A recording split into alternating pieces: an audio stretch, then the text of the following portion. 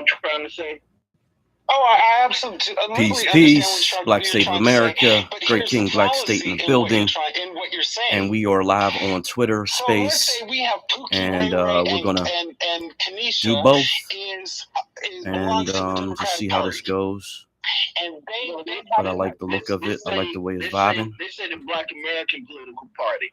How would they will act different in a Black? Let me finish. Let me make the point, and then we'll go back and we'll change the scenario.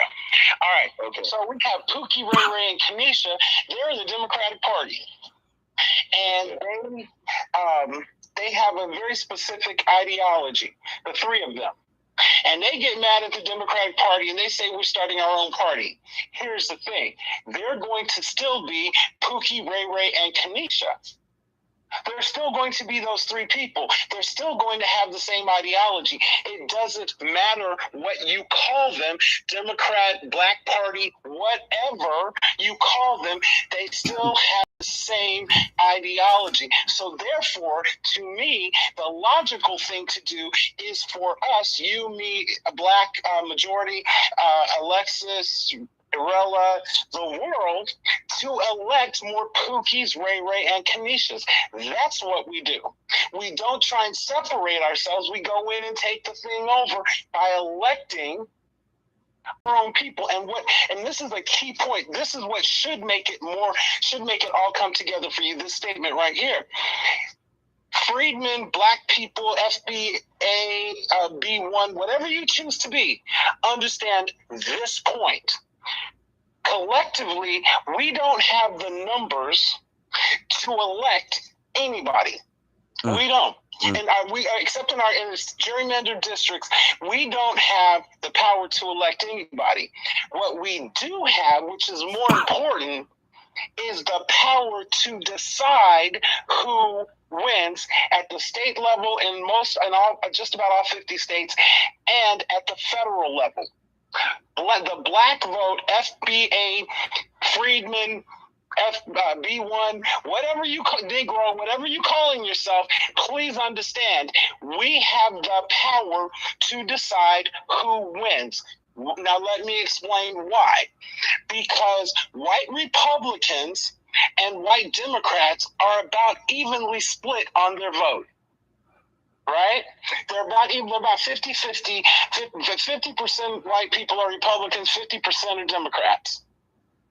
So when you have the Black folks, us, who say we need our issues addressed, our 15% of the overall vote, wherever our 15% goes as a block, that person, that party, that entity wins every time. That is how Joe Biden got in to be the president. If Black people had voted for Donald Trump, he would be the president today. But we didn't. We voted for Biden. I'm not saying that was a good idea. I'm just saying that's what we did. I'm not commenting on it. I'm simply observing. Now go ahead. Let's do your scenario. Okay. A good example. Okay. The ANC in South Africa, right? The ANC controls the government and all the institutions within that country. All the members of the ANC, they get benefits and advantages as members of that political party, right? And the fact that you do get, you get the state government contract, the provincial government contract, you get the advantage of being the first to get in the universities and private schools. You get advantage of getting goods and services. That's the political party. The fact that you are in a political party, you get benefits and advantages, and that should keep everyone, the members, at towing the line of the political party and ensuring that they vote for the elected officials and that are members of the political party. So that will keep everybody on one what's that word we're looking on one footing. You understand that? I think that's how the political party works. Okay, is he breaking up? Is he breaking up or me? It might be me breaking up. I'm not quite sure. No, I can hear Black American Homeland. Good. Let's get Light O'Leary. He had his hand up for a quick second. And I want to go back to Black's point when Lytle gets through. Go ahead. Oh no, I can wait. You guys can finish your conversation. I'll go. Okay. Black, every single thing you said is factually correct. The only thing that doesn't work is to compare our situation to South Africa. And here's why. Because South Africa was 90% Black. That's what the issue was, is that 10% of the people were controlling 90% of the population. So when the Black folks took the country back, when apartheid ended, then they were able to create whatever rules they wanted. Why? Because they had what? The votes. They had 90% of the vote. There's no way they were going to lose that. We, on the other hand, have 15%. So we have to. It's not that we can't win. It's that we have to strategize differently. Check this out, because that's the Stacey Abrams lie. We have much higher percentages in these southeastern states. It doesn't matter. We don't have 51%. It does matter. It does matter. 51% Black. It does matter because it matters because that is what we are here to discuss around every topic, is how we become the majority ultimately. The goal is not to stay scattered across America and play political games. The majority ultimately is everybody start having sex and making babies. That's what the Hispanics are doing. In case you haven't noticed. No, they have been bringing in millions. They have been bringing no. They've been bringing in millions of Mexicans across that border since I was a child. This is not about natural increase for them. They are flooding the country with Mexicans. Whatever. You have votes that they do. However we get them here, whether we birth them, bring them, fly them in, it doesn't matter. We're going to have more than they do. And it's working in like Texas. The school system in Texas is like 52% Hispanic. That should tell you something. It's not knowing the issue, it's knowing the facts, it's knowing how to use the facts. We have to be strategic and less emotional. We have to say, I don't have the numbers I need, but I can win this. Case in point, and I always bring this up because it's so important. Ted Cruz, the senator from Texas, shut down the entire government with a procedural move. He didn't need any other people to vote. He used the Senate's rules to shut down the entire government. Here's the thing. He was able to do it is by knowing the rules. We don't know the rules. So we come out with, I'm angry, I want this, and I'm not doing nothing till I get this. Well, you have to figure out how to get that. And not voting is not the way to do it. There is a way to do it, but not voting is not it. Yeah, I don't think anybody said not voting in this space, at least yet, but not voting is actually voting for the opponent when you're a Black American, and 99% of Black Americans vote vote Democrat. So you're kind of voting when you're not voting, to be perfectly honest. But we got U-Permit. He's got his hand up. Oh, wait a minute. I thought you said, I'm not trying to tell you who to call next, but Lytle, I stepped on that. Lytle was done. Lytle, go up. Oh, all right, thanks. Great conversation here. There's a lot that was said to unpack. I guess for me, is it him or me that went out? Yeah, I don't hear Lytle. Yeah, I don't hear Lytle. I keep asking because when I seem to get on, something happens with Twitter, so I never know if you were hearing me or not. Does it sound better now? Yes. Mm-hmm. Okay, cool. Sorry about that. Yeah, like I said, it was a lot was said. But when it comes to the no tangibles, no vote thing, I heard Tariq Nasheed coin that. I actually agree with it. The only problem that I have with it is I think some of the folks who aren't as articulate or who are a bit more reckless with that message are saying things like, we're talking about not voting. And I think for some folks who aren't completely familiar with Tariq's context with no tangible, no vote, I think they'll pick that up and it'll mean something different. So I think the folks who are pushing that message, they need to get the message straight and be consistent with it. No tangibles, no vote actually implies voting. It's implied. Let me finish. I'm gonna land. It's implied power, right? Because you're saying that you're actually an active voter, you're engaged in the political process, and if you don't give us what we want, we're not. What it does is it engages. What we're trying to do is engage the people who traditionally vote Democrat to not do it. But I think it also has the power to engage people who typically don't vote because they're disillusioned with the system, and we're telling them, hey, look, we want you involved because it's going to increase our numbers so that when the shit hits the fan, when it's time for us to vote, we can have you bolster our numbers. But we're not going to ask you, somebody who's already, they don't believe in the system, to throw your vote away. When we ask you to vote, when we ask you to come in for us, we're going to be asking you to do it for reparations. So we're not going to throw your vote away. I think no tangibles, no vote is actually a great platitude. I believe it's great because I think it helps to engage both parties. But the problem, like I said before, is there's some folks who are not being clear with that message, and they're kind of shorthanding it, and it's not clear. So when I got into a debate with somebody before, and I was saying I understand that the message is no tangible, no vote, and he responded to me, but we're talking about not voting. I said, no, that's not what you're doing. You're actually talking about voting, but voting for something. So that's kind of where I'm at with it. Well, Lionel, first, thank you very much because what you just said put some things in perspective for me. Here's the thing.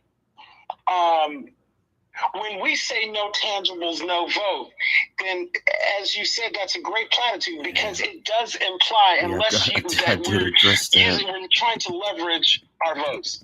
So I get that. But here's the thing. In order to have power, you have to be clear on your ideology, on your message. You have to be clear on what it is you want. So when you say no tangibles, no vote, you're basically saying, okay, Mr. White Man, what are you willing to give me? Rather than saying, handing Mr. White Man a document that says, this is what I want specifically. I want reparations. I don't want you to decide what reparations is. I want reparations that includes this cash reparation at this level, at this amount of money, paid out this way. I want criminal justice reform, starting with a repeal of the exception to the 13th Amendment. I want to make sure that I want us to change the way that we fund education in this country so that rich white communities can't take their money and call it and the value of their homes and pay more in taxes to use that money to fund their schools, leaving the poor sections of town without any money. So until we write that all down, I had a discussion a few weeks back about a black agenda, and I kept saying we don't have a black agenda. We have a term black agenda, but please, someone send me a copy of the black agenda. When we write it down, and then go and say, here, either you support this or I'm supporting another candidate. Probably the candidate that we as a community have identified, because in the black gerrymander districts, we have the vote. It's in every black district, it's about 60% of the vote is black. Right? So that means in every one of those, all we have to do is put up a candidate and everybody vote for that one. Don't listen to what they say, because they're going to come after them. Oh, they this, they that, they did this, they said that, blah, blah, blah. And all we have to do is say, and what's your point? I'm voting for this person. We never have to give away our power. Just because you say something to me doesn't mean that I have to act on it or do what you say. And somehow, whenever we start having these conversations, it's like, well, we have to do. No, we don't. If we have to vote Democrat for the Democrats, or we have to vote for the Republicans, that's fine with me, as long as I'm voting for the Marcel Dixon candidate. As long as I'm voting for the Tamara Shealy candidate. As long as I'm voting for the William Somerville candidate, then it doesn't matter to me what you call them, because I'm not voting the party. I'm voting for those candidates. I land on that. Go. Who's next? No, I think my suggestion is this: we have to break it up into two separate buckets. We have the local elections and we have the federal elections. And those of us in this group see what's happening in our neighborhoods. They're dropping these illegals off in here, and who's going to foot the bill? We are. So it's two. I think we need to break this discussion up between local and federal, because what's going to happen is a lot of people will not vote locally and then expect a different change with these illegal immigrants coming in here. So we have to be specific. What are we talking about? Let's break it into two buckets. Second of all, this is a good topic because I think the message needs to be clear. And I'm the type of person like to look at statistics. For example, right now, if you got 20 people that vote, right? No, let me bring it back. You got 10 people that vote. 8 people vote Democrat, 2 people vote Republican. That's 75-25, right? Mm-hmm. If 20 people vote, 20 people are to vote, 20.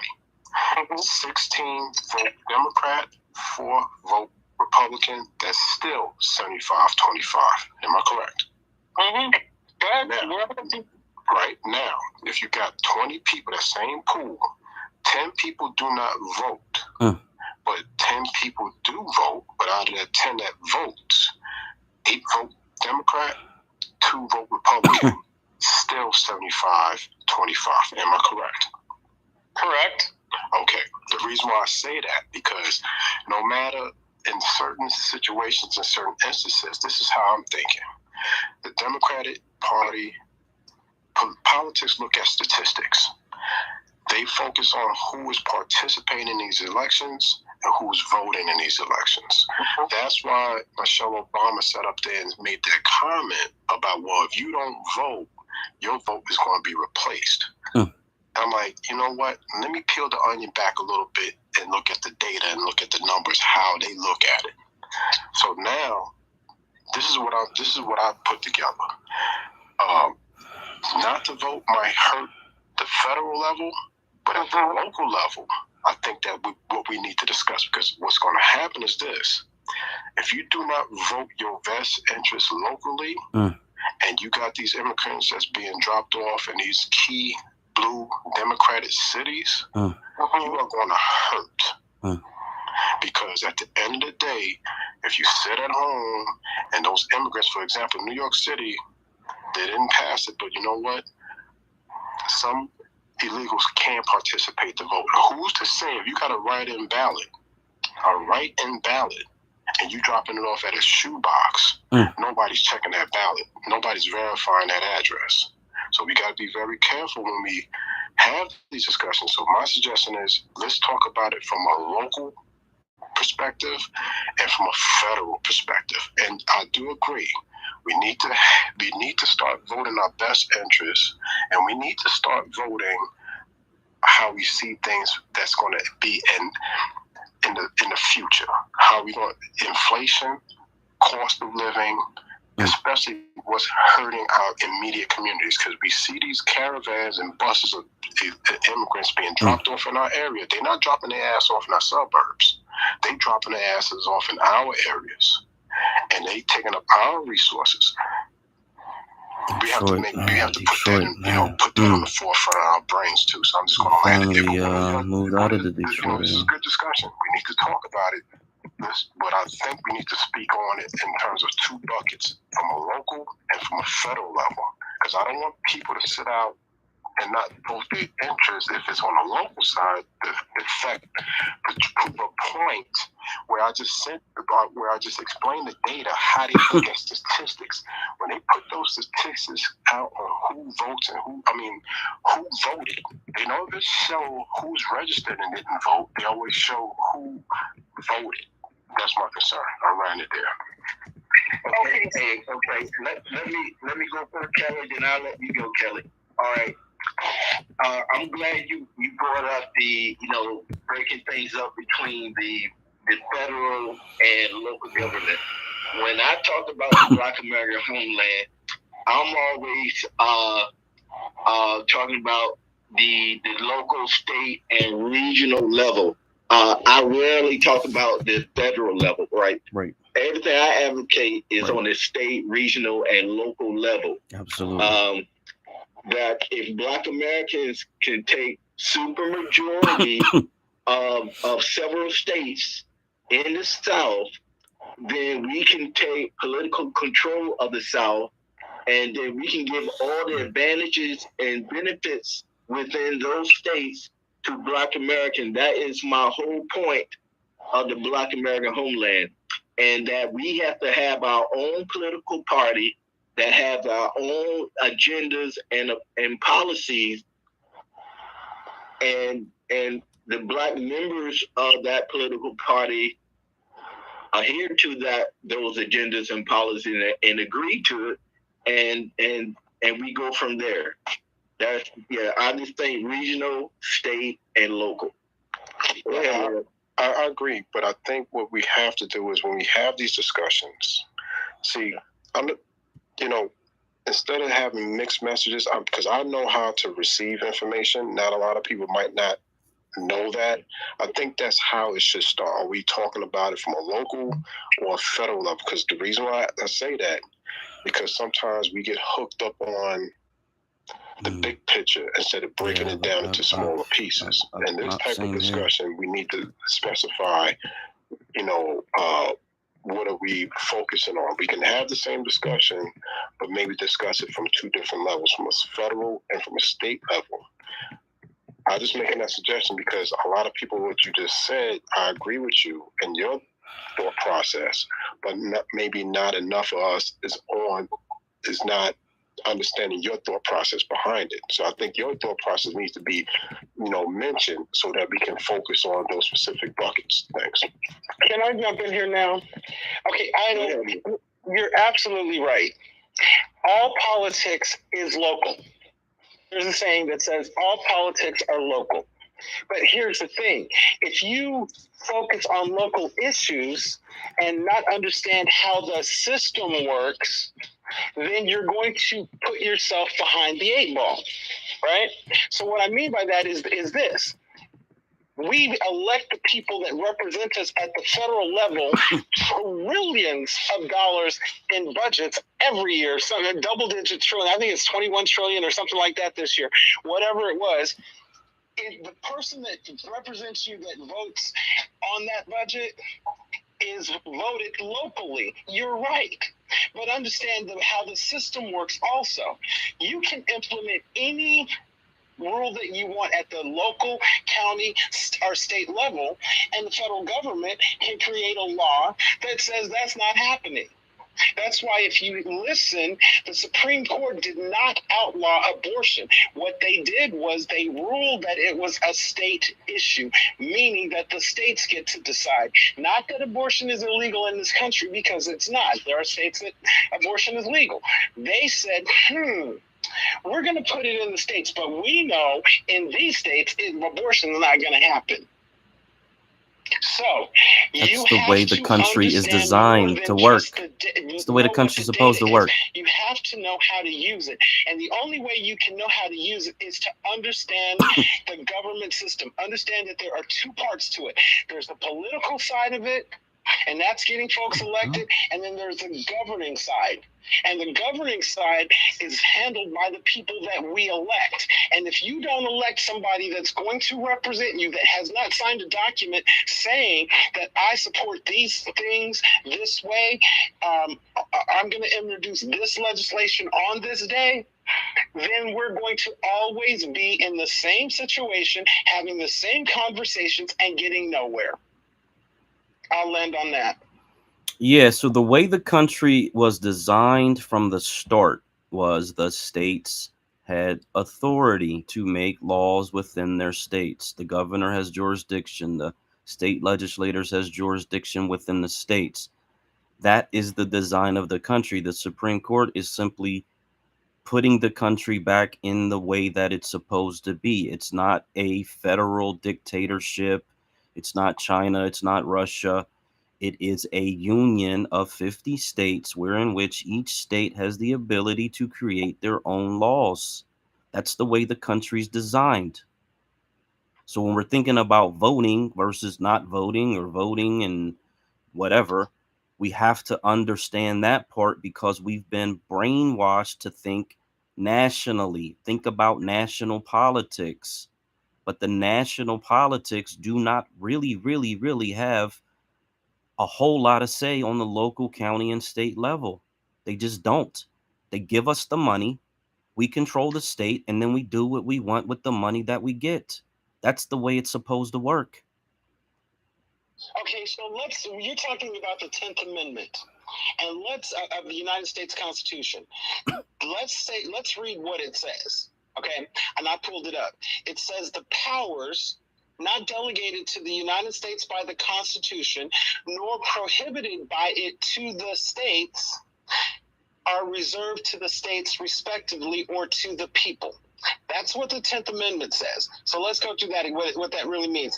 The powers. Kelly, hold on for 1 second. Kelly, hey, Black, I can't seem to put anything in the Jumbotron. Do you?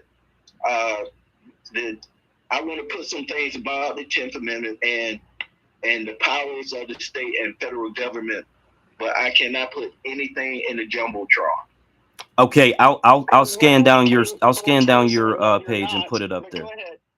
Yeah, I'll scan down and put up there because that amendment, while it, it's a beautiful amendment, to be perfectly honest, it doesn't explain everything.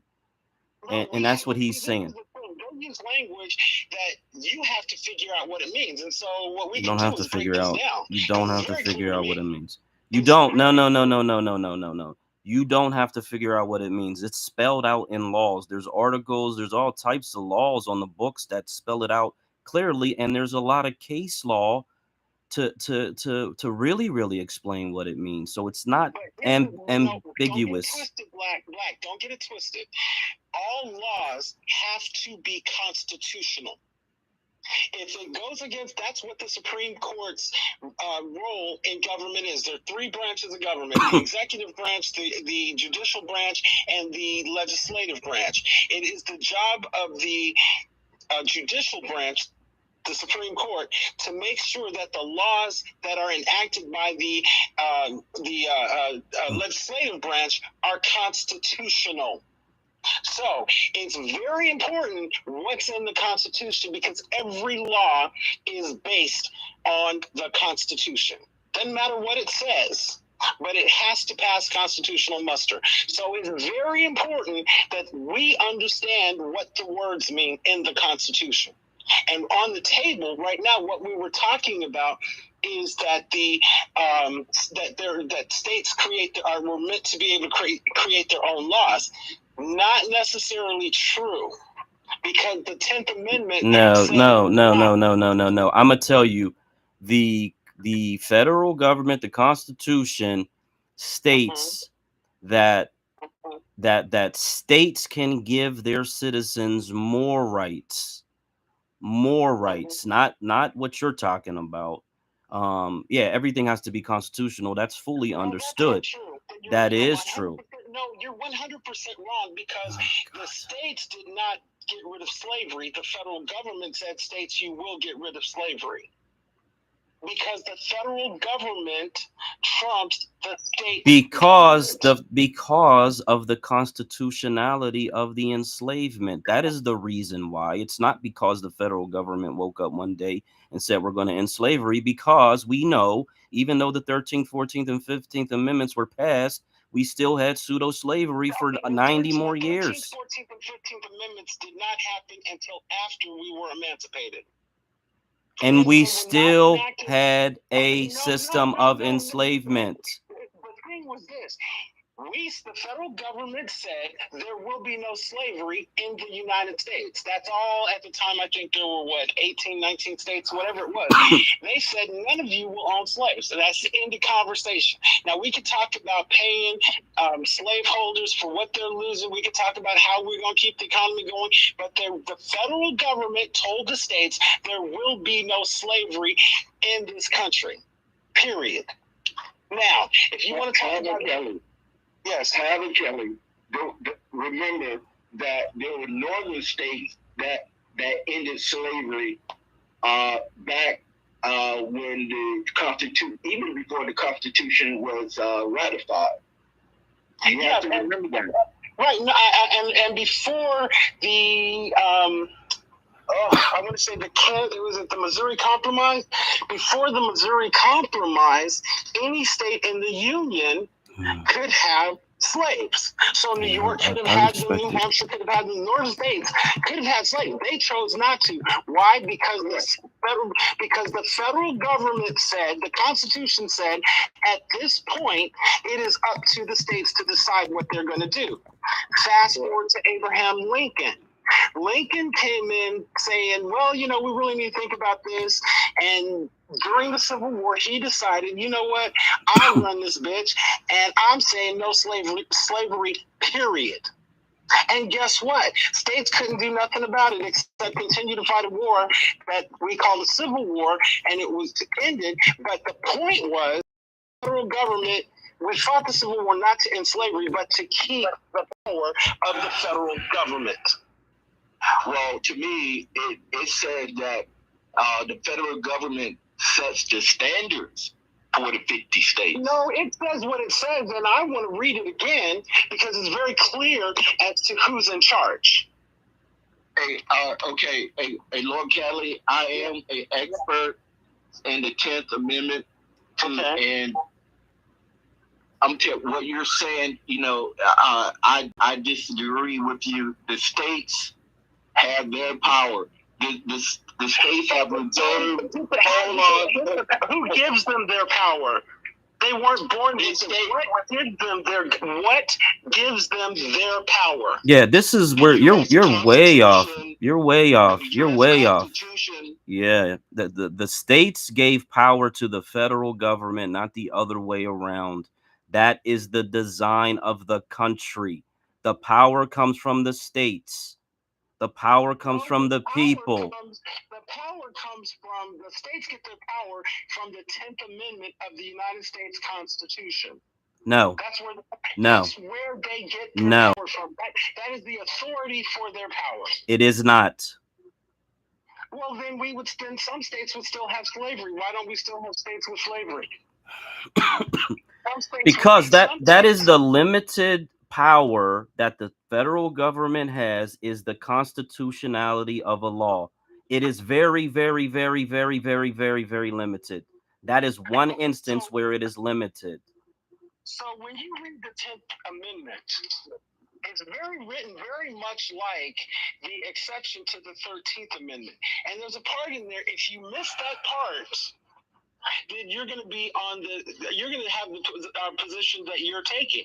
But you have to read it. You have to understand what the words mean. Okay? It says the power is not delegated to the United States by the Constitution, nor prohibited by it to the states. Key word there, nor. It says if the United States, nor means not, or, nor is or. It says not delegated, power is not delegated to the United States by the Constitution. The United States being the federal government. So if the powers are not given to the federal government, nor by the Constitution, meaning the Constitution does not give the federal government this particular power, or it is prohibited by the states, nor prohibited by it to the states, meaning does the Constitution prohibit the states from doing something, which means and there are very few, look, the federal government, their powers are enumerated. A second ago, you were saying that the Constitution doesn't control things. The federal government doesn't. It's the federal Constitution. So now you just said, well, yeah, but it's limited. No, it's as limited as it chooses to be. So that's why you have changes to it all the time, because folks say, well, we need more power. We're going to give up this or whatever. That's why I think there's 36 or 37 amendments to the Constitution. Correct. Because it means that the power of our government, local, county, state, and federal, all belong to the United States Constitution, which is federal. Feds control everything. They don't control everything. Look, the federal government has enumerated powers. The states have unlimited powers, right? Look, the states. No, they don't. No, wait a minute. Hold on. Why do you think the national speed limit is 60 miles or 70 miles an hour? Because the federal government said, okay. The 50 states, they voted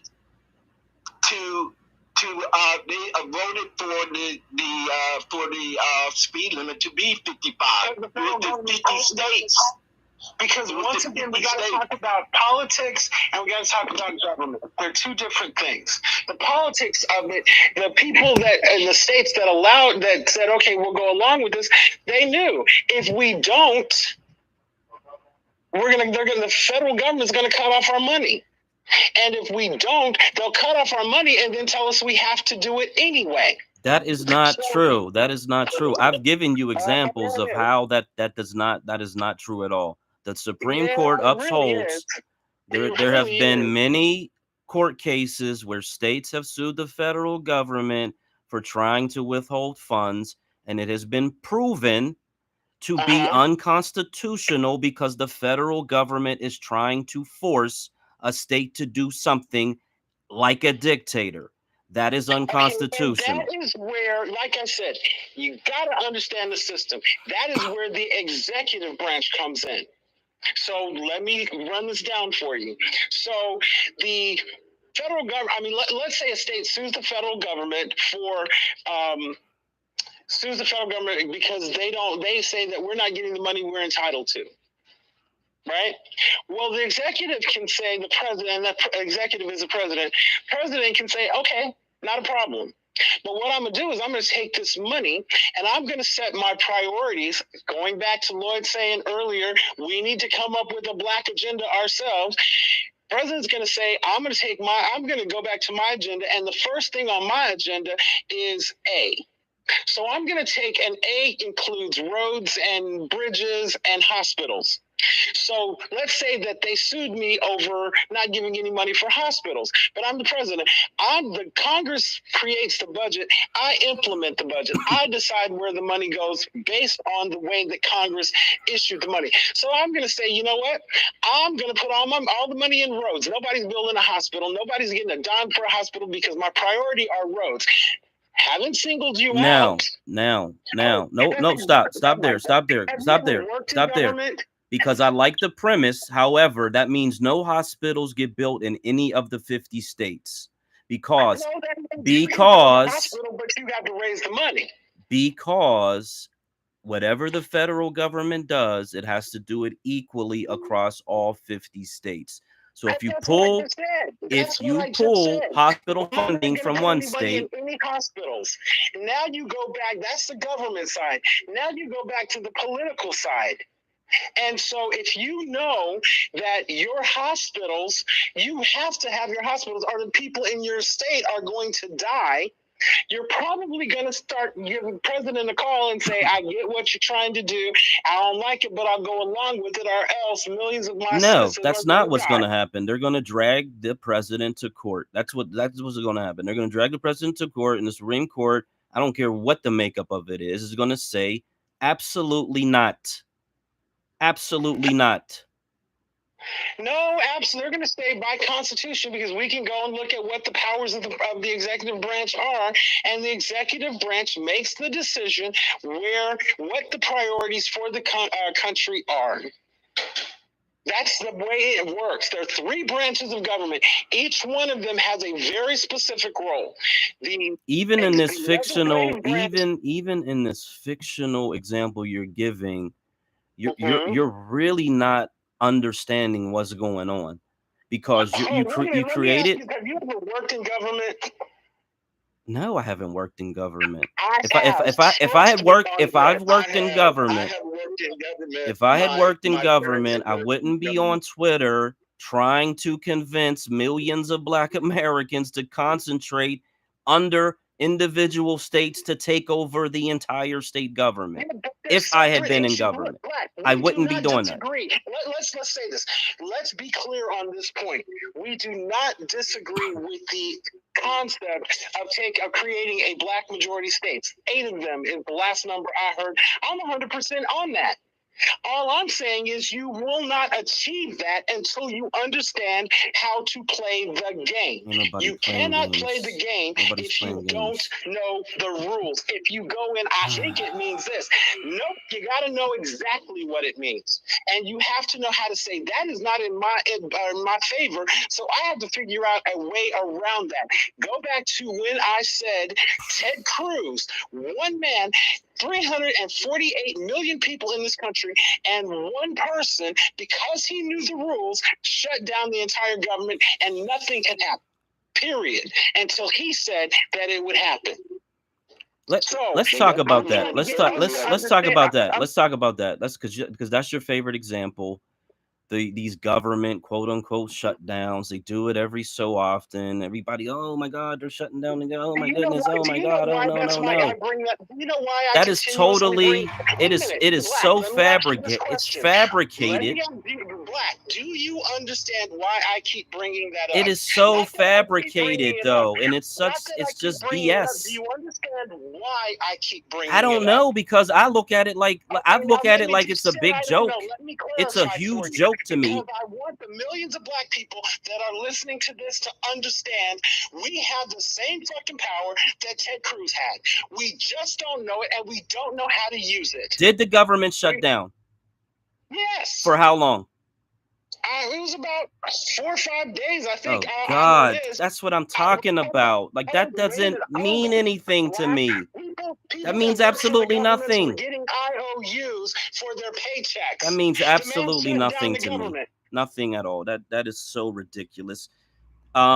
Ridiculous what? To know how to get our power and how to use it? No, because you're talking about using power to obstruct things, and that's not even power to me. No.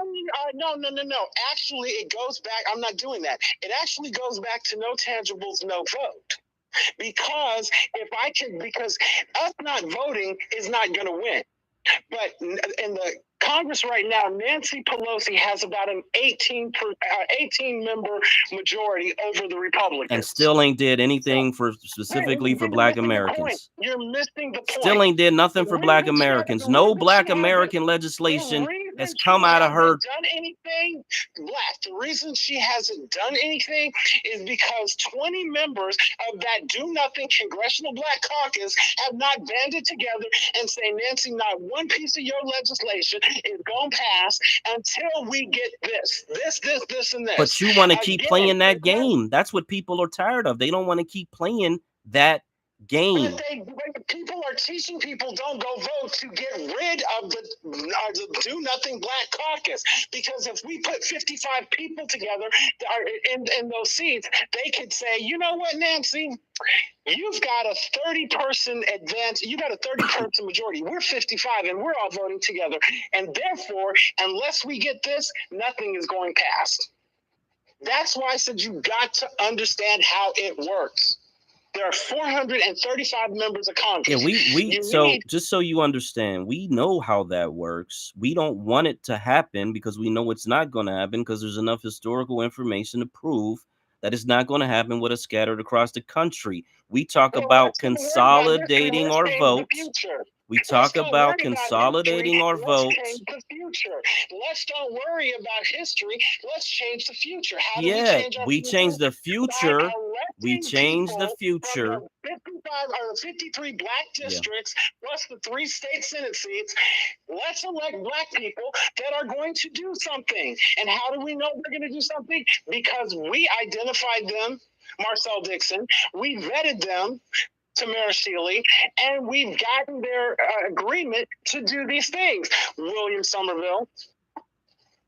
Now, how do we get those people elected? That's where the conversation should be, is how do we get those kind of people elected? That is. Okay, so let's shift the conversation to how do we get these people elected when they're in districts that are staunch Democrat strongholds with incumbents that the people vote based on the name that they know. Okay, so let me answer that question. Black, remember the very first time I talked to you, within 2 minutes of talking to you, the very first time I had said, I don't give a shit what you do or say. You, on the other hand, should be very concerned about what I'm going to do, about what you do or say. So we don't worry about what they're going to do. We do what we're supposed to do. Meaning that we have to set some standards in our community. And the first one is, if you're going to be a member of this community, you have to vote. Number 2, we don't sit at home and go, well, blah, blah, blah. We find out what these people are going to do when we vote for them. And if they're not going to do, if somebody waffles on reparations, well, now, okay, you're not the one next. You got to go. Why? Because we're doing what we're supposed to do, and that is educating ourselves as to how this system works. We are educating ourselves about who does what branch of government does this, what seat does that. We know it, and we teach ourselves. Do you realize that white folks for 100 years thought that slaves could not read? But they could. They just were smart enough not to tell white people I can read. And we don't have to run out and tell white people all the time, see what I'm doing? No, we just do it, and they'll get when they feel the power of it, they'll be like, damn, how'd they do that? But as long as you keep saying to our people, not you, I don't want to make this about any individual. As long as people keep saying they keep doing this rather than starting the sentence with, I'm doing this, they're going to continue to win every time. Because, you know, do you think Muhammad Ali would have been the greatest fighter ever if he thought he was going to lose a fight every time he got in the ring? Did he think he was going to win? Look, you're not explaining how we're going to convince the people that live in these districts who have been voting Democrat for the last 60 years to pick someone new. That's what we need to know. How do we get those people to pick someone new? Awesome question. Awesome.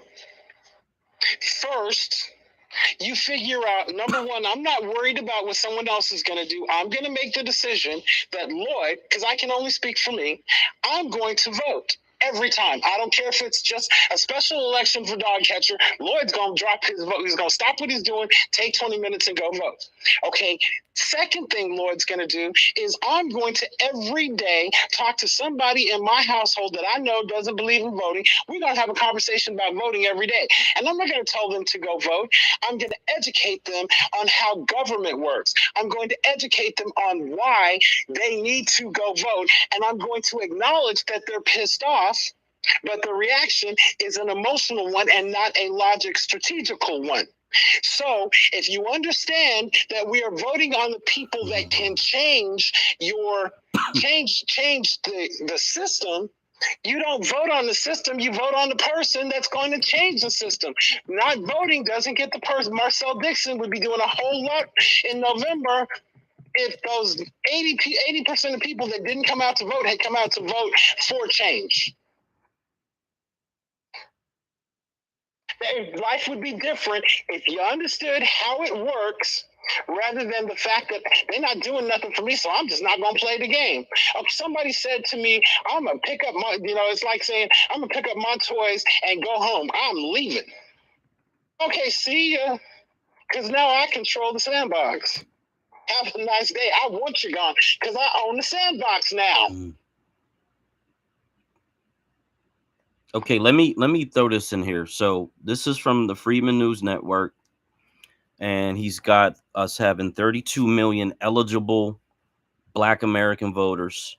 22,000 are registered, and 20,000 or 20 million. I'm sorry, 22 million are registered. 20 million are voting. He's got this other breakdown that shows 43% of the people who vote, or I guess this is our whole total. Let me go back. 43% of all of us are Democrats. That's 12 million is what he's got. 20% of us are independents, and I'm in the independent category. 2% are Republicans. And then he's got nearly 36%, which is 10 million of us who are unregistered and do not vote, which is almost equal to the amount of Democrats who do vote. It's very, very close that we have a population of people who do not vote that are almost equal to the amount of Democrats who do vote based on his numbers. So I wanted to add that because that to say the whole not voting or do not vote or whatever the case may be, you have a population, a huge population of people who are not voting because they feel, and they have they're righteous to feel this way. They have nothing to vote for. They have absolutely nothing to vote for. Therefore, they've checked out. Got it. I understand exactly what you're saying. So the next logical thing would be, how do we, I guess the question you're asking is, how do we address that? Is that the question? Well, what I'm saying is to Black American Homeland's point is that we need a Black American political party that gives these people something to vote for. Elected officials. What we need are Black elected officials that are in positions that can influence policy.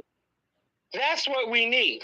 It doesn't matter what you call them, as long as they understand you are there to change the policy. So, Nancy, here's the policy that we want. We want reparations. We want reparations for the 40 million man-hours per day that Black people gave to this country unpaid for 256 years. That's what we want. That's one of the things that we want. And Nancy, none of your legislation is going through. You're not going to pass a budget, so there are not going to be any new roads built. There's not going to be any hospitals built. No police departments are going to be funded. No, the military is not getting paid next month, because until we get this, you get nothing. And we have the votes in Congress. You have to have the votes in Congress, not to control the legislation, but to decide what goes through and what doesn't, because we understand the procedural move to do that. Hey, Lord. Yeah. All right, Lord. Okay. Yeah. Okay. You have 435 members of the Congress, right? Correct. Okay. What percentage of those are Democrats and what percentage of those are Republicans? Well, let's see. They're very evenly split, except for 18. And I have not done the exact math, but I'm going to say somewhere between 47 and 53%. So 53% are Democrats. I'm sorry. 53% are Democrats and 47% are of the white vote is of the white people in Congress are Republicans. Here's the thing, about a little more than 20%, let's see, 20% of 400, 300, it's about 16, 17% of the vote is Black. And so if the white members of Congress are split evenly between Republicans and Democrats, that means whichever way Black folks vote is what's going to happen. It doesn't mean that Black... Go ahead. You would notice that the Black representatives in the Democrat Party, they will align themselves with the Democrat parties, right? With the Democrat Party. Who are saying for 30 years, in the case of Jim Clyburn, we've aligned ourselves with him. How about we do this? Why don't we do one of those conscious uncouplings? Why don't we do that? Why don't we uncouple ourselves from the people the black people that sit there and refuse to say 20 of us, 30 of us are getting together, and whatever issue y'all put up, we're going to vote against it, Republican or Democrat, until we get this. And if you don't give us this, we're going to shut down the government. Because you're going to recognize the 15% of this country that looks like me, that has my experience. You're going to recognize that. And if you choose not to, there won't be a country. And I don't have to start a war, point a gun. I will do it legislatively, because won't shit happen unless y'all get these 20 votes. And you're not getting them until we get this. That's what you have to understand. Mm-hmm. Okay, all right. Let's switch this. Okay. How does government work on the state level? Don't mention anything about the federal government. Don't mention anything about the U.S. Senate. Don't mention anything about the Congress. Let's talk about state government. Okay. You got the state legislature, you got the governor, and then you got the state judges and the state Supreme Court. Now, let's talk about that.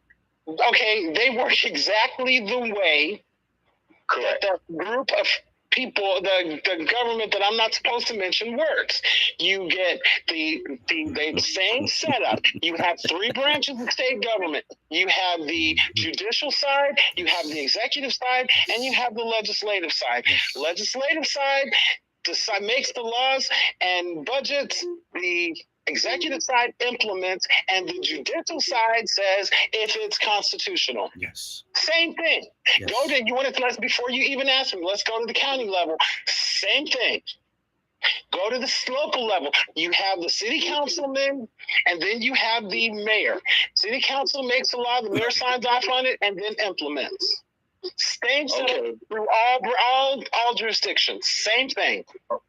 Okay, all right, Lord, let's go over the powers of the state. Okay, these are the powers of the state. Powers of the state versus what?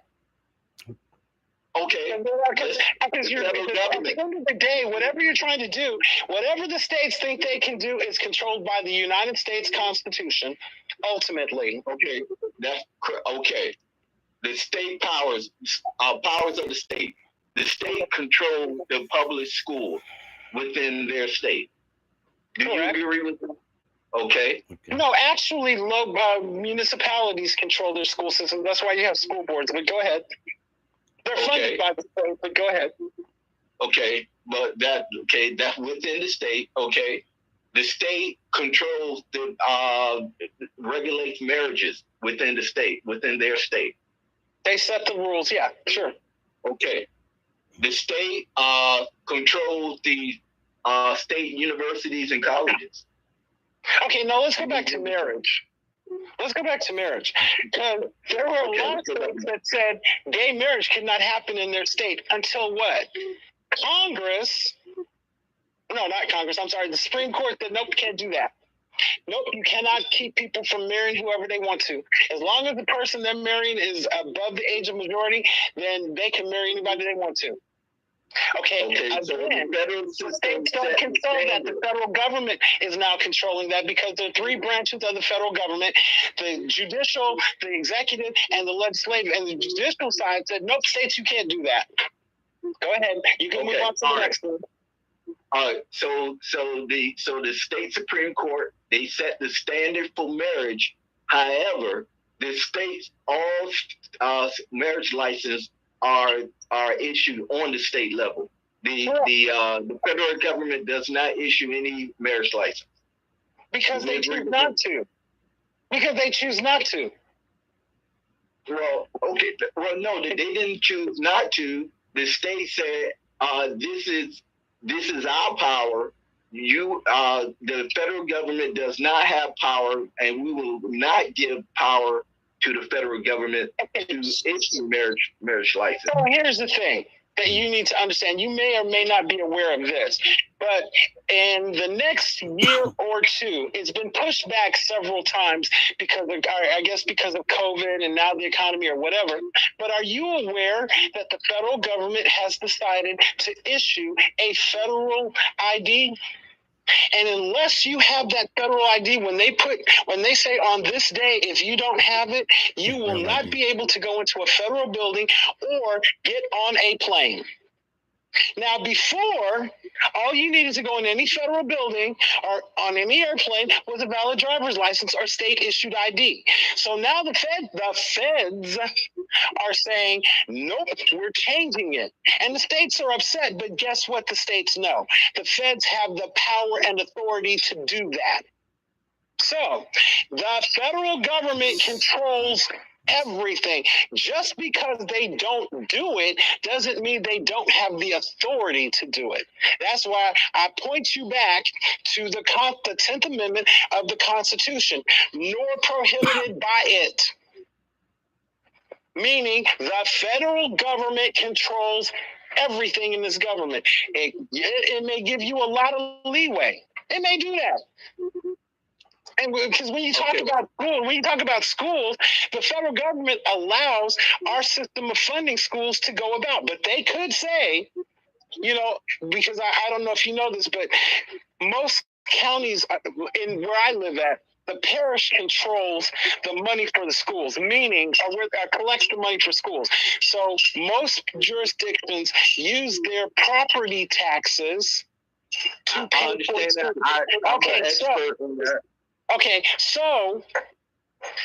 There's a real problem with that because rich white neighborhoods, every house pays $10,000 a year in taxes for their schools.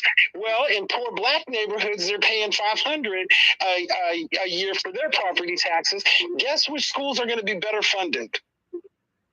Well, I do have an idea to change that. I was thinking on the state level, right, that all money, property taxes are given to the state. Then the state will distribute the property taxes. And if we had the numbers in Congress, those 30 people that said, I'm not voting on nothing until I get this, what we just talked about, your plan could be one of those thises. So we can wait. Slow down. Hold. Hey, Lloyd Kelly, why would we, Black Americans, why should we continue to do things that benefit the whole country? Why should we be thinking like that? Okay, I need to understand the context of that question. Because you said, let's go to Congress and make sure that every school in the country has equal funding. Why do we care about what happens to these other schools? You misinterpreted what I said. I didn't say that at all.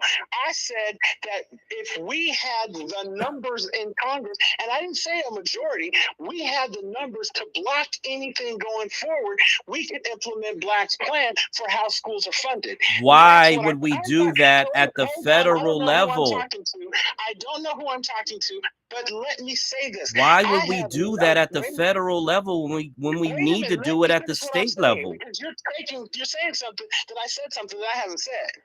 I am saying that we have to know how to use and leverage our power. Anything you do at the federal level affects every single state. You have power, and then you have to learn how to use the power. No.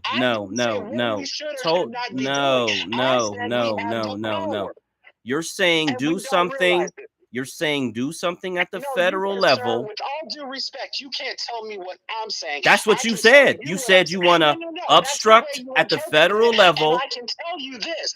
I will be happy to clarify for you. But when I tell you I didn't say that or I didn't mean that, give me the respect of saying, okay, what did you mean? Well, it doesn't. Okay. Here's the thing, so that we can get clear on this point, because I want to let you permit speak. You said you want to obstruct at the federal level in order to implement equity across schools. That's what you said. I did not say that. That is not what I said. That is not, I'm going to say it again. That is not what I said. I have not signed off on anything. I am simply talking about how we achieve whatever we agree that we want. This is how we get that. I'm not talking about what that's going to be at this point. So please don't say How I do said we it, 'cause I get didn't say something that. specific for Black Americans at the federal level? Figure out what the fuck you want. That's not getting it done. Let's That's get not getting it something. done. Okay, I'm sorry. I That's should not not have getting it sworn. done. That's not getting it done. I apologize. I should not have sworn. But understand No, this. explain to me how we get it done specifically for Black Americans at the federal level. How does it happen? Black Americans. Okay, here's the thing. Maybe I can get you to understand this. Have y'all ever heard? Well, I believe that it is a rule in our community that if you don't call the police and snitch on anybody. That's a rule in our community. Let's stay focused. Let's stay focused. We got to stay focused. We don't need examples. We need to know exactly what you're going to do. But you're not letting me. No, because you're not getting right to the point. The point is, I'm going to do this, and this at the federal level for Black people specifically. Let me answer. I don't need you to answer a question you asked me. I'm very capable. But you're not answering it. That's what I'm saying. No, because you keep talking. If you weren't talking, the question would have been answered. Go directly to the answer, please. But you can't tell me how to answer a question. I'll answer it the way it needs to be answered, in my opinion. So, as I was saying, it is a rule in our community so that you don't call police on somebody else, you don't snitch. That's the way. And maybe everybody doesn't agree with it, but predominantly we do. So why can't we if we can create a no snitching rule in this community, why can't we create a rule that says everybody votes? You know, we can't tell you who to vote for. We're not talking about who you're going to vote for. We're not talking about what issue, which way you're going to vote on an issue. But we're saying, let me see that list that you have to sign that you vote and your name is not there. You got a problem with this community. We can implement that. That's the way we take control of ourselves, starting there. And then the people that get on these spaces, the people that are really concerned about this, set an agenda, a Black agenda. And we say we want this, we want this, we want this. And when we go and okay. You ask me, I'm gonna finish. You ask a question. No, I want to give you a specific. This agenda, we also can decide who we think will best implement it. And those I want to give you a specific goal. Saying that you vote for this person, right? And then everybody go vote for that person. Okay. Now we start taking. We got that part. We understand that. Well, I want you to tell me how, to Black American Homeland's point, we want equity in our schools. Explain to me how that happens at the federal level. Equity in our schools. Okay, so we elect 55 members of the United States Congress, the House of Representatives, and the Senate, 3 members in the Senate. And because we have such a block of votes, we decide what passes and what doesn't by how those people that we've elected vote. If they vote as a block. What does that mean? If they vote, if they take all 20, 30, 40, 50 okay. Here. Let's stop, because you're not. I'm gonna tell you how this happens at the state level. Okay. At the state level, in a Black majority state, here's what we do. We write legislation that says all of the schools have got to have equitable funding across the board. Period. Okay, and let me ask you this. How long do you think it's going to take to get a Black majority state? How long? A year? 5 years? It could take as quick as a year or 2. Absolutely. 500,000 people moved to Florida last year. 500,000 people moved to Texas last year. It could happen very, very fast. Much faster than listening to you explain how you're not going to do something at the federal level. 100 ideas on how we can make this happen. So you know I do not disagree with you. But here's the other thing. We ain't got to wait no time. We as long as Congress is in session, if we've done our due diligence and put in the right people, the people that we control that go, our representation, Oh, we have it done in a couple weeks. Why? Because the Congress cannot afford to shut down the United States government. So if 30 people, let's say Nancy, the Democrats have a 20-person majority with even including black people in their majority, they have a 20-person majority over the Republicans.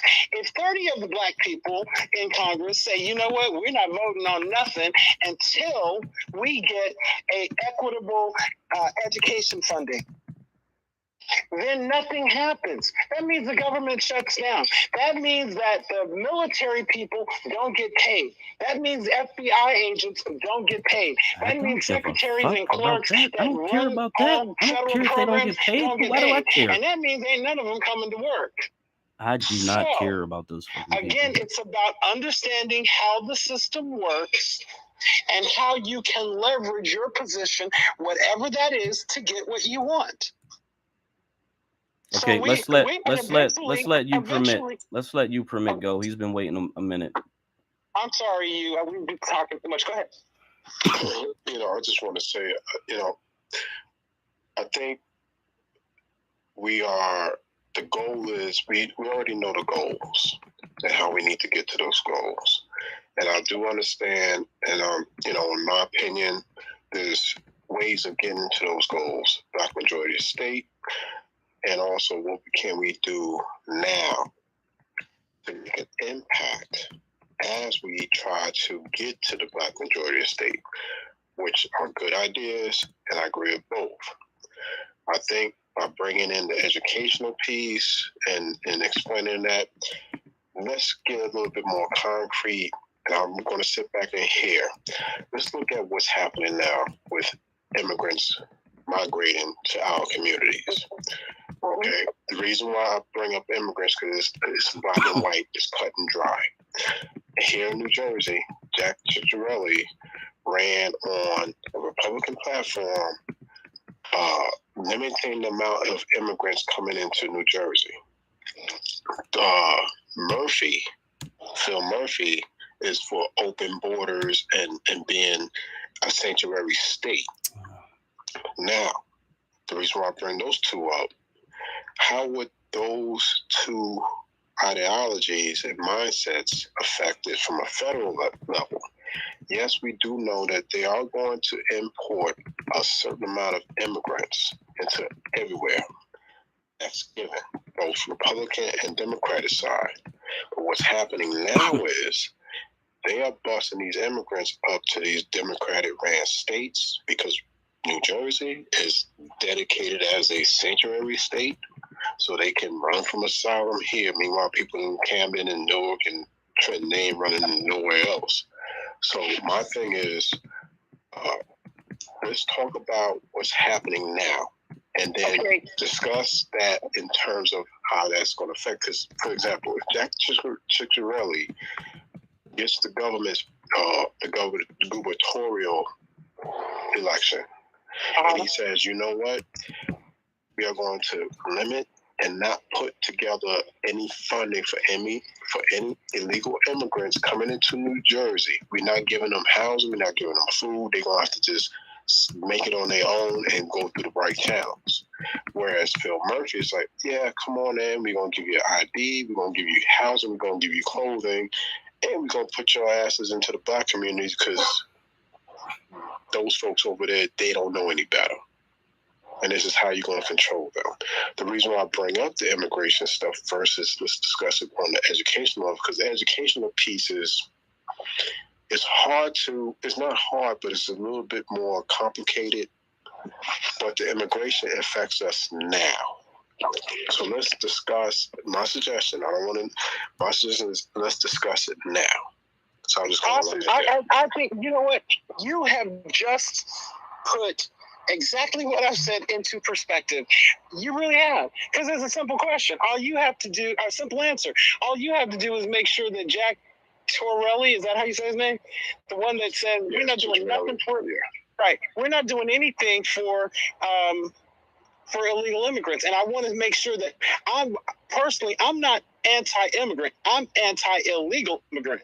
Because that's who they're bringing here. They're not bringing the legal ones. They're bringing illegal ones. Okay. Okay. Let me remind you real quick. The reason why I am not, and I've had a lot of discussions. There is a separation between illegal and immigrant, but at the end of the day, right now, current administration is bringing over a lot of immigrants through HB That are illegal. That are illegal. There's no consequence for them to come here. Right, but now on the flip side, my brother, listen to this. The HB1 visas that are legally given by the government has increased for these tech jobs, aka Kamala Harris people coming over here getting these HB1 visas. So while we focusing on the South Americans, we also got to focus on the Italian immigrants, the Irish immigrants, the Asian immigrants, the Asian So when I say immigrants, I'm not separating them. Damn it, they need to shut that shit down for all their asses. Whoa. They're not going to shut down anything. I'm going to say this again. They are not going to shut down anything. It is up to us to shut it down. The question is, how do we do that? And it all goes to who we vote for, because these people have power. And they can make laws that say, you know what? First of all, y'all aren't going to bring any immigrants over here taking tech jobs that you haven't trained Black people in this country for and given them first opportunity at those jobs. Now, the thing is, that can happen if we have the votes in Congress to make it happen. And how do we make it happen when we're in Congress and when we're in a minority? We simply say, you need our 30 votes to get anything passed. Therefore, nothing is passing until we get this. It's that simple. It is not complicated at all. To your other point, again, you make sure that you and everybody else that you know, and I notice I have not asked you which one of those people are Republican or Democrat, but you make sure that you and everybody you know and everybody they know, meaning everybody, goes and votes for Tortorelli. That's all. It's that simple. The man's told you what he's going to do. Make sure he's elected so that the other guy can't come in and do what he's told you he's going to do. Okay, let me explain what I would do. Okay, now immigration, the federal government has power over immigration. Immigration is not the state has no power when it comes to or limited power when it comes to immigration. However, when it comes to illegal immigration, the state can, when it comes to illegal immigration, the state can, like what they've been doing, busing illegals out of their state and taking them to democratic states, or the people within the state can say, hey, we're not going to allow illegal immigrants, right, to rent apartments or get jobs or get any type of state benefits. The state can do that on the state level. However, when it comes to legal immigrants, the state has absolutely. I don't think the state can do anything when it comes to legal immigration. Oh, sure. We'll see. Okay, wait. That's not necessarily true. What the state can do is just what you said. They can, for illegals, they can do the same thing for legal immigrants. They could say, the state, if you have the people in office, the policymakers say that immigrants can come here on the HB1, they can come. That's fine, but they're not getting a job until every Black person or every American has had an opportunity at every open job first. That's how the policy does not say that. So it does. So that can be done on the state level. Okay, I agree with that. It can be, but you have to have the political will to make that happen. How do you get political will? You elect the Tortorellis of the world, not that other guy.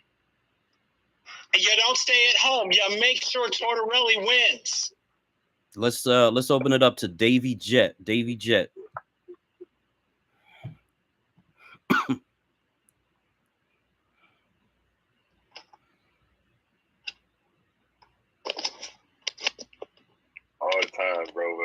know you Bruce. I have a question.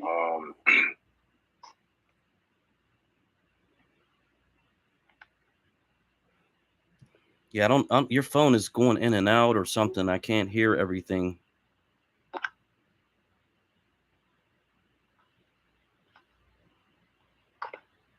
Okay, Davy Jet. Let's go to elevation.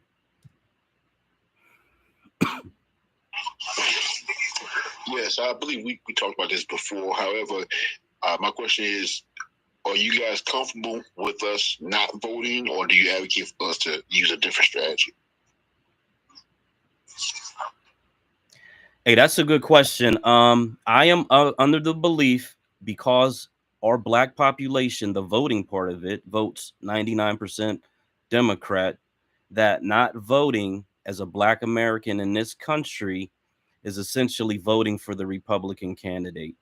Because if you were to vote, obviously you would cancel out a Republican vote. If you don't vote, therefore you are allowing that Republican vote to advance the competition, if you want to look at it in that way. So voting and not voting, those are both things that are constitutional rights. They are political statements either way, and it's an individual decision. The thing that I'm saying is, if you're not voting, then you need to be seriously planning to move to one of these states in which we can become the majority population, so that we can control the entire state. So if you're not voting, and according to Friedman Party, his information, I trust it, there's 10 million eligible black voters who do not vote. 10 million. We could take over 5 or 6 states with 10 million voters right now. So we got to be strategic, and we got to be using our vote in the way in the way that it is most beneficial to us and our future generations, and that would be the way to do it. So I'll leave it open to Lloyd Kelly and Black American. I'm going to say this, that we have to come up with an alternative strategy, because as Black just said, if we don't vote, then we don't have the leverage to change anything. Again, it's not voting for the party, it's voting for the individual. I'm going to step out here, and I can't remember the gentleman's name that brought it from New Jersey, but here's the thing. I'm willing to bet that Tortorelli is a Republican. I am very confident in that, but guess what? If I lived in New Jersey, I'm voting for him. Because he is in my interest. It is in my interest to stop this illegal immigration people coming into my neighborhood and taking everything. It's telling me, well, you need to find some place to go because we're here. So I'm saying that when you understand the concept of voting your interest, doesn't matter what the label is, it matters what's in the box. So if I'm voting for Tortorelli, and I'm sorry, what is your name again, sir? From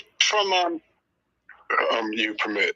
You Permit. You need to be walking up with a bullhorn, just walking up and down your block, and the blocks around you saying, vote for Tortorelli. Let me ask you that, because his policies are in our interest. Let me ask you this, Lloyd. Let's say you got the one candidate. Let's say he's a Republican, and he's backing reparations, right? This is the most important legislation.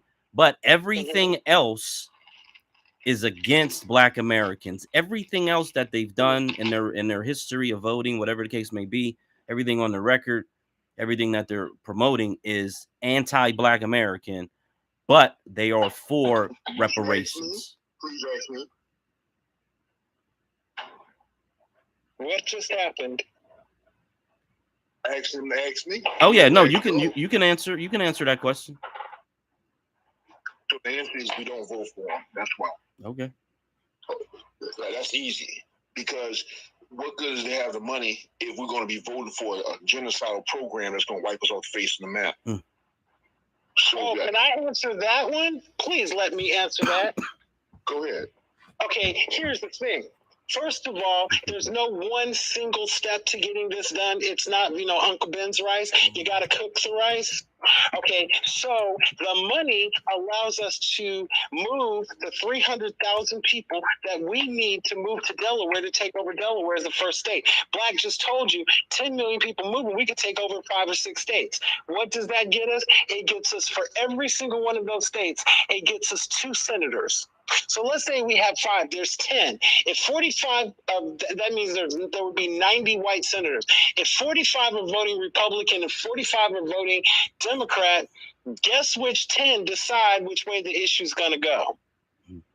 So we can set policy that gives us black majority states. We can do that. Or that we can't say black majority states, but we can't use that terminology because that's racist. And the Supreme Court said it's race-based and therefore you can't do that. But we can write the language so that people that were that were inherently harmed by the history of this country are going to get this to do what they feel they need to do to bring themselves up. Here's the question, right? Sure. There's only one thing. It can go back 1,000 years, 1,000,000 years, just whatever. One thing that the white man has ever created that could be used by us as a weapon against him without us being further criminalized or demoralized or punished, if you will. Go ahead. One thing. I will say the United States government, the way it is right now. The problem is we don't know how to use it.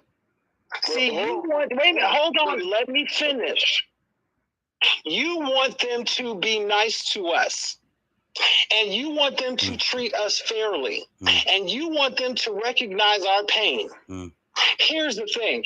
First of all, they created our pain because it's in their interest. Second of all, they created the policies that they use to disrespect us, harm us, do all these things because it's in their interest. My question is, when are we going to start creating policies and getting them implemented that are in our interest? Hello? You see that wasn't true though, right? You see that wasn't. Can I be heard? I don't know who. I land. Go ahead. So that wasn't true because the United States has always criminalized black people since we've been in this country. So because we haven't had black people in policy-making positions. They don't want you to vote because they can continue to make policies by electing people they want to make policies that continue to criminalize our existence. Now, when we end up policy-making positions and we get there by people voting for the candidates that we identify, that we vet, and we elect, then those criminalizations will be gone because it only takes votes to get rid of the laws that criminalize us. But if you're... that was very political. You see what you did there? I said, tell me what I did. Okay, you got away from the actual question. So my question is... No, I didn't get away from the actual question. I answered the question specifically the way that you said it, and here's the problem. Okay. You're not used to people doing that. That's fine. Can I repeat the question, please? Sure, okay? Go right ahead. Name one thing that the white man has ever created that was not... That's for the black people have used and we've not been criminalized for. So we've already been criminalized for the use of the United States. I answered that question very specifically. I answered it very specifically. I'll answer it again. The United States government is what they created for black people. So here's the thing. Just because you don't know how to use the government...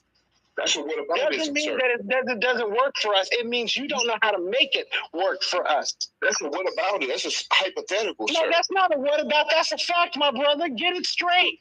There are wait a minute, hold on. There are political things, there are government things. On the political side are procedural moves that promote the politics of policymakers. So, in other words, the reason I keep going back to Ted Cruz shutting down the government by himself means that we can shut down the government by ourselves. So that means hold on. They said the government works for us when we know how to use. It's kind of like having an automobile and not knowing what a key is for it. I don't want that car. I'm not getting that car. I don't know nothing about that. I'm not dealing with that. Okay, all you have to do is learn to put that key in the door, then put it in the ignition, turn it, learn how to back it up and drive it forward, stop it, and whatever. And the car becomes an asset for you. You're saying, since I don't know how to use the government, I'm not going to participate. Learn how to use the government. I promise you. Who am I talking to? My name's Elevation Allah, sir. Oh, Elevation Allah. I promise you, if you will simply look into how government and politics work, understanding that they're two separate things, but they interwork together, if you do that, you, and I'm saying specifically you, will be a dangerous man.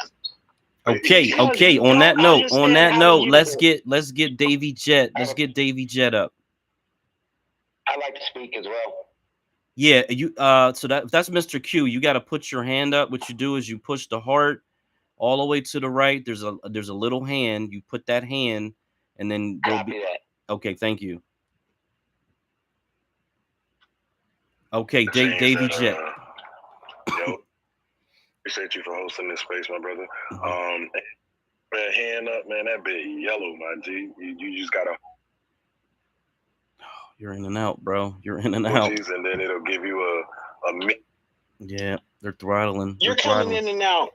They're throttling that, man. Jeez, it's gonna be like that. I made the move though, so I'd be like, all right. So my question was, I really like. I feel like what you and Elevation were speaking about is the beginning of my. Is he only breaking up on my phone, or is he breaking up for everybody? Yeah, he's breaking up with me as well. Yeah, this Twitter does this. This is a Twitter issue.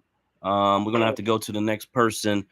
Let's go to Miss Georgia. Now, can y'all hear me? Can y'all hear me better now? I yield, and let me try to see what's going on. I'm about to get on my computer. Okay, let's go, Miss Georgia. I really want to hear what you have to say. Absolutely. I thought it was going somewhere. Okay, Miss Georgia's next, and then we'll go State Power after her. Good evening, everyone. I wanted to answer the question: voting versus non-voting. Not voting, what's best for Black America? I believe voting is best for Black America, but voting with strategy. For the first time, I've been preaching this to my relatives and friends for a very long time. What my strategy is. My strategy is I haven't heard anyone say what my strategy is. Okay. And my strategy is for us to, well, we have to really know the issues too. That's the first thing. The second thing is, in the primaries, I vote on the Republican side. I choose the Republican side because I know that the majority of Black people are going to vote whoever the popular person is on the Democrat side. But in the primaries, I want to be able to choose the person that might win. On the Republican side during the primaries. And in that way, during the general election, we can say to that Republican candidate, okay, you got a certain percentage of our vote. What are you going to do for us? And we could say the same thing to the Democratic vote. That Republican is going to brag that they've got a certain amount of the Black vote. So then we can hit them with, what are you going to do? You know, this is what our demands are to get our vote in the general election. So that's my personal strategy. And I've been saying this to my relatives and friends and stuff. And at first, everybody looked at me like I was crazy. And I would like to say, today, my sister told me that last week in a special election in Ohio, she actually tried it out. She could only vote for one person because that's the persons that she had studied upon. And so she voted Republican in the primary. Now, we don't know what's going to happen in the general, but I think that is a good strategy to have. That's all I wanted to say for now. I'm just going to say, You and I are on the same page. The only difference in what you said the exact same thing I've been saying, just in a different way. You're saying that we have to use our vote, but we use it strategically. That's what you said. And we get and there's a million different ways strategically we could use that. What you guys are doing right now is a great place to start. A great place. She done told you.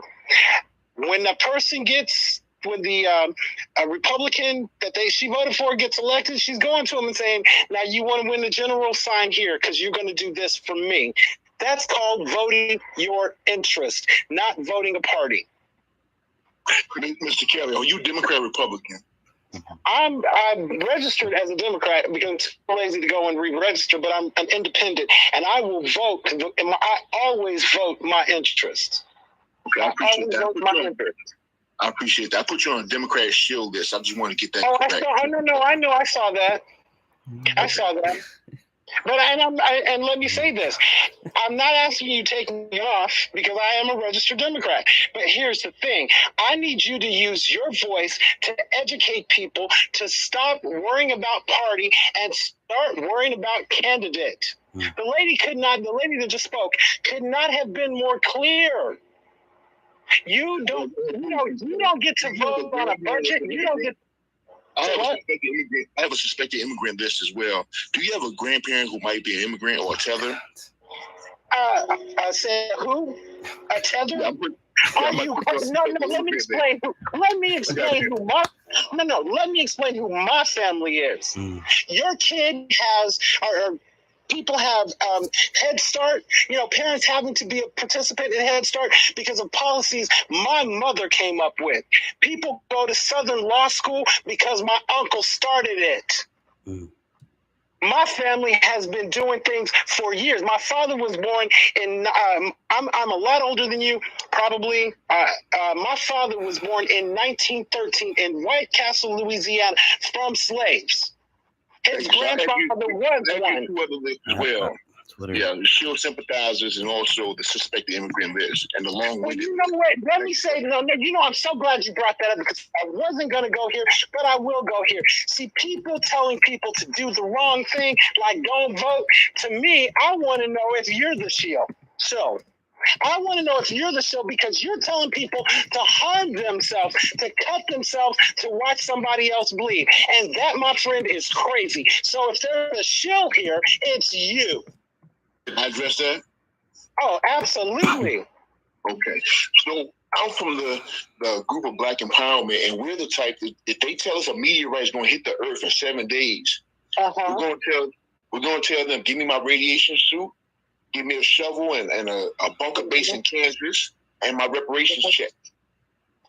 So we don't care about no meteorites, no monkeypox, no coronavirus. We don't care about none of that. We're going to take some Theraflu and a blanket and my reparations check. That's it. So, but see, here's the difference between me and you. You're going to have to go get the suit, the radiation suit. I'm going to already have it made. I'm going to be prepared. You keep asking them to do something for us. I don't ask them to do. I do not ask someone to give me something that already belongs to me. Your entire ideology is asking white people or getting white people to do the right thing. For 400 years, they didn't keep telling you we're not. So either you do what's best for you, and you take control over you. Or we're going to continue to do this because this is working really well for us. We got our big houses. I got a question. Sure. Right? Yes, sir. Would your radiation suit have sequins and glitter on it? My radiation suit would be the best okay. On that note, let's get no. It's okay. Let's get state power. State power's up. Hey, I just want to answer one more thing to his point. It might have glitter on it, but let me tell you what it wouldn't have. It wouldn't have any holes in it. Yours probably would. Go ahead.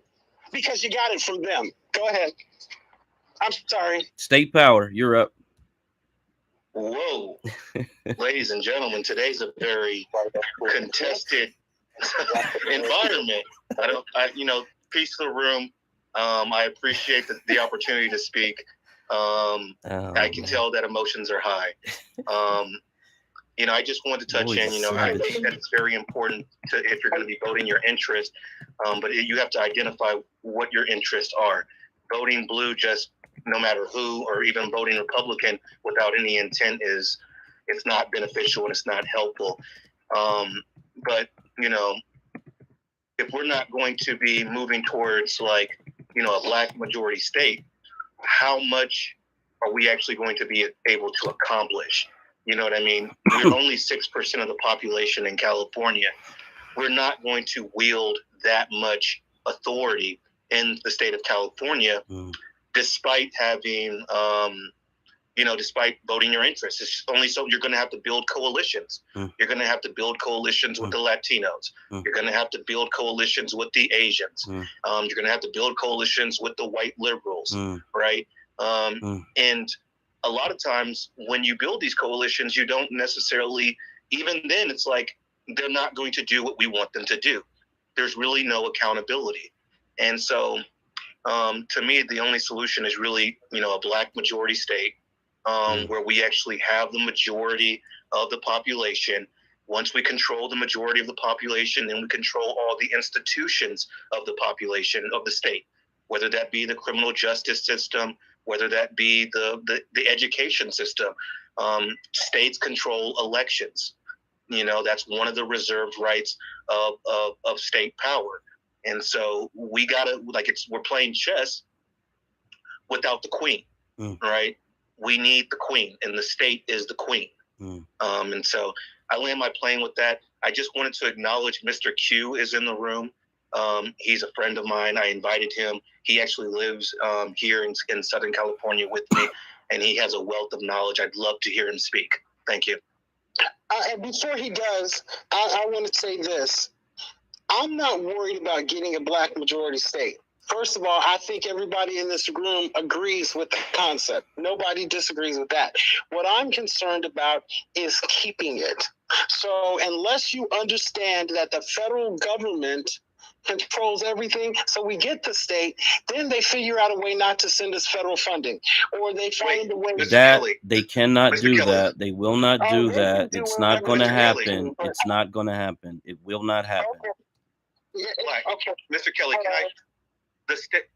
I hear you, but you're making the assumption that the states are under the federal government. The states are under the Constitution. The federal government is under the Constitution. The state is not under. The state is not subordinate to the federal government. And so the federal government can try whatever they want. But when we have the Senate seats, because we have 7 states, then we will control. We can block things at the federal level. You just said what I've been saying. We're not in disagreement. We're not. You and I do not disagree on everything that you said. I'm in 100% agreement. I just simply started out by saying once we get it, there's got to be a plan in place to keep it. You just gave us the plan. We will stop anything because we have the votes at the policy making level to stop it. And the only way you get that is to vote. Yeah, Mr. I've been trying to get Mr. Q up. So I don't know if he's not able to request to speak or to accept the invitation to speak, but I'm trying to get him up here. I don't think anybody has to say again, talk about a black majority state, because I think that we all agree we don't want 1, we want 8. So the question now, the conversation needs to move to how do we get that? And what does that mean when we get it? How do we keep it? We make sure that the people that we send to the Senate understand. You're not voting on, you're not allowing them, you'll use your collective vote to stop anything that tries to stop our states or tries to interfere with what we're doing in black majority states. That's what I'm talking about. I know we can do it. I know we need to do it. Should have done it. We had done it. We had done it before the Great Migration north. And if you think that we came up with that we're going to move, no, they put it in our heads to move. Why? Because they understood we had the votes at that time to control those states. That's why you had the poll taxes. That's why you had the folks. You had to count. You had to say the number of beans in the jar. That's why you had all these rules. They kept you from voting because they understood we had more votes than them. Mm-hmm. Indeed. Let's get another speaker up. Okay, let's go to Mr. Q, and then we'll do you permit. Mr. Q, then you permit. Howdy. Can everyone hear me? Yes. Okay, great. Yes, I'm Mr. Q. Q stands for Quander. The Quanders are the oldest black family noted in America. My first ancestor arrived here in 1640, so we've certainly been in this country before it was a country. We fought in every major engagement, and I'd just like to thank you all for having me here tonight. I'm appreciating some of the things that I'm hearing, and I was actually introduced to this group by a gentleman who is actually running for council in my town. I live in a small town of 29 Palms, California. If you're a former Marine or military, you probably know a little bit about the town that I live in. And I'm certainly one that is on the conservative side. I have held office, non-elected office, within this community as well. And so I'm always fascinated to meet progressive thinking black people. Progressive, I do not mean that in certainly the liberal sense that has been taken over in these last days.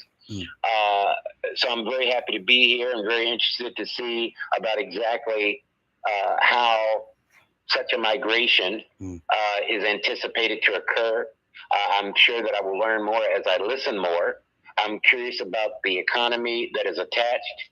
I certainly agree with the idea and concept that if a multitude of black people move to specific targeted areas over there on the East Coast, that there could be a political shift that is experienced and you can create a black state, quote unquote. The white boys are doing it out here in Idaho, parts of California.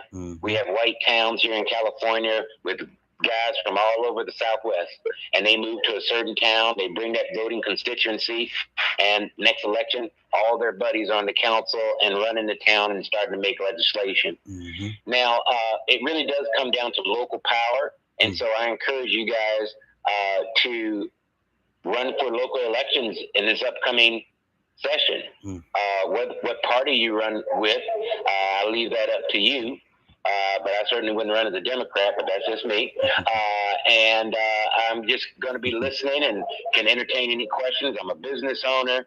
I had a successful career in the entertainment industry, and I'm actually moving to Thailand in about 20 days. So I will be observing things in my country from afar, but I'll be doing some business in Thailand for the next 6 months to a year. Man, thank you. Yeah, thank you so much. Black American Homeland's over on that side of the world. He might be somebody you want to connect with. Oh, yes, I heard he was in Asia somewhere, I was told. And so I hope that you'll follow me back and we can begin a correspondence. But Q, I want to say something to you because you brought it up, and while you were talking, it struck me. You said that you are on the conservative side. Well, you, in terms of our community, you are not on the conservative side. You're not conservative in our community. And what I mean by that is this. Black folks are Second Amendment people. We're keeping our guns. We're not giving them up. Democrats want to tell us that you need to give them up, but we ain't giving them up. Okay, we don't believe in abortions. They only happen because of economic issues. But as a community, we don't believe in abortions, and we certainly are not for any kind of illegal immigration. So theoretically, we are all we follow the Republican point. So we're all conservative from that standpoint. And we need to stop listening to, people keep saying, how do you get people to stop voting Democrat when it's not in our interest? You get them to understand it's not the party, it's your interest that you vote, but you vote. Okay, let's go. You permit, and then Ben Yosep. I just want to, point out two things. You know, the brother who brought up the statistics on, you know, the Democrats and who's registered Democrat, Independent, Republican, and who's not unregistered voters is a key thing. I think my perspective is this: due to my situation and in my area, what I've seen, I'm going to vote my best interest. Second of all, I just want to point this out. If you vote Democrat, that means you're voting to accept everything that the Democrats do. If you say, you know what, I'm going to vote the opposite and vote Republican, that means you are going to vote what the Democrats, what they plan on doing.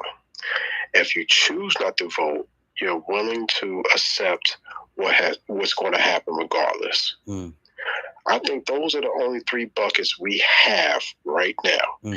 Either vote Democrat to accept what's going on, vote Republican out of spite, or to say, you know what, this is the ideology that I accept, or sit out and say, you know what, I'm not going to vote at all, and I'm willing to accept what is the outcome.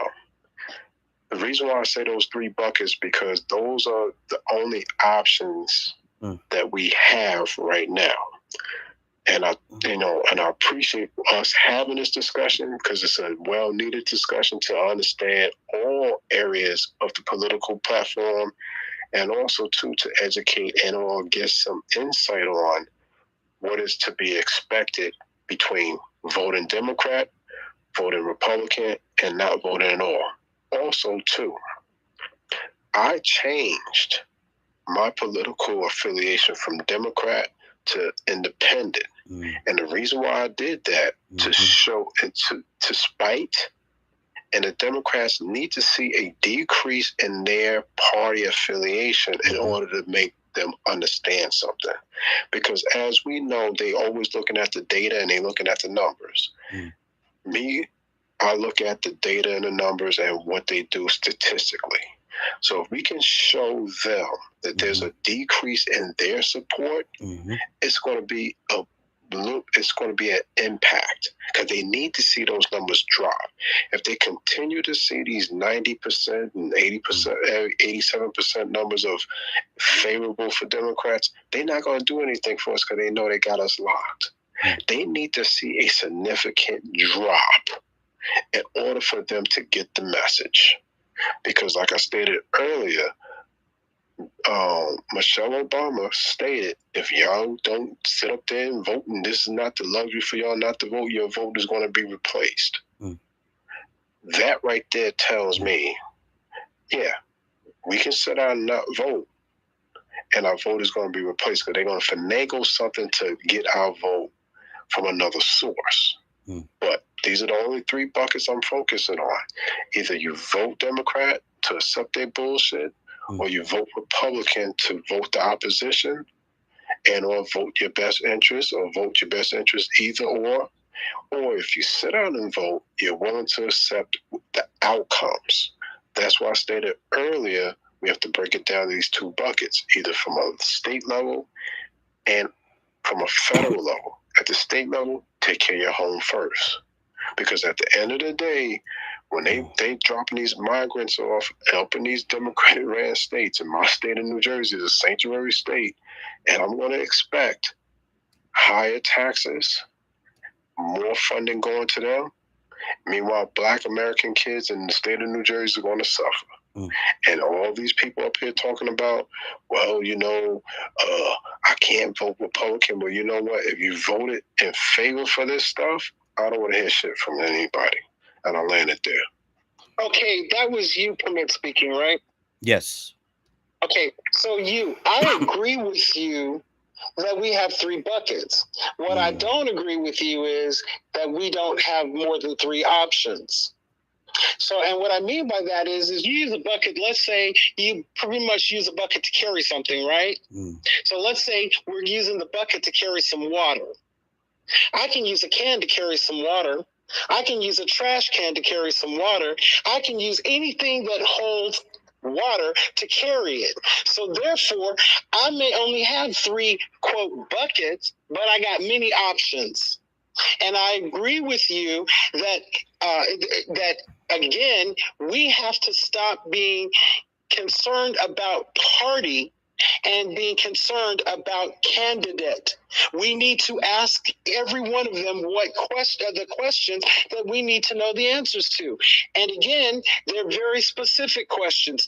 Do you, like, let's say, Mr. Tortorelli, have you read the reparations plan that Marcel Dixon put out, or his campaign put out?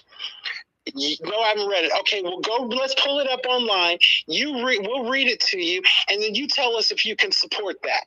If you can support that, then you get my vote. If you can't, you don't. Mr. Tortorelli, you're saying that you are not going to give 1 penny of state money or state-controlled money to support illegal immigrations and immigrants, and you're going to create laws that say landlords cannot rent or homeowners cannot sell to people that are not legally in this country. I'm with you on that. I'm going to vote for you on that one. So we're saying the same thing, but we have to understand that, necessity is the mother of invention. So if I don't have a bucket, I'll use a can. But here's the thing. I'm not giving up my options. Okay, let me say this. We had a space maybe a month ago or so that was called Stop Voting Democrat. And the point of it was, as Mr. U Permit talked about, was changing your registration from Democrat to independent. In my book, I talk about Black Americans should be voting as independent voters across the board. As an independent voter, you can vote Republican, you can vote Democrat, you can vote whatever. In some states, you can't necessarily participate in their primaries, but I think it's only a handful of states where that is the case. Everywhere else, you can vote in primaries, you can vote during the general election. Moving to independent voters, as Mr. U Permit said, would be a wake-up call to the Democrat Party to say the games are over, enough is enough. We are no longer participating at the level that we have been. So you have to earn the Black vote instead of it being an automatic thing. On the 3 bucket thing, I'm on YouTube Live, and so we have had people giving comments. There was someone who really loved the 3 bucket analogy. I will say this, and I think a lot of people have said this, but the other option, quote unquote, if you will, is to run as a candidate and be a part of the quote unquote solution under whatever political party, independent, whatever. And so that is an option as well. But I want to read this stat. This is from the 2020 election. Because Biden got, I guess, 81 million votes. Trump got 74 million. But there were over 101 million people who were eligible to vote who did not vote. 101 million people did not vote. And that is telling you that there is a large percentage of the American population who have simply tapped out of politics in general. They don't feel like they're going to get anything out of it. They don't want the stress of worrying about it, blah, blah, blah, whatever the case may be. In our particular demographic, and this is from Freedman Party, there are 10 million of us who do not vote, who have tapped out permanently. And so, I say establish a Black independent party and capture those people. Capture the 10 million who do not vote and get them to vote for a Black agenda under a Black party. So I'll leave it open from there. After Ben Yosep, we'll go to Mark Carter. So here's the thing about that. I don't have a problem with getting those 10 million people to register as independents. I don't have a problem with that. What I would have a problem with is getting them to register independent and then not teaching them the concept of voting our interests. So it's not just, I'm not saying just go vote, go vote, go vote. I'm saying make sure you know who you're voting for and what they stand for and what they're willing to do for you. Make sure that you have negotiated a contract with them. That's what I'm talking about. I don't care what you call it, as long as we vote our interests. Meaning that we're not voting for somebody like the guy in Kentucky, the black guy, the black attorney general that now is trying to run for governor, that would not indict those people that killed Breonna Taylor. He's not in our interest. So I tell you what, if the white guy came that he's running against said, no, I would have put state charges against them and they'd be under the jail, I'm voting for him. Because that's in my interest. And it's in my interest because that means they won't come and break down my door and shoot me. That's what voting your interest means. So we got two things we're agreeing on now. We're going to start going after those 10. First, we're going to go after black majority states, creating them. And we're going to get black folks to start registering independent and voting their interests. Can we agree on that? We agree on those things? Yes, sir. Yes, sir. We agree. There you go. That's progress. Now, who was the next person? It was me. Brother, I want to ask you a question. I kind of came in a little bit of when you were saying that we need to build coalitions with the Asians and Hispanics. Okay, I didn't say that. They need to build coalitions with me. But go ahead. Okay, I got you. No, that's what I was asking, brother. I don't want to misquote you. But I believe that I don't want to build coalitions with them. You know, they had their chance. I feel we don't need them. We built Black Wall Street straight out of slavery on our own without any help. So we didn't need them then. We don't damn sure don't need them now. We just need to be on some solo stuff and just take care of us. Oh, I agree. I couldn't agree more. But here's the thing. You know, you always have to listen to other people. You have to listen. I have to hear. I need to hear what you're thinking. And if we can, you know, I may hate your guts. I may I may not be able to stand you. I think you stink.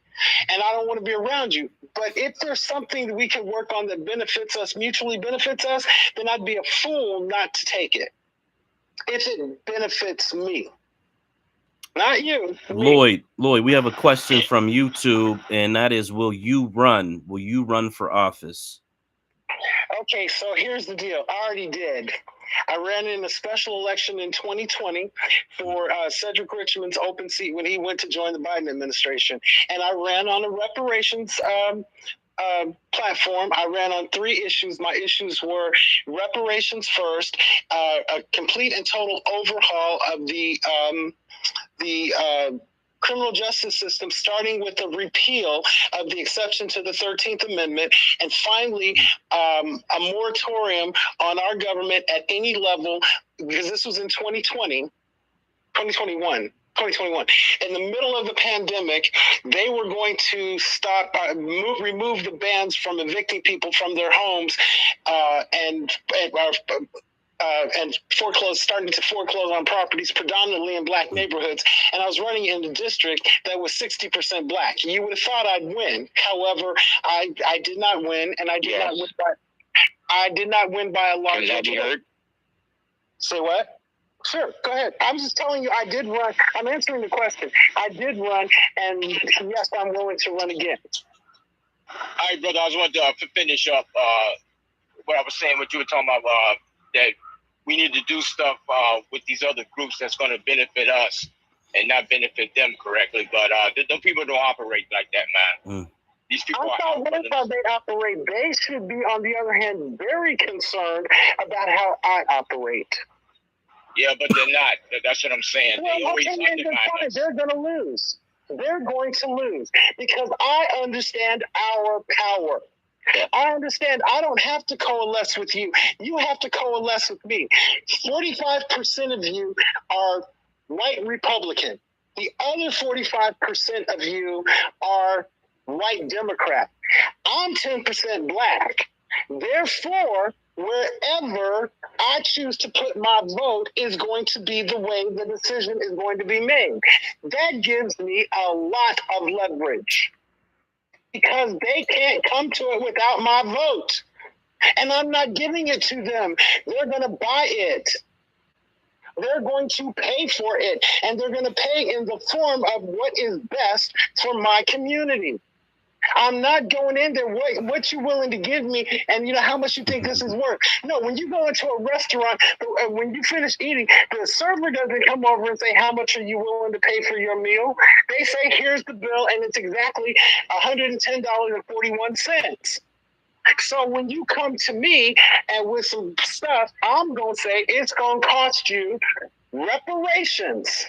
That's what it's going to cost. That's what your new road is going to cost you, reparations for my community. Mm-hmm. You want those new hospitals? Okay, I'm on with them hospitals. I'm on with that. And when you give me a complete overhaul of the criminal justice system, starting with the repeal of the exception to the 13th Amendment. And that's what we have. That's why I say you've got to understand how the game is played. You have to listen. I don't have to agree with, but I have to listen to what you're saying, or else we're never going to get anywhere. I need to know where you're standing.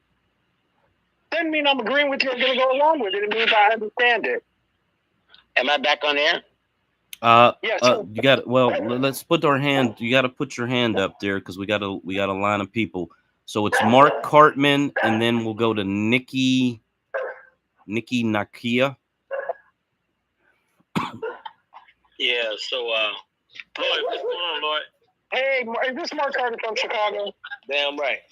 Hey, boy, what's up? These people think that I don't know shit, but go ahead.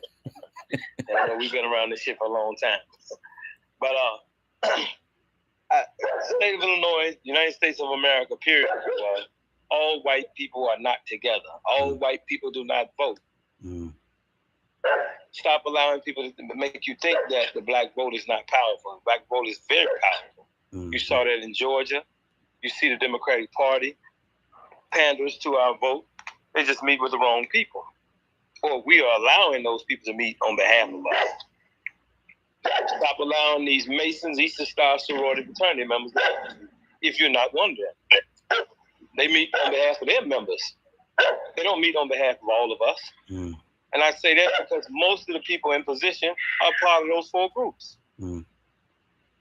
And they play the black card all the time.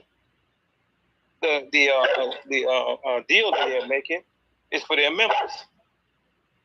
They're not speaking up for us. If we begin to organize, just say 10 to 20 million votes against the Democratic Party, which is what we need to be doing first and foremost. Mm. We need to vote. Mark, just one thing. Can we change it to Democratic candidates? It's not the party candidates. I got you. We definitely have to vote our interests.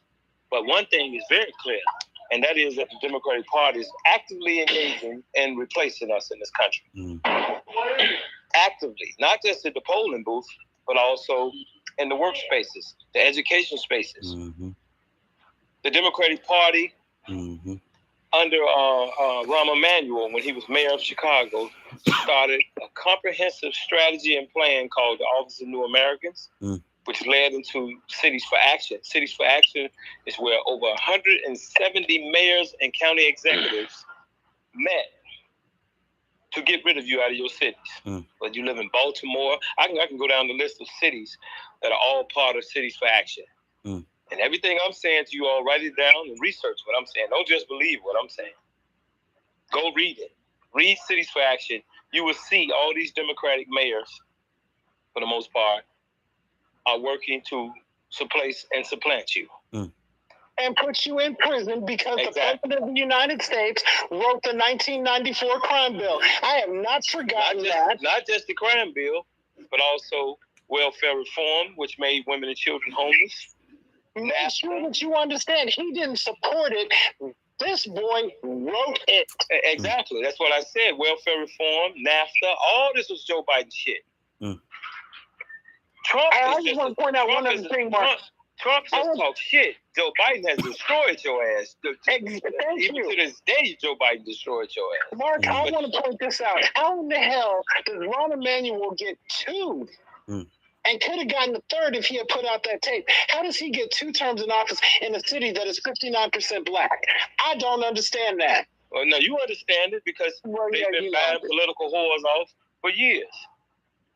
Just saying. But Mark tells them Lloyd Kelly has never been a political whore. Well, you know, we've always been rebellious in this city. We had to become old enough to fight against these old fools who just do whatever Mike Madigan tells them to do and have been telling them to do. Here's a white boy, Irish white boy, in the city of Chicago where they're less than 11%.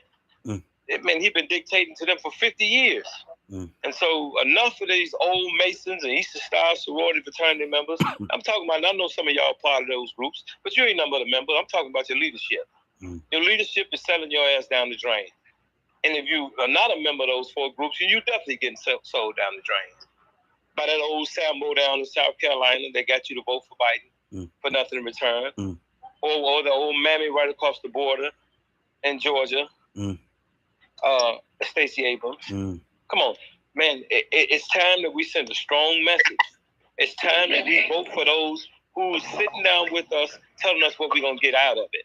Politics ain't about no damn party. No, Mark, I will not agree with that. That agree to our demands. We say, Mark, you know what I went through in Chicago. We saying the same shit. We saying the same shit. You know, I went into it with a very specific thing and said, bitches, you better give it to us. And we got it. Let me ask you something, Lloyd. Sure. Did you ever see us go along to get along? No. Never. We kept our foot in every politician's ass, every national nigga in Chicago. But the one that the one I used to. Huh? Your phone breaking up. His phone breaking up, right? Yeah, his phone's breaking up. So the thing is that when it comes to reparations, when it comes to the resources, we have to speak for ourselves.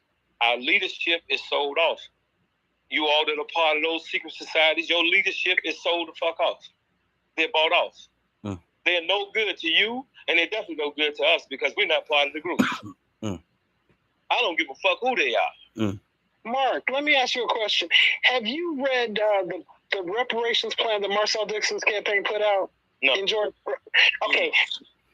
Please, Mark, go online, because you know I don't have nothing to do with Chicago anymore. Please go online, read Marcel Dixon's campaign's reparations plan, and put it out all over Chicago. Okay. Please do that. Okay. I was paying attention to him when he was running, you know, but I knew down in the South, him being a young gay male, he was going to have an uphill battle because they have dummied the people down South. They've dummied them the fuck down. I mean, they still think it's the 1940s in some parts of the South. But the thing that we must do for the future of our children, because this is not even about our old ass. This is about the children and grandchildren. We cannot allow the Democratic Party to push these sanctuary cities and these sanctuary states. This Office of New Americans. The Office of New Americans, man, is a national plan to get rid of your ass. And I don't care how educated you are, how tough you think you are, how smart you think you are.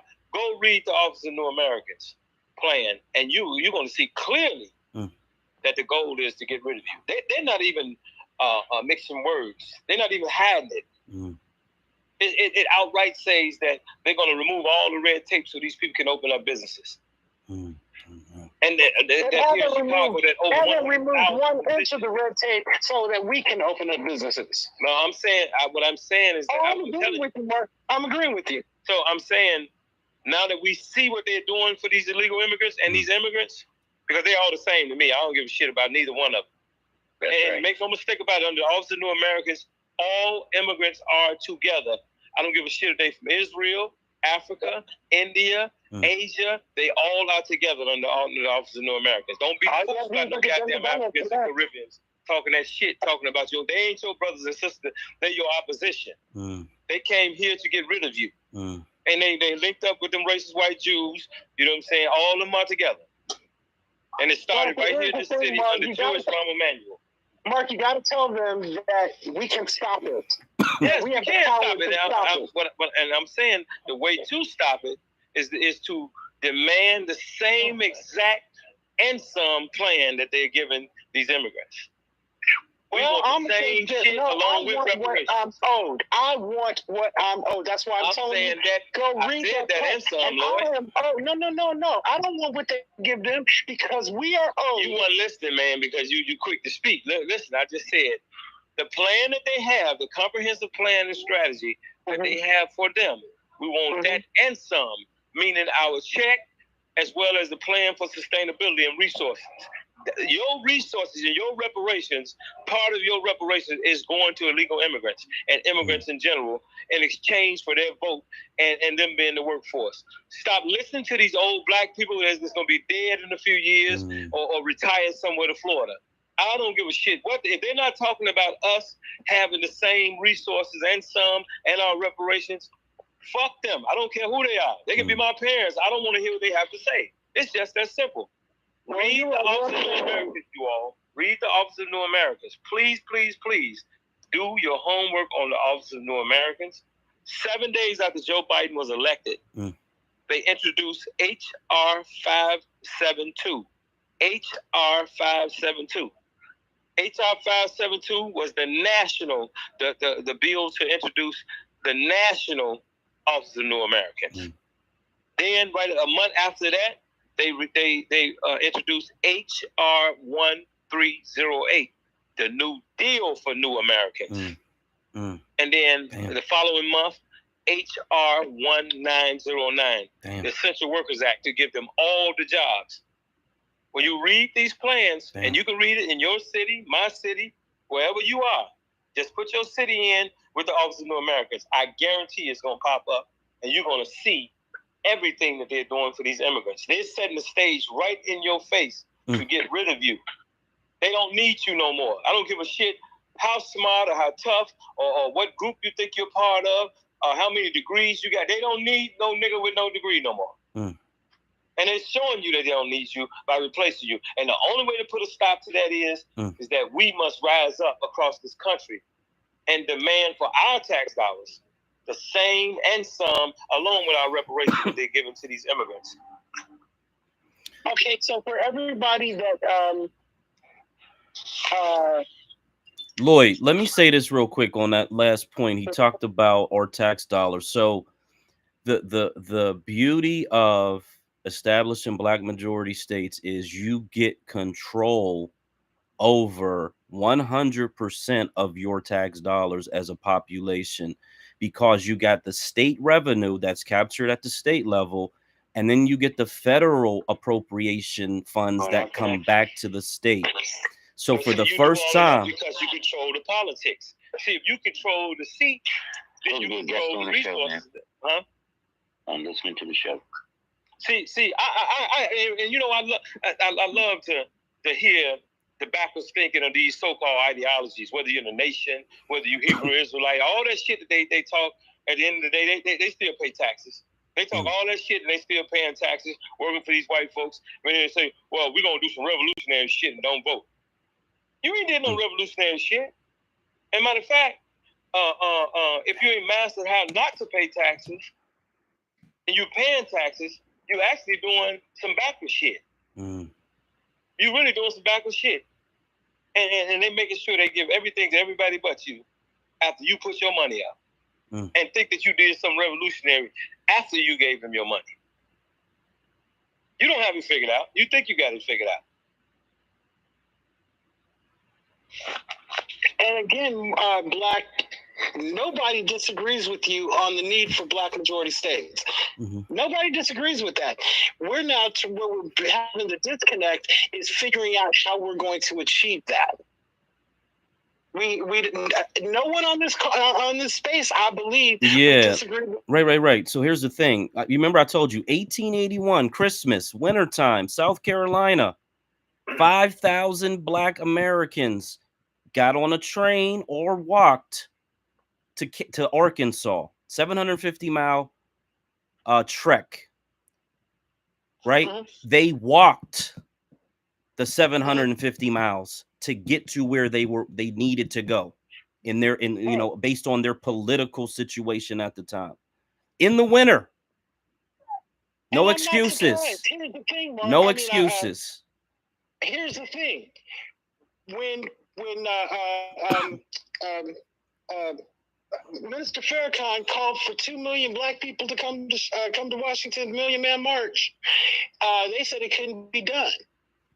Well, he only called for 1 million, and 2 million showed up.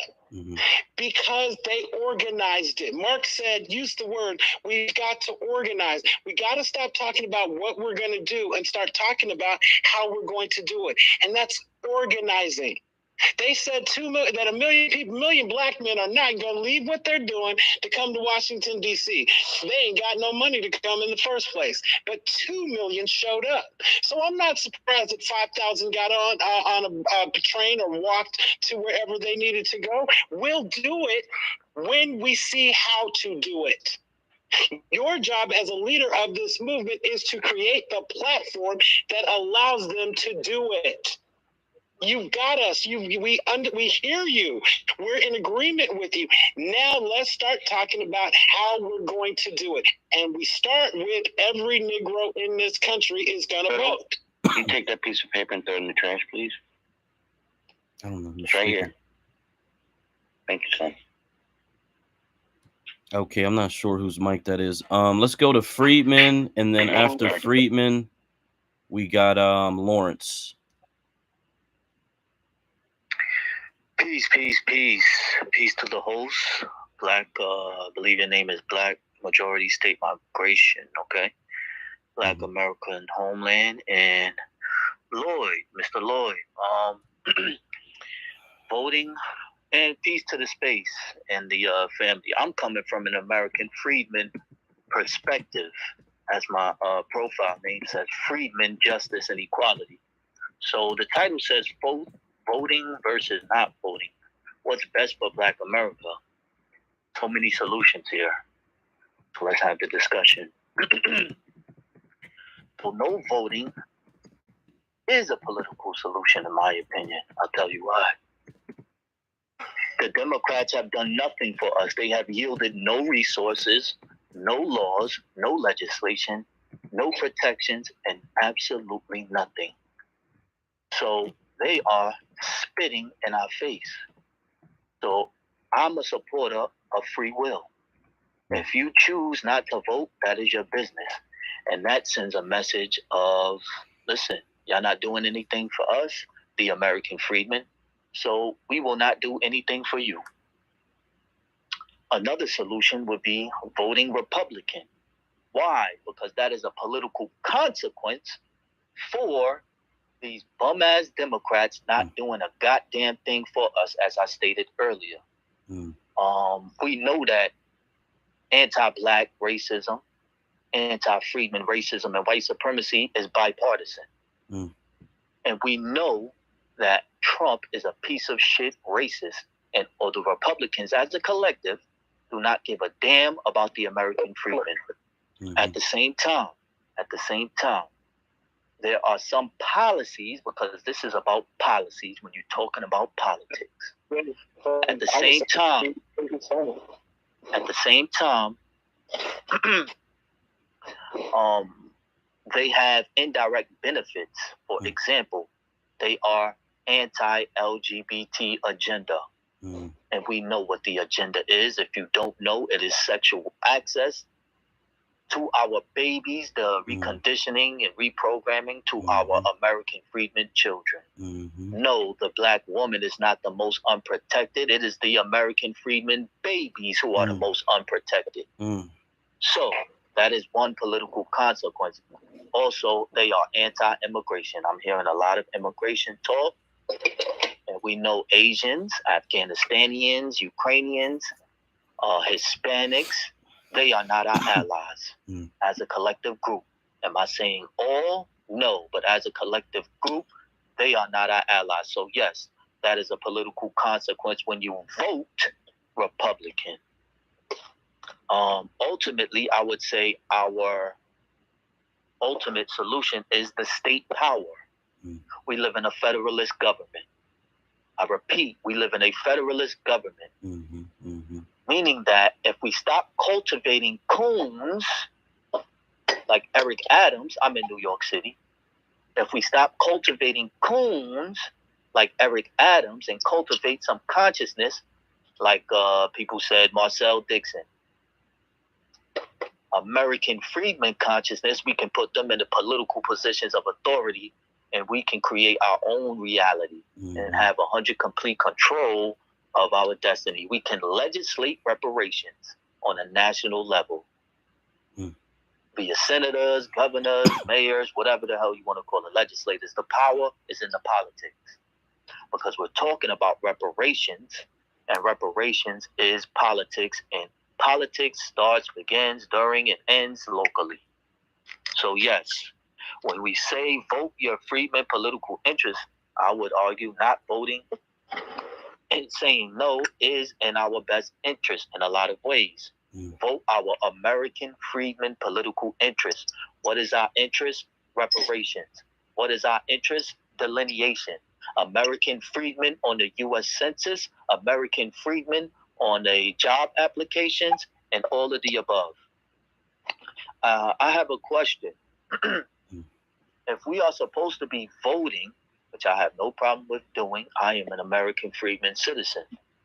Who are the American freedmen who are of the Dr. Martin Luther King Jr., Fannie Lou Hamer, and I'll even say Dr. John Henry Clark consciousness in office in the elected official positions today? Who are we voting for? I need some motherfucking names across the board. Well, let me answer that for you real quick. The first one we should put up, Mr. Freedman, hold on. Mr. Freedman, hold on. We got to answer that question. Okay. That question, who should we put up? The first person we should consider putting up is named Freedman, because here's the thing. Stop looking for these saviors and become the damn savior. The reason you have to vote is not for the party, it's for the candidate. So you be the candidate, then you get to implement the policies that you're talking about. So we can have 5 Democrats running, 3 Republicans running, and Freedman running. The way we win this is everybody knows if they put 30 Democrats in the race, they put 25 Republicans in the race, doesn't matter. You're going to vote for Freedman. It doesn't matter what they do. What are you going to do? You started the whole thing by what they haven't done for us. I'm asking you, what have we done for ourselves?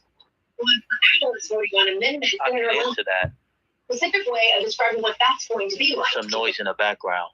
Oh, I think he's a YouTube person, maybe. Black, what's going on?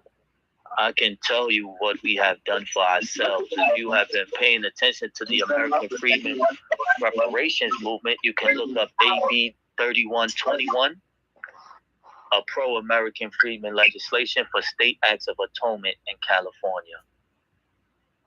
State Assemblywoman Shirley Weber legislated it. She's an American freed woman. Another law and proof and political pudding or political proof of our work is SB-189. And this is by American freedmen, not me, freedmen, but freedmen on the ground level in California. And that has the freedmen language in there. Freedman, let me ask you a question. Did she run? Did I answer your question though? Yeah, but I have a follow-up. Okay, so did she run as a Democrat, a Republican, or a Freedman? I'm not sure. Okay, I can tell you it was a Democrat. Okay. So here's the thing. Again, stop going with being concerned about what they call you. It's not important. It's what you answer to. That's important. What do you mean by that? Okay, I mean that she was able to do all the things that I forget her name, but I know who you're talking about. Shirley Weber. Shirley Weber. Shirley Weber was able to do all these things that she has made happen for Freedman agenda because she was elected. And she knew if she come out talking about I'm black, I'm Freedman, and Freedman Party, blah, blah, blah, no one was going to vote for her. So she ran as a Democrat. She wins as a Democrat. She may have run as an independent, but she ran as a Democrat. And people said, okay, we put her in. Now she's the policy maker. She's the one that gets to say, in first day of office, this law's got to go. Get it out of here. She can do it. But if she's not in the seat, she can't do it. So what you're saying is she don't get to vote. Say what? You and I, unelected, don't get to vote on the laws. We get to vote on who makes the laws. Right. I'm fine with that. And also, so what you're saying is, don't say you're an American freedman so you can get into office and call yourself a Democrat or something like that. I'm trying to understand what you're saying. Okay, so we're always talking about code.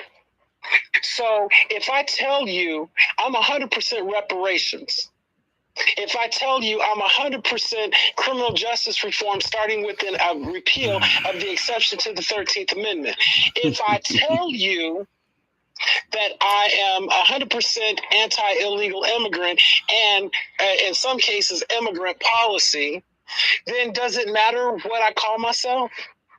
See, I will share this with you. Absolutely. I identify as freedman. I do. Because that is what I am.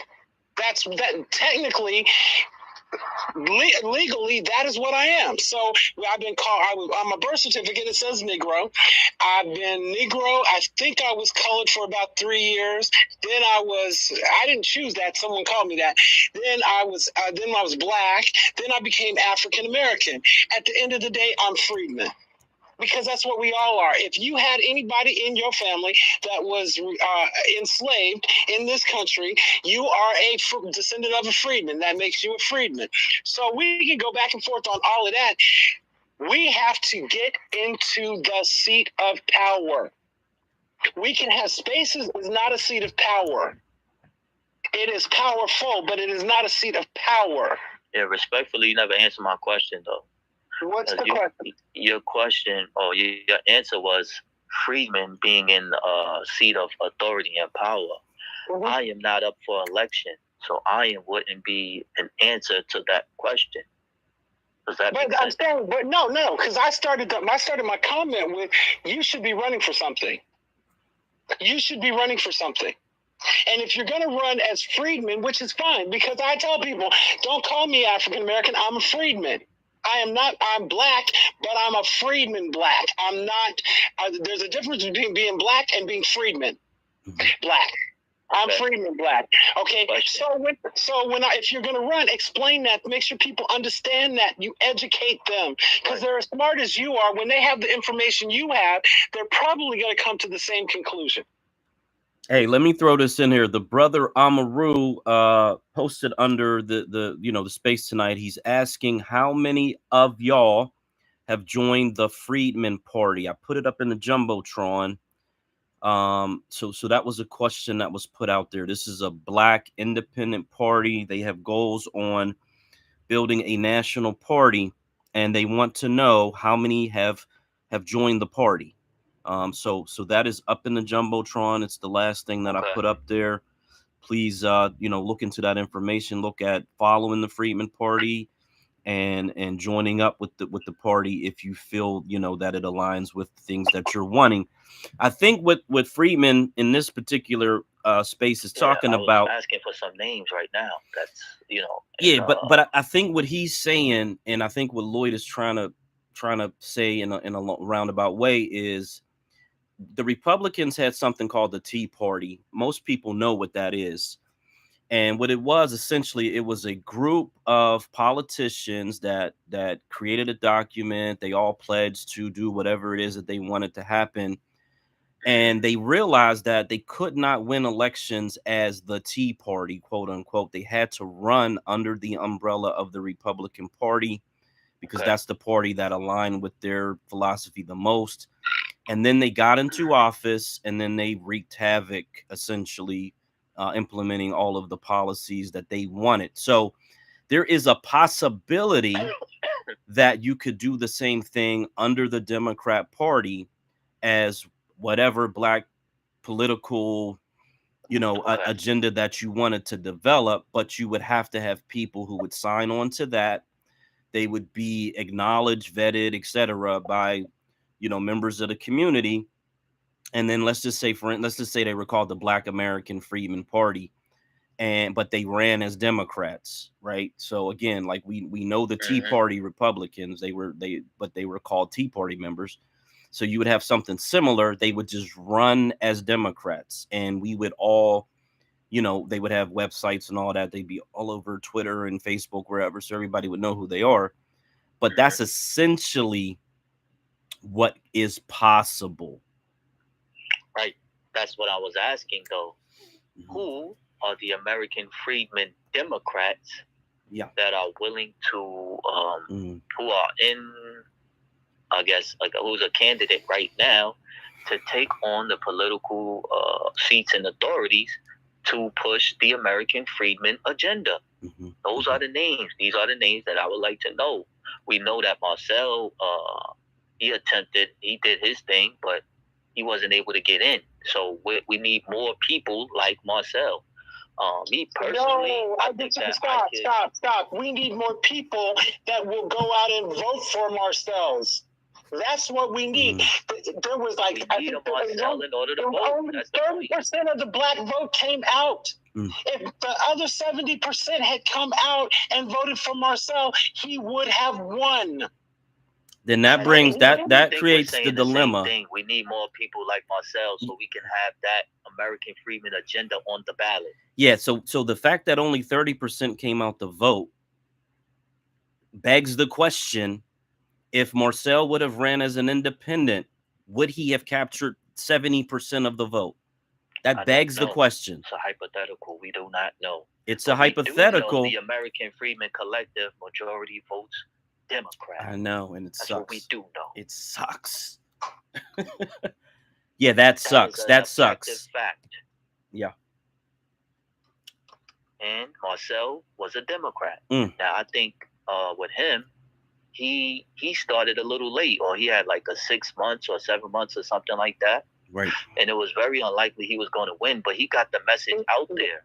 So next time, with more traction or more support from the grassroots and the soil of the American Freedmen, we can get him in office. My question is, where's the Marcel Dixons in California? Where's the Marcel Dixons in New York? And this is all across the board, not just in one local election. My question, where's the Marcel Dixons in Mississippi or Louisiana, Georgia? Because we damn no sure it ain't Stacey Abrams. Right. And this is what I'm saying. We need to cultivate that consciousness and put them in. Now, he suggested that person be me. I have no problem with that. But that me personally, I don't think that's my role. Freedmen, okay, and that's a decision you have to make. But here's the thing. Is that when we identify, and black majority state is using the strategy, he keeps saying, we're not going to take over a state until we have all the votes. Yeah. Here's what I'm saying. Instead of waiting for the, let me clarify something, because I worked on Marcel's campaign.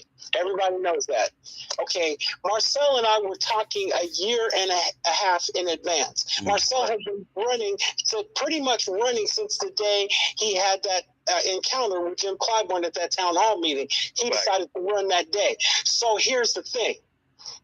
He was one person that had to do everything. Everything. Himself. He had to raise the money. He had to be at the events. He had to fill out and these are pages and pages and pages of documents for the endorsement stuff.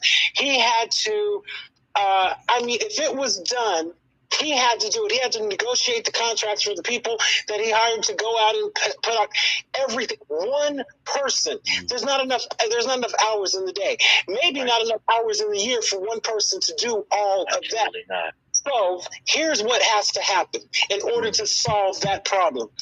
We have to take the people in these spaces, begin to educate them on what is necessary starting with philosophy, meaning if, let's say we call it, if the Freedmen Party says we're endorsing this candidate, whether they call themselves Democrat, Republican, or Purple Pig, this is who you vote for, and that's the new code. Mm-hmm. That's the new code. If Freedmen Party says this is who we're supporting in every race across the country, then that's who black people vote for. Right? So we don't have to say, well, we got to start the wheel all over again because we need to know if you're da-da-da-da-da-da-da. Tell us what you believe, da-da-da-da. No. We hand you a piece of paper that has the things that we believe in. Either sign off on each one of them, or you're not getting our vote. We will vote for the one that signs off on it. Does that make sense to you, Friedman? It makes a lot of sense to me, and I'm ready to do it. I'm in New York City. If anybody wants to build and get reparations on a national level by way of eliminating the lineage generational wealth gap, let's do that. And that has to start locally. So I'm reading a tweet that you just put out about 21 minutes ago, and I'm going to go to the yes, expose me, please. He's also promoting Marcel's reparation plan. What is hollow about voting for reparations for the American freedmen? Please, Freedman, I know from this statement that you have not read that plan.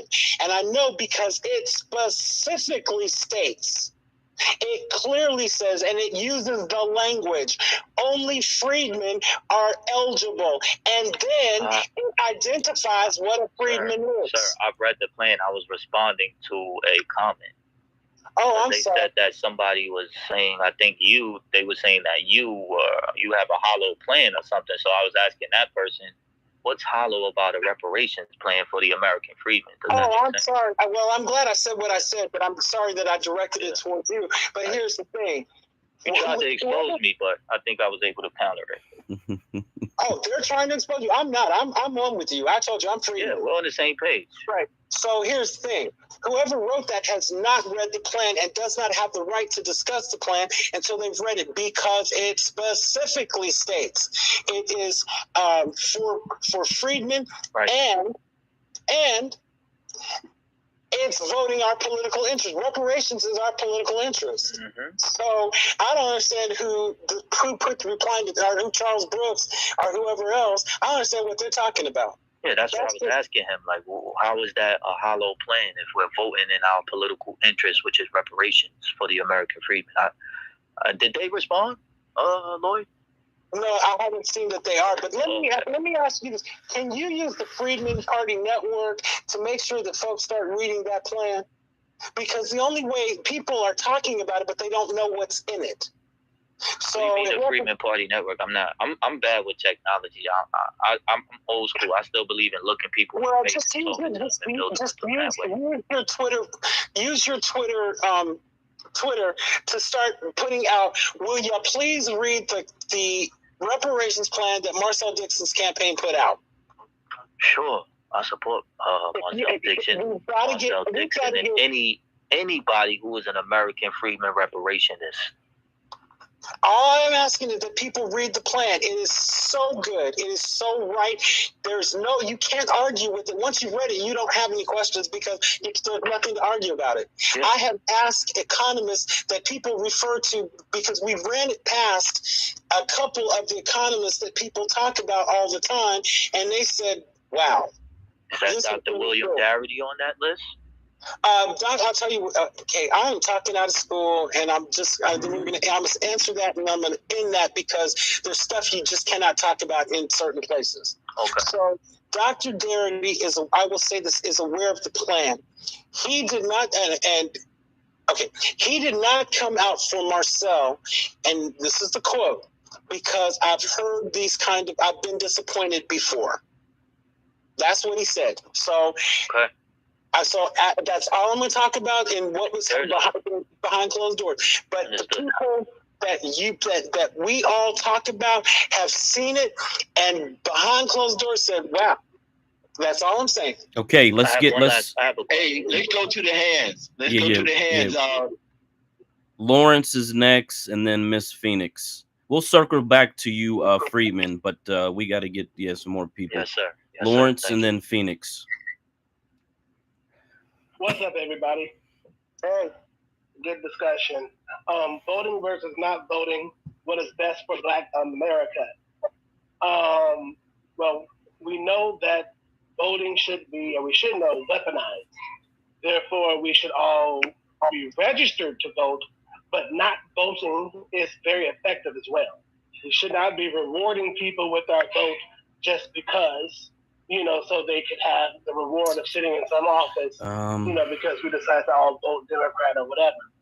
At the same time, we should not be encouraging people to vote for one party over the other. We should only be encouraging people to vote for our direct interest, because there are things we dislike and like about both parties. A lot of Republicans are extremely pro-police, and we know how policing does Black Americans in this country. Many of the police agencies and unions, et cetera, are Republicans and Trump supporters and all of that stuff. So we have to be conscious of that as well, versus also things that are negative impacting us from the Democrats who give us nothing. So voting our interest, especially locally, is extremely important when it comes to our personal lives and our day-to-day lives. So, and also being registered to vote and withholding that registered vote is important as well. When it comes to what Prime and Lloyd was just talking about, I agree. We need to be rallying around those like a Marcel and whoever else is in these spaces. And Prime said something, we have to inject this into the consciousness of people, because a lot of Black people are not, how to put it, it's not within their mind that politics is our options for them. We're preoccupied with a whole lot of other things. So it has to be in the consciousness and in the minds of Black people that you can be this too. You can be a politician, you could be a doctor, you could be a policeman, you could be a lawyer. You don't have to just be an entertainer and a rapper, etc. It's not in our consciousness enough. That's why when we can't say so many names. And the answer is when someone like Prime says, who are these people? I heard this a lot of times. The answer is not, well, you run. That is not the answer. A train has many parts of it that makes it run. You have the engineer, the conductor, the coaches, the wheel, the codes, the coal, all of that stuff.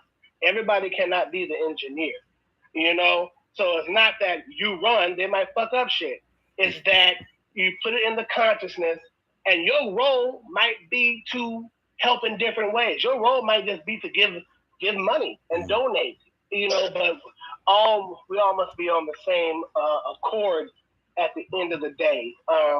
As I land, just one example, Paul Howard was a prosecutor in Fulton County. When Rayshard Brooks was murdered in the Wendy's parking lot, he was bringing charges to prosecute the police that killed him. He had a record of prosecuting many police, and he was a Black prosecutor. Because it was trending at the time, all the eyes was on it. Well, when the election came around for the next prosecutor, it wasn't trending anymore. It wasn't in social media. Celebrities wasn't talking about it. So people did not come out and vote. The next prosecutor, who was endorsed by the police union, the attorneys for the police, took his spot. Charges against those police were dropped. And, because Black people did not come out and vote. Paul Howard was a Democrat. We should have voted for that Democrat prosecutor who was anti-police in Fulton County. But that's why you got to be careful with trying to make Black people just vote Republican. You have to vote your interest. So I agree with us being independent, voting our interests.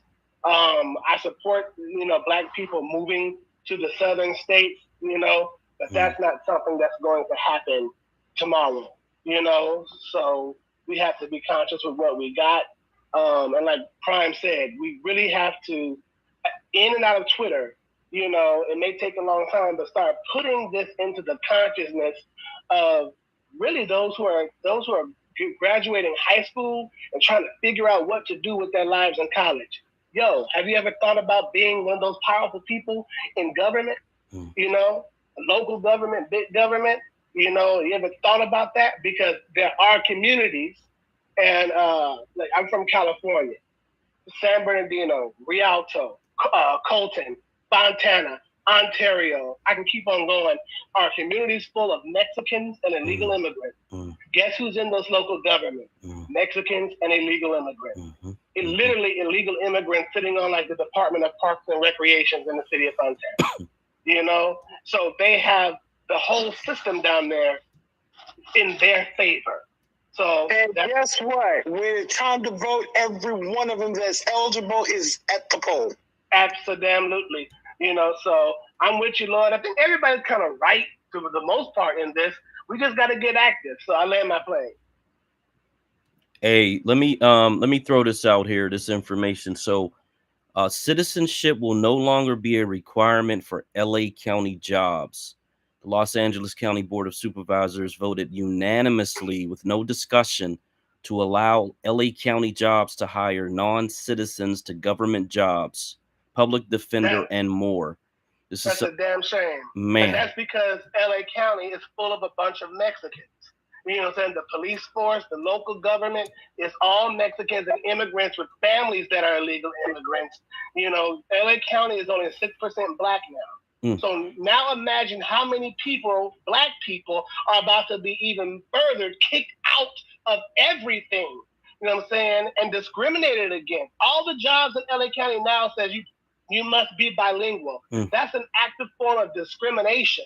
Black people are not speaking Spanish. Only Mexicans are. So yeah, that's the problem. I don't even want to hear them land. Yeah, and then the other thing I want to highlight where you said money, donating. Like money is a vote. So, and that is very important during that Marcel campaign. And I'm still I put myself on a monthly contribution to his campaign. So I don't live in his district, so I can't vote in his district. But as a donor to his campaign, I am actively participating and I'm using money as my vote. So that is extremely important to marry money and donating to voting. So thank you for that, Miss Phoenix. I'm gonna throw in here real quick. You know, when Lloyd announces that he's gonna run in Louisiana, y'all send money because it's gonna cost $1 million at least. And that's what we have to start educating our folks on, is what it actually takes to win an election. Not that it's right, it just is. And I'm not buying, you know, the candidates are not going out and buying big houses and pretty cars. They're paying for $5,000 a 30-second spot, or $4,000 or $5,000 a day for their street teams, or door knock. The literature could be $3 a piece. For every one, those 4-color glossies can be $3 per page. So if you get 3,000 of them, that's $9,000 that your street team should be able to put out a day. So it costs money to do this. So when Lloyd announces, I'm getting y'all ready now, because it's not going to be for about 1.5 years. Make sure y'all put some money in my campaign. Actually, you know what? Let me change that a little bit. Can y'all hear me? Yeah, I can hear you. Yes. Okay, let me change that. Let's make a conscious effort to create. Let's challenge the Freedman Party, or become a part of the Freedman Party, like you said, comparing it to the Tea Party, where we create a place where we can put money that we give to the candidates that we identify, that meaning that we choose the candidate we want to run. We vet them to make sure that they understand what our interests are and they are agreeing to support our interests, and then elect them. Because one person, Marcel did not lose because of his message. He did not lose because of his desire. He lost because he didn't have the money to put, or the resources to put out an effective campaign staff. That's why he lost. And anything else, y'all can go back and forth on this forever. If Marcel Dixon had gone into that election with $750,000, it was game, set, match for him. Well, let's also say, I don't know what are you running for in Louisiana? What's the position? Oh, I'm going to Congress because Marcel can't do this by himself Okay. in Congress. So you need 218 votes. I'll be one of them. You need how many? He needs 218. No, I'm saying in your district. How many votes in the primary do you think you need to win that election? Well, mine was a special election, but down here we have the same problems everywhere else. Black apathy when it comes to voting. So pretty much, I'm going to say probably 50, 60,000. Okay, so what you really need is 50 to 60,000 Black American who are conscious to move into your district by the time you get ready to run. Now, here's the thing. Yes, because I'm in the 2nd congressional in Louisiana. Here's the thing. Black folks in the state make up 35% of the vote as we speak. Of the state vote, 35% are Black, which means we only need 16% to win everything. Well, more like 20. Yeah, I'm a 60% person when it comes to that, because it creates a 20% margin of error, which they just can't manipulate that big of a gap. But I understand what you're saying. Now, we have talked about this, Black. I'm not going to argue with anything you say when it comes to what we're going to do or what we need. Fine, I'm not arguing the numbers. I don't know them that well, but whatever it is, that's what I need if I'm going to represent the people of the 2nd congressional district in the great state of Louisiana. Yeah, let's start campaigning. Let's get people moving into Lloyd Kelly's district ASAP. Let's go with Miss Phoenix, and then Miss Great Ape, I believe, has had her hand up for a while. Hey, you guys, peace, love, and reparations. I'm you can put me back down, but I do want to mention I'm glad and thank you for mentioning the Board of Commissioners in Los Angeles. And I think that this has been a pull-up summer. I think they need to be. Can you hear me? Yeah, we can hear you. Okay, I think there needs to be a pull-up for that. I think we need to show up. We have to start showing up to these places and these boards and these commissions, and all of they're used to us being quiet. So we need, just like the Power 106. I didn't do that one, and I thought she did a great job. So now it's like call to actions for these places. If you can't pull up, we definitely need to be calling them and emailing them and letting them know that we're here and we see you and we do not agree. And, I don't know. I'm sorry, I don't know your name, but could you please explain to everybody that's listening what a pull-up is? Oh, sorry. Yeah, sure. It's showing up and protesting or asking for a conversation or a meeting with those that are responsible for putting those actions into place and those policies that are affecting us, and letting them know how they're affecting us and that we see them and we don't agree and we don't stand for it, and November's coming up. And how do we get involved in them? How do we find out about where we're supposed to go, what we're supposed to do? It hasn't been organized yet. That's why I'm suggesting it. But there was one that was organized by Ms. Connie in Los Angeles, and they did the pull up for the Power 106. And it was a conflict. I don't know the whole story, but with someone disparaging foundational Black Americans. So that was done. So I can back channel and not speak on it much more because it's not something that's organized. I'm just making a suggestion, and you'll get more information later. So Black, can we do this? Can we put I'm sorry, what is the lady's name that was just speaking? I'm terrible with names. Miss Phoenix. It's Phoenix. Yeah. Phoenix, would you reach out to Connie and make sure that she talks to Black majority state so that we can get her, or he can schedule a space where she come and explain exactly what she did, how she did it, so that we can start using that as the blueprint to do it across the country. Fantastic. Sure will. Yeah. No, Noordis, she held a space after the first pull up. I believe there was a second one scheduled for today. So she runs her own spaces, and I was in it. I was in that first one after the first pull up. That lasted all night. I fell asleep, to be honest, but she's very active. She's very extremely active. So all you got to do is follow. You might have to hold 20 more, but the whole community has to know about this effort. So everybody hold a space talking about a pull up. Yeah, I believe Secure the Tribe we definitely need, especially for the West Coast folks, we need to definitely pull a space in everybody in every town where something's going on. But this has been one of those summers. So yeah, there's more to it's a whole theme and movement right now for the summer. So April Showers and Yaya knows a lot about them. So I would reach out to them too, because there's multiple pull-ups going on. And I land. Yeah, I was gonna say Secure the Tribe and some FBA people are doing those pull-ups.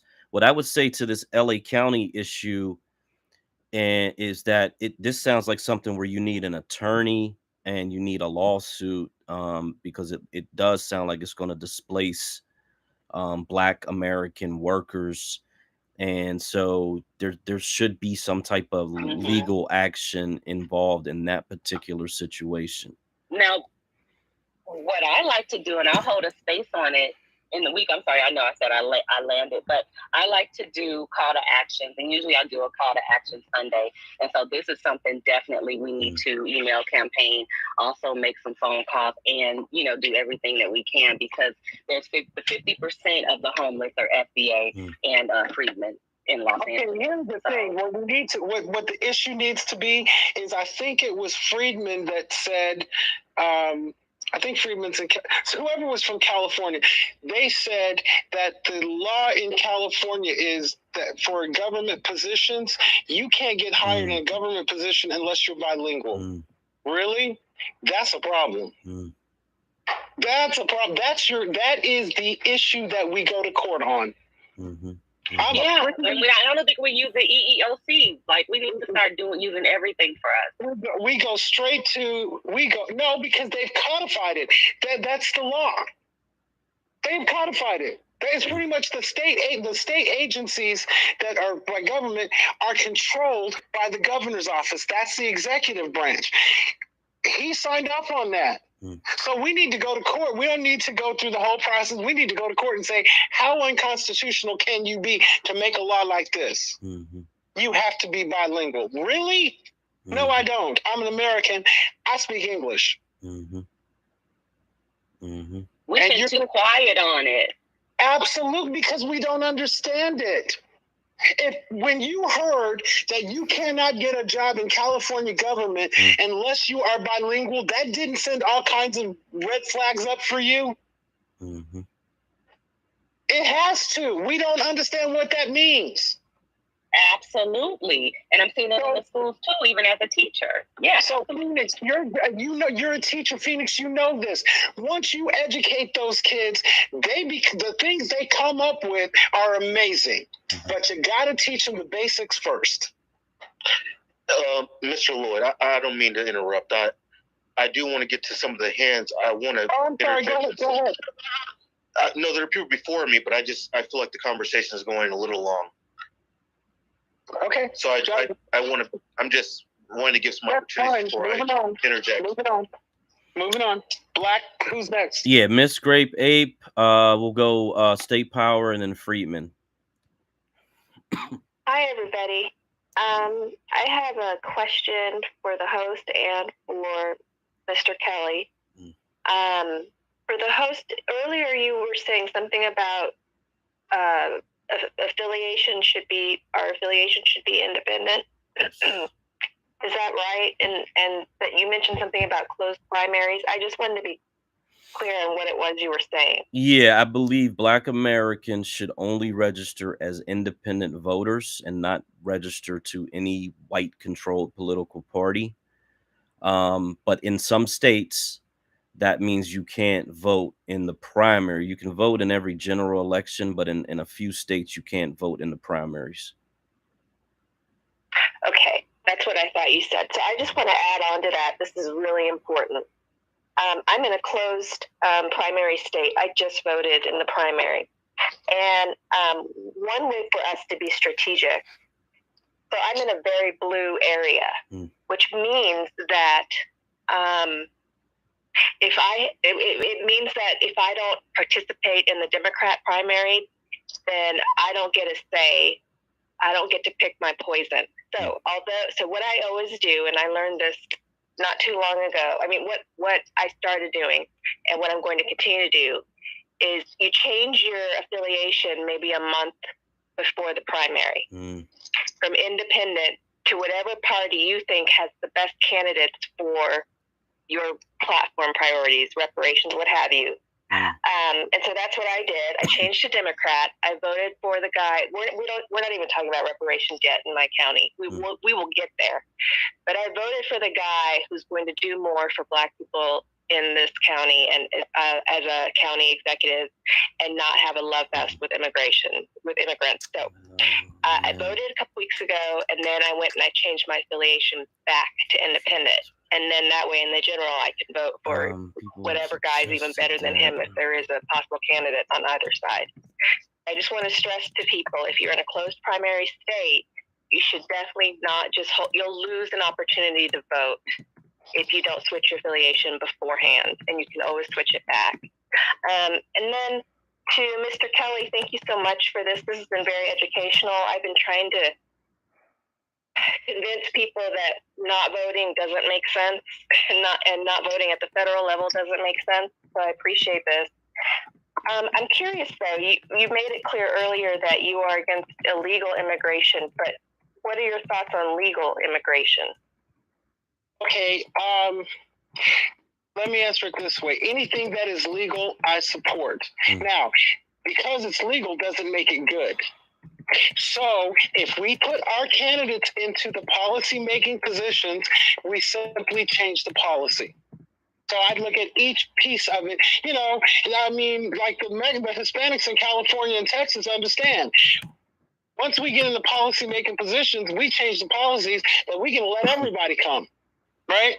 So if we get in we kick them out of the policy-making positions, then we do the ones that are right for us. So I bring people over that support us or whatever. So I'm not anti-immigrant, but can our policy be better? Sure. And the only way it's going to change is to put our candidates in there to change it. Does that answer your question? It does somewhat, except for the first part. Very respectfully, you said that you're for anything that's legal, and there's so many bad things for us that are legal that wording just kind of makes my heart sink to my stomach. Okay, I'm very literal. If it's legal, you can do it. Like Donald Trump said, somebody came in at Donald Trump and one of the, I think it was Hillary. Anyway, somebody said to him, you know, you want to run the government and it's $1 trillion budgets, but you've filed bankruptcy 4 times. And he said, without missing a beat, he said, don't get mad at me because I used a lot of my benefit. So again, I'm for anything that's legal. So but once we get into policy-making positions, if we have to change that policy, I'm good with that. But if it's legal, I'm going to support it until I can change it because it's legal. So Miss Grape Ape, she kind of reiterated what Miss Georgia said earlier about switching parties, you know, for primaries, and it's a little different, the strategy, but it was similar. The reason that I don't advocate for switching back and forth like that is because it becomes, I think at the end you kind of hit on it. It becomes really complicated for some people, not everybody, but some people, and then they may run the risk of not switching back. And so that's like highly technical, believe it or not, to switch and then switch back. And then many people are pointing at these Republican governors that are stripping people from the voter rolls across the country. And so that's another area where if you are doing a bunch of switching back and forth, you may end up in like a limbo situation. So I live in Pennsylvania, and so it's a state where it's a closed primary. You can vote for referendums in those elections, and there may be some local things that go on during those primary elections, but you can't pick your poison, as you said. And in my state and in my area, for that matter, typically the person who I was going to vote for anyway usually wins. It's kind of one of those things, but I do understand someone who's technically advanced enough to make those switches. The only thing I would suggest is be able to verify your registration after you've made those switches, so that you are constantly aware of what your voter status is. And then we got, I think, State Power's next, Friedman, and then Miss Rella. I'm sorry, Miss Melissa, and then Miss Rella. Can I just wrap up real quick and I'll land my plane? Yeah, absolutely. Before you do, let me ask you a question. Are you willing to run for an office? It's a yes or no question. I am, but I wouldn't win where I live. I would need to move. Let us work on that. All we need you to do is be ready to roll. Okay. Okay. Thank you. Thank you both. I just wanted to say I understand your point about the trickiness about changing affiliation. It's not tricky here where I live, and it just depends on where you are and what your skill level is. But this race is so close right now that the incumbent is 45 votes ahead. Wow. 45 votes. We've been trying to get rid of this guy. Wow. For a long time. And so the fact that I was able to get other people to switch, I mean, they're still counting votes. This is unprecedented. I mean, if we hadn't switched our affiliation, the other guy would have won. This was like a big movement that we did locally. So this is the good thing. But I agree with your point overall. It just depends on the voter's skill set. Can I just ask where you are and what guy you're trying to get rid of? Yes, ma'am. I am in Montgomery County, Maryland, and we're trying to get rid of Mark Elric. Okay. Thank you. Hey, Miss Rella. Hello. Who was next, Black? State Power, then Friedman, and then Miss Melissa.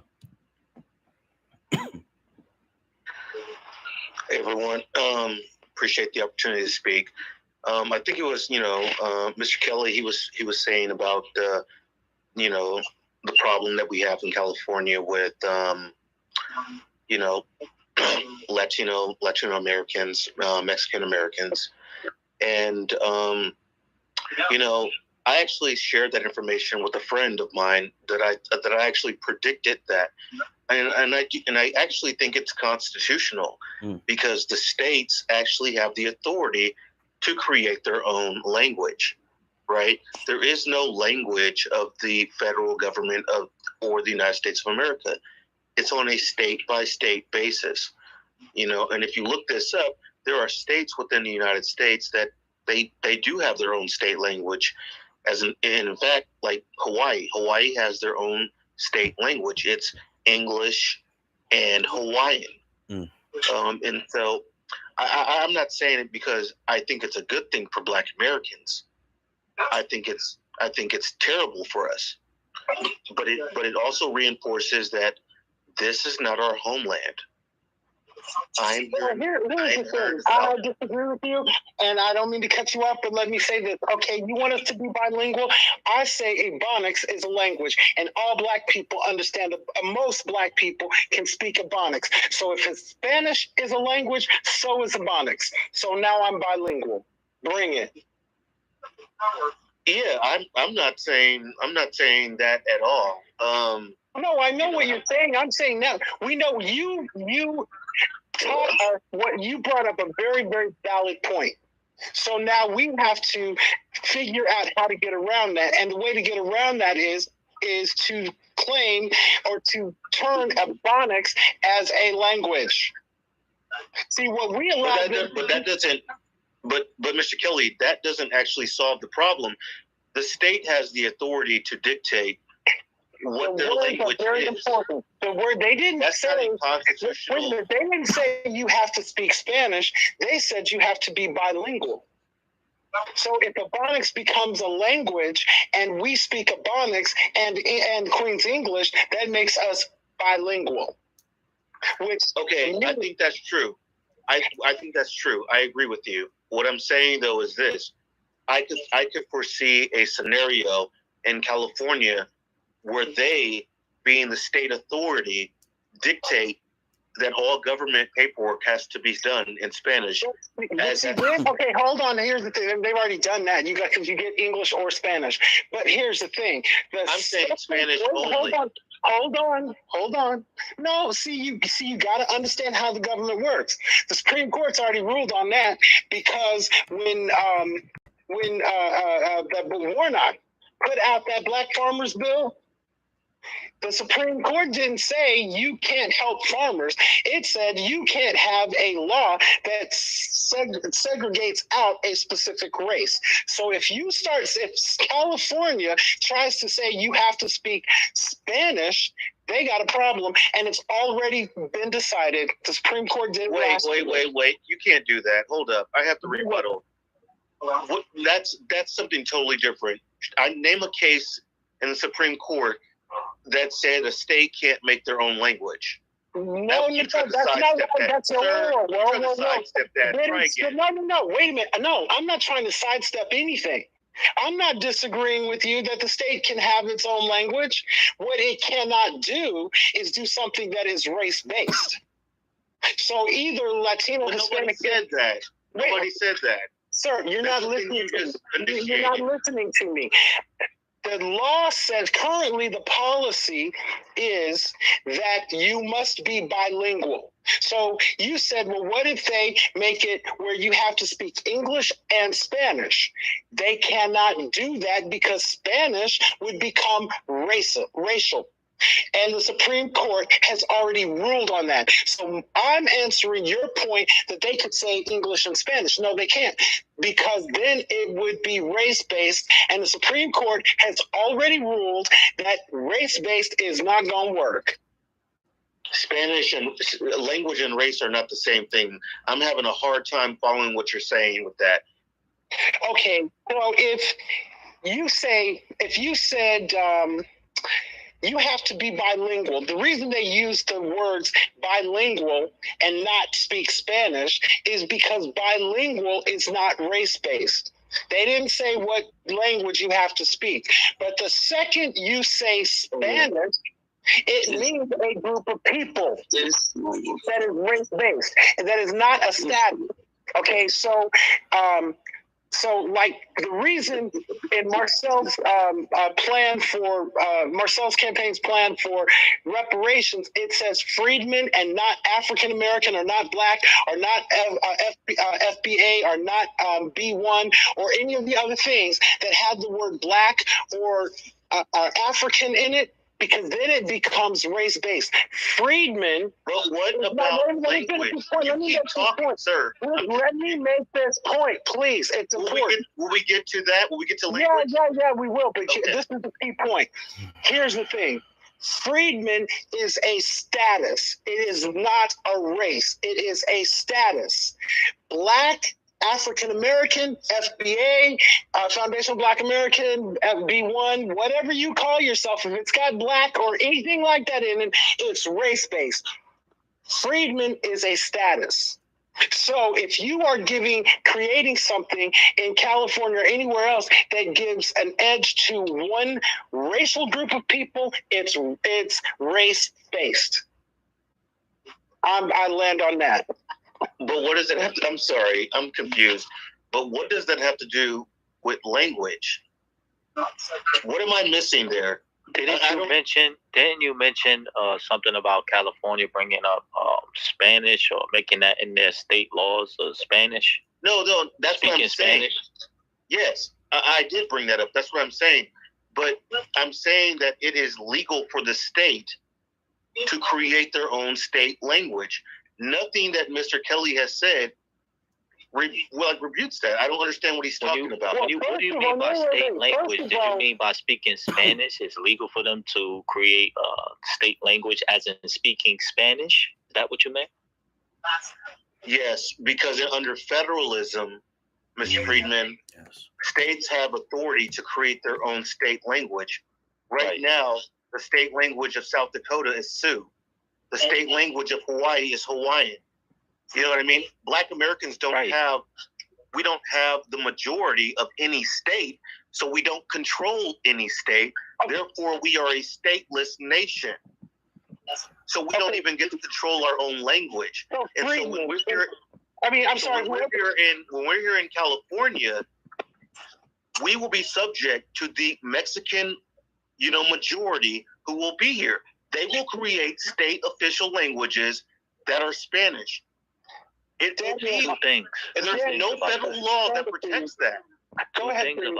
Two things about that. He addressed what you said, just the Spanish language. He addressed that. Secondly, majority of the American freedmen are in the South. And on top of that, we are moving back home to our slave ancestral states. No, I agree with you. It's called state power, yes? State power. Wait, I agree with you, Friedman, that half of Black Americans live in the South. There are 20 million Black Americans that live in the South. That means there's 20 million living outside of the South. There are 2 million living in my state of California, sir. There are 2 million freedmen living in California with towns named after Allensworth, the first freedman town in California. I understand what the freedmen are. I am a freedman. So I'm not debating any of that. I don't know where you're coming from, but what I'm saying is, can I jump in here and answer him? Okay, here's the thing. That just because a state claims this is our state language, no other state except for California is headed this way. It has said you must speak this language, even though it's our state language. No one said that.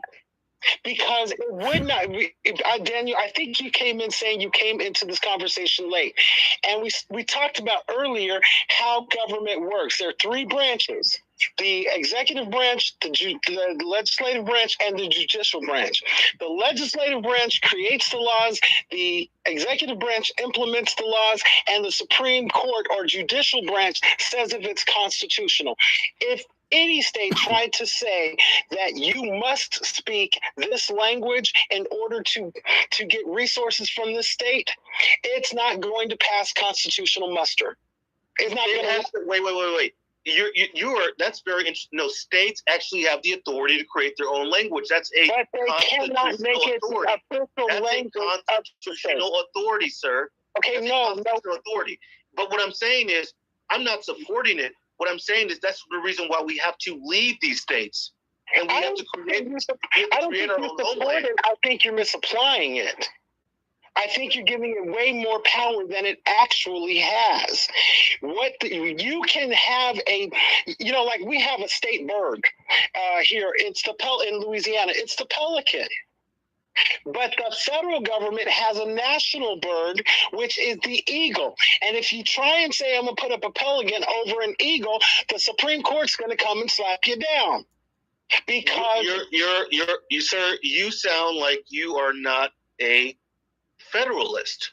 You don't sound like you support federalism. You sound like you support the federal government being superior to the states. No. Let's okay, Daniel. Daniel, because you're not going to Daniel, I cannot support your ideology if you believe you don't know my ideology, Daniel. Because you misquoted it. Daniel, you don't know my ideology because you have misquoted it. So here's where I'm not advocating for anything. I am educating on how things work. So you can like what you like and be whatever you think you want to be. But at the end of the day, the reality is going to be this. The federal government in this country has total sway over everything. And just because that's your mistake, because you don't understand how the federal government actually works. We pulled up the 10th Amendment and read it. So don't tell me, Daniel, you do not know what I know.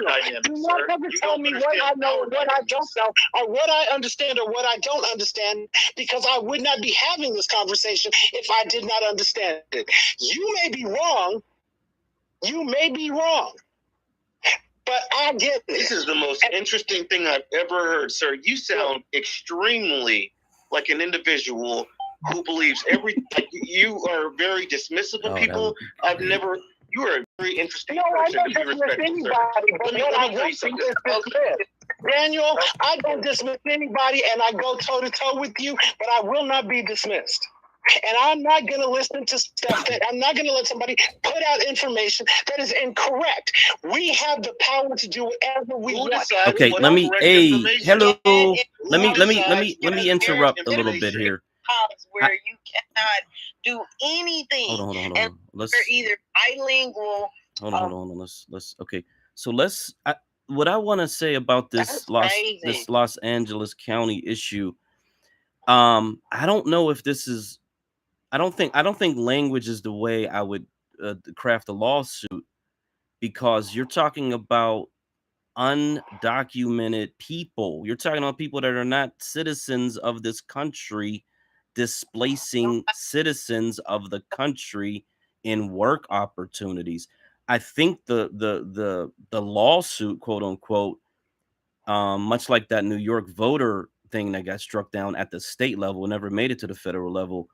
I think it's more about this is a situation where you have people who are not citizens of this country taking jobs away from citizens of this country.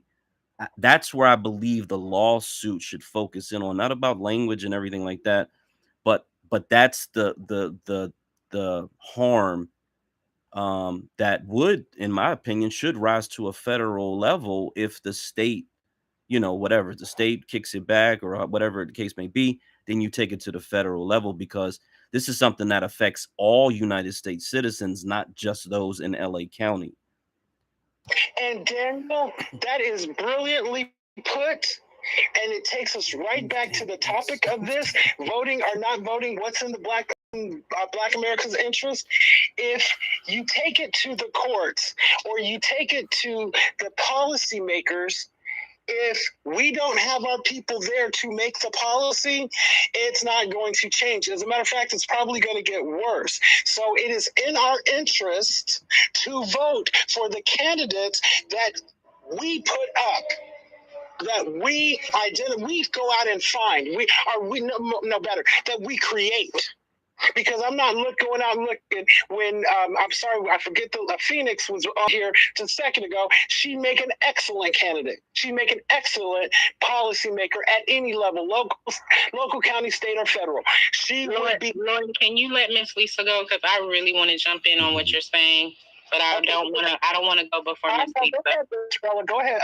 Go ahead, Miss Lisa. I'm sorry, but get the point. That's why you have to vote. Go ahead. To Daniel's point, that's why you have to vote. Who is Daniel? Who Daniel? How y'all doing this Daniel? evening? I don't know who that is. Okay. Okay. Go ahead, Lisa. Good evening, Miss Lisa. How are you? Good evening, darling. How y'all doing tonight? It's a lot going on here, Mr. Kelly. There's a lot going on here. I understand about the executive, the legislative, judicial. Let me tell you something. Mm-hmm. The state can do it, right?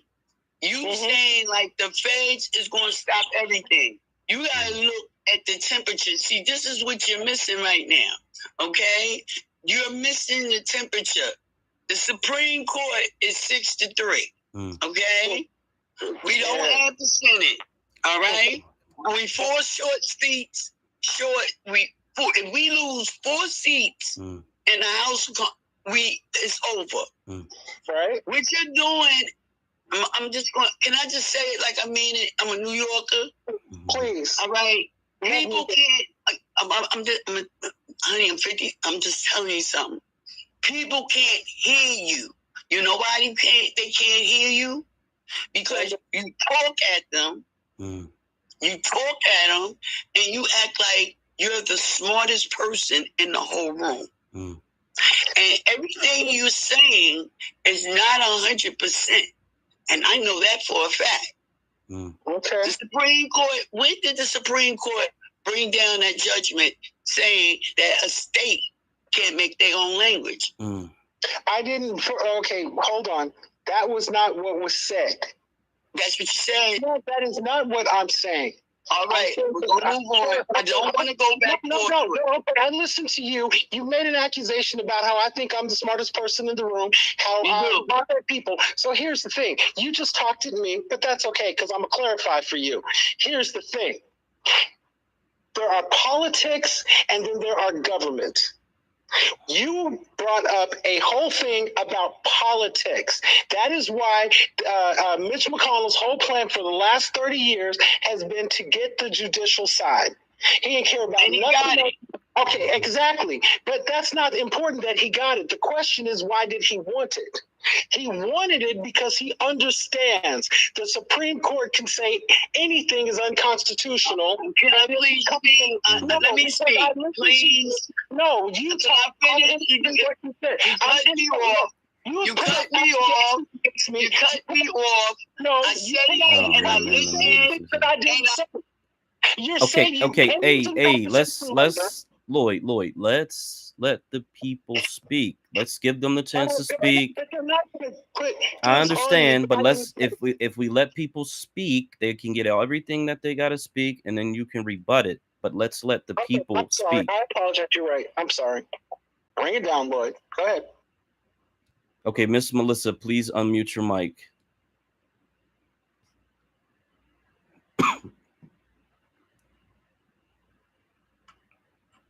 First of all, everybody's sitting here and they respecting you. They showing you respect. And you know what you're showing us? You're behind the kids because what you said is wrong. You know, just like I know, like you said, Mitch McConnell for the last 30 years has been getting these young judges up in there that's in there for life, that think like how he thinks. Okay? He cheated to get the Supreme Court. Politics is the most important thing of the day. There's no laws, no elections, none of that unless you play the game. And the game is called politics.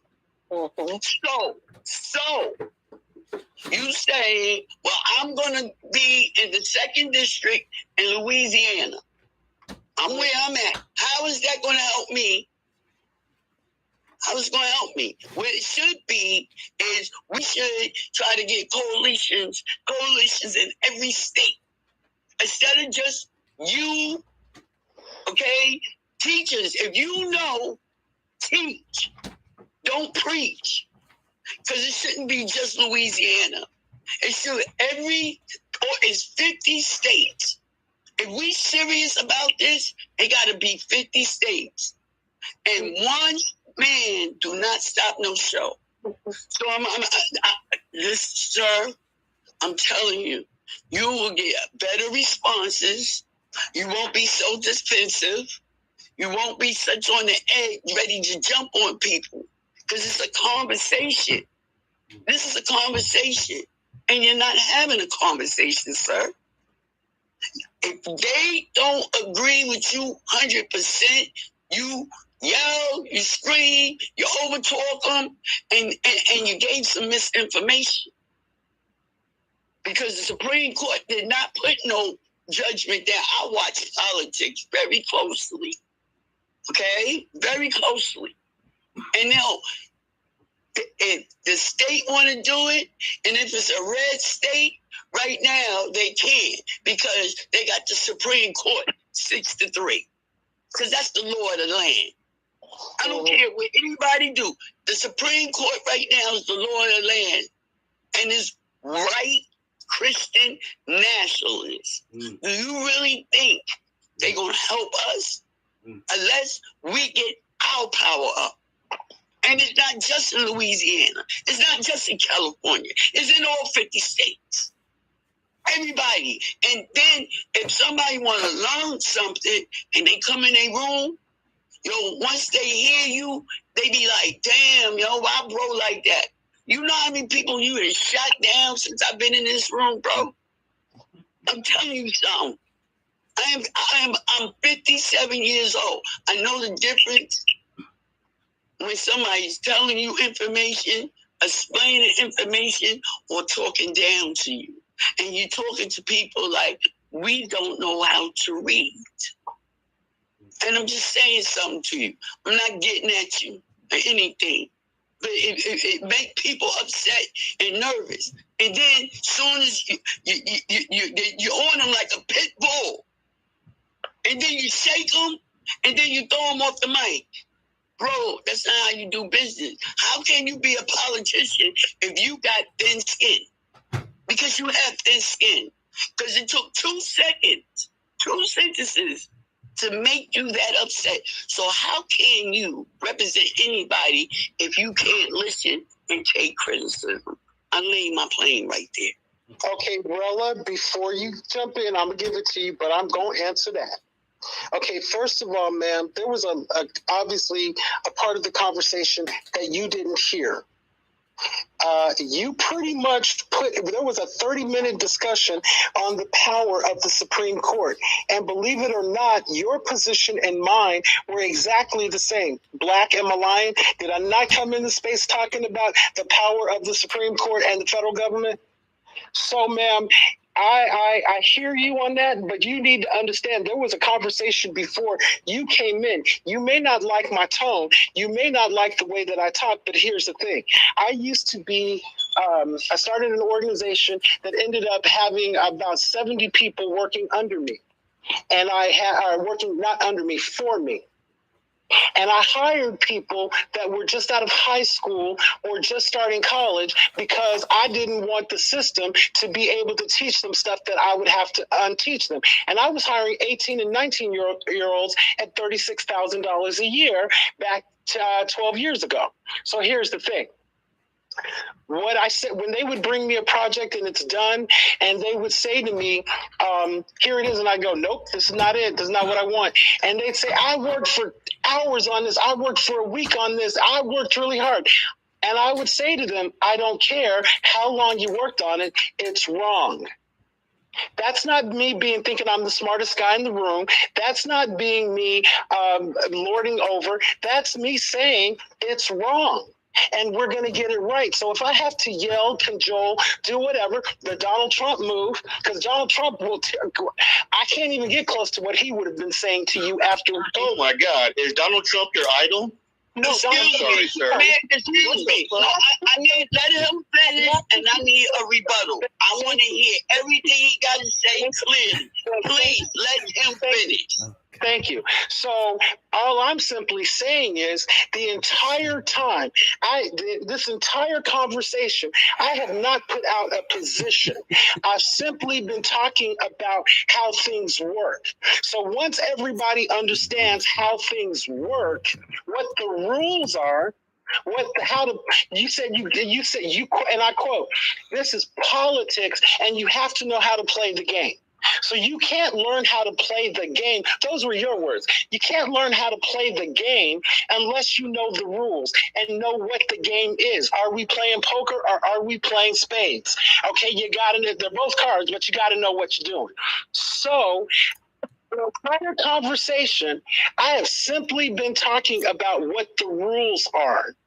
I have not put out a position except when I was specifically asked a couple of questions. I answered those. But please do not put in my mouth where I stand on anything until you understand.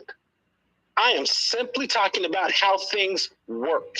Okay. So from the YouTube live, I have a request, and it goes in line with Miss Lisa, is that we don't want to be disrespectful to the people in the space. So we do want to have the conversation, and we definitely want to respect the elders specifically.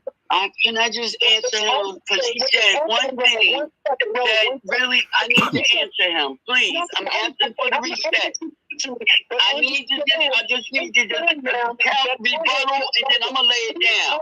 Okay, great. You just said something about Donald Trump. Black, would you make? You know what Donald Trump did to black folks? The elder thing. The union folks before he became president. 5 years. You can't be a politician and don't listen and have thin skin. No, I addressed everything. You have very thin skin. I'm listening. Listen, honey. You are playing. I'm telling you, why is he listen? I said there, I told everybody, let him finish his point, because I want to hear it. And I heard it. And then I asked respectfully to have a rebuttal, and here I am having an argument. You know what? It's late. I'm just going to land my plane. And I'm simply going to reiterate that if we're going to talk about respecting elders, please understand I'm the elder in the room. I am 62 years old. Don't sound like it and certainly don't look like it. However, I am 62 next week. So don't. And I'm 57, and I don't look like I'm 57. And you know what? It's the elder. Wait. You're older. You're not older. Black, can you please mute the room? Mute the room. Goodness gracious. Okay, yeah, let's let Miss Rella speak. Goodness gracious, bro. So I want to bring the room back into focus. And I'm going to say this because I have my laptop up. And what I do is I don't like to go back and forth and argue. I bring in facts. And I actually do some research. And I will say that all respect to the elders in the room, those who are older, and all respect to those who are younger, who are also aware and may have a lot of political understanding that maybe I might not have, and who also brings a voice to the conversation. I think this is not about ageism. It's not about sexism. It's not about in regards to race. We are really talking about lineage and legislation in regards to Black America. And so I'm going to point out that I am anti-immigration, and I will say why. Don't get mad. Only because the current situations that we are in is because you had a group of people who established the United States in 1812, who were the first immigrants of the colonies that they developed that included my ancestors who were enslaved. And so what I want to also bring into context now as we journey to today, 2022, is that this is a new conversation for people who, don't readily have the Constitution, state legislation in front of them, who aren't aware of all the ins and outs that happens in committees and voting on the local, township level and state level, and why it's important for an attorney general to be vetted so hard. I'm going to make reference to the Breonna Taylor case, because in the Breonna Taylor case, you had an attorney general named Daniel Cameron who decided to throw a case, and now the federal government has to intervene to retry not only the officers as well as more additional officer than in that case. That's just to point out how state and federal operate, and that's the only reference. Moving forward, to avoid any more arguments, this is not about your age, although we respect it. I'm going to read some things. Now, there was a bill, HR 977, the 115th Congress passed this bill, and it talks about, now this is on the federal level, remember, because that's part of the three branches. Congress is part of the three branches, which is the legislative branch. And they discuss in that about HR 977. If you guys want to pull it up on your phone, you can.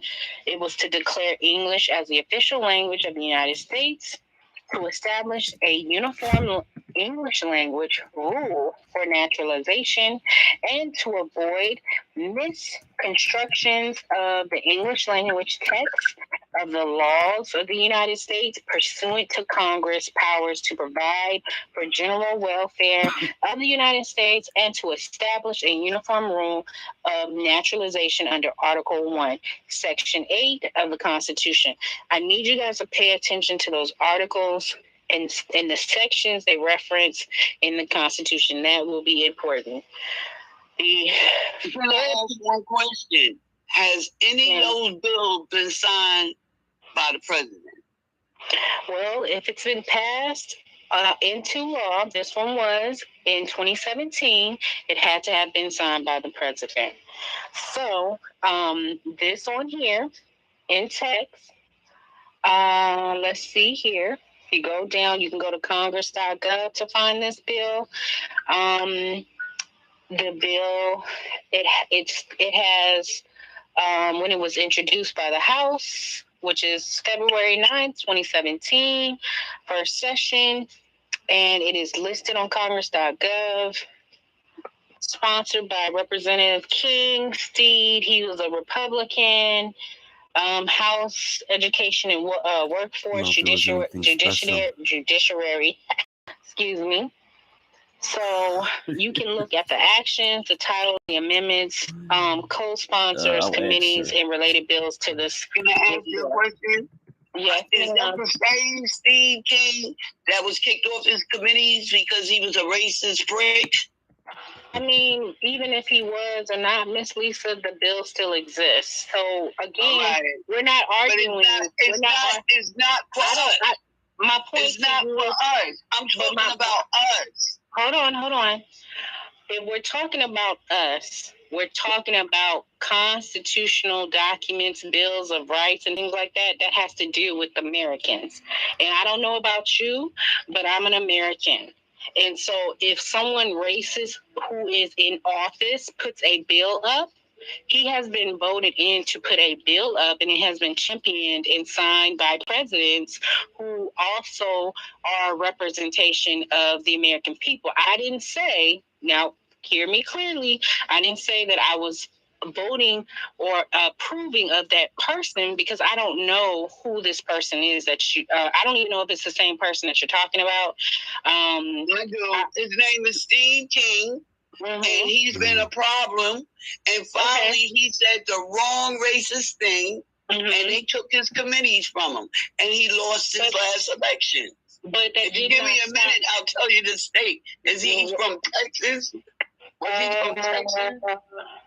This one says IA, so it doesn't say Texas. That's Iowa. That's where he's from.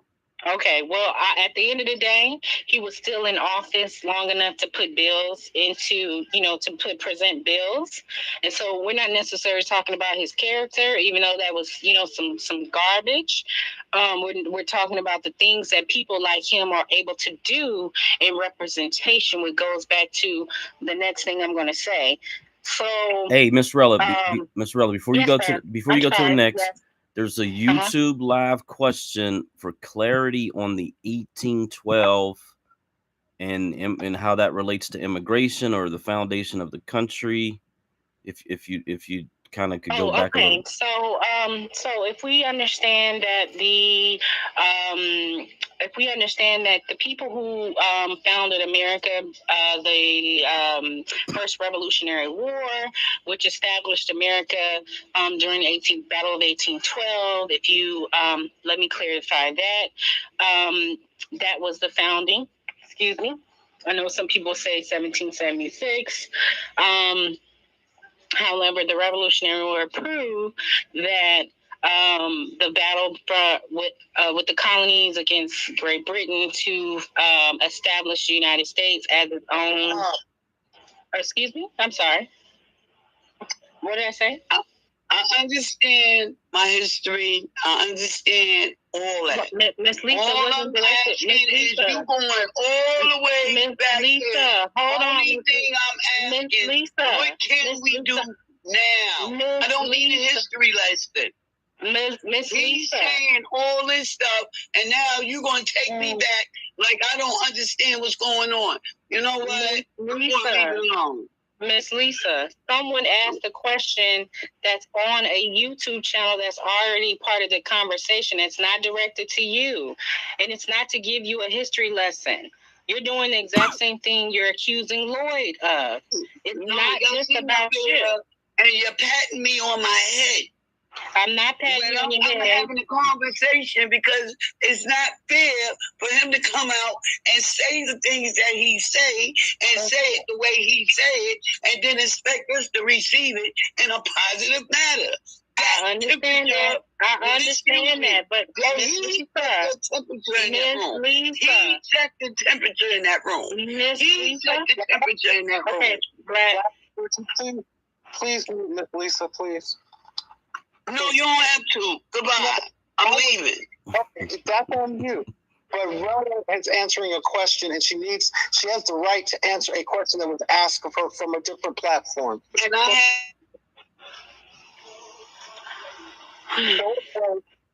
Okay, you got it, Miss Rella. You got it, Miss Rella. So hopefully I answered the question for the person who asked it on the YouTube channel. I guess back to what I was saying, I lost my train of thought. So we're going to move forward to the research that I found online in regards to, can states create a language? I think that's what state power was actually alluding to. And so let me just pull up what I found quickly. I'm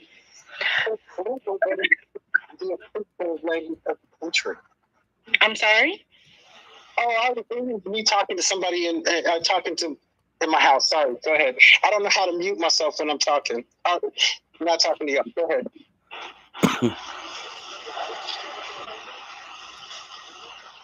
Okay. I had it up, and I think I switched to another screen. Give me 1 second, please. I have to. If you want to go to if you want to go to Miss Georgia while I re-pull this up, Black, please do, and I will come back. But again, I just want to say this before I mute my mic. The argument is not about self-opinion. We all have opinions, and I think the discussion, and it has to be a discussion, and it is a discussion on what is factual and what we can fully statistically pull from, and then we marry that with our experience and our opinions. And I think that gives room for us to have a broader discussion and try to correct maybe areas where there might be some, misinformation. And I think if we go down that route, we can avoid what we just had a minute ago. So I'm going to mute my mic, and I'm going to re-pull this information up that I found, and I will be back. Thank you.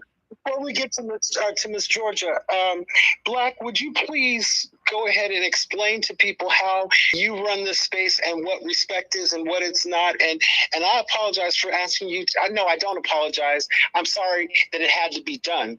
That Miss Lisa's mic had to be muted, but she. With all due respect, Mr. Kelly, most of us have been in Black spaces well longer than you. That's the most offensive thing I've ever heard of. He doesn't have to explain shit, sir. Okay. With all due respect, calm down. Calm down. I was not talking to you. I was talking to Black. But I was talking to you, sir.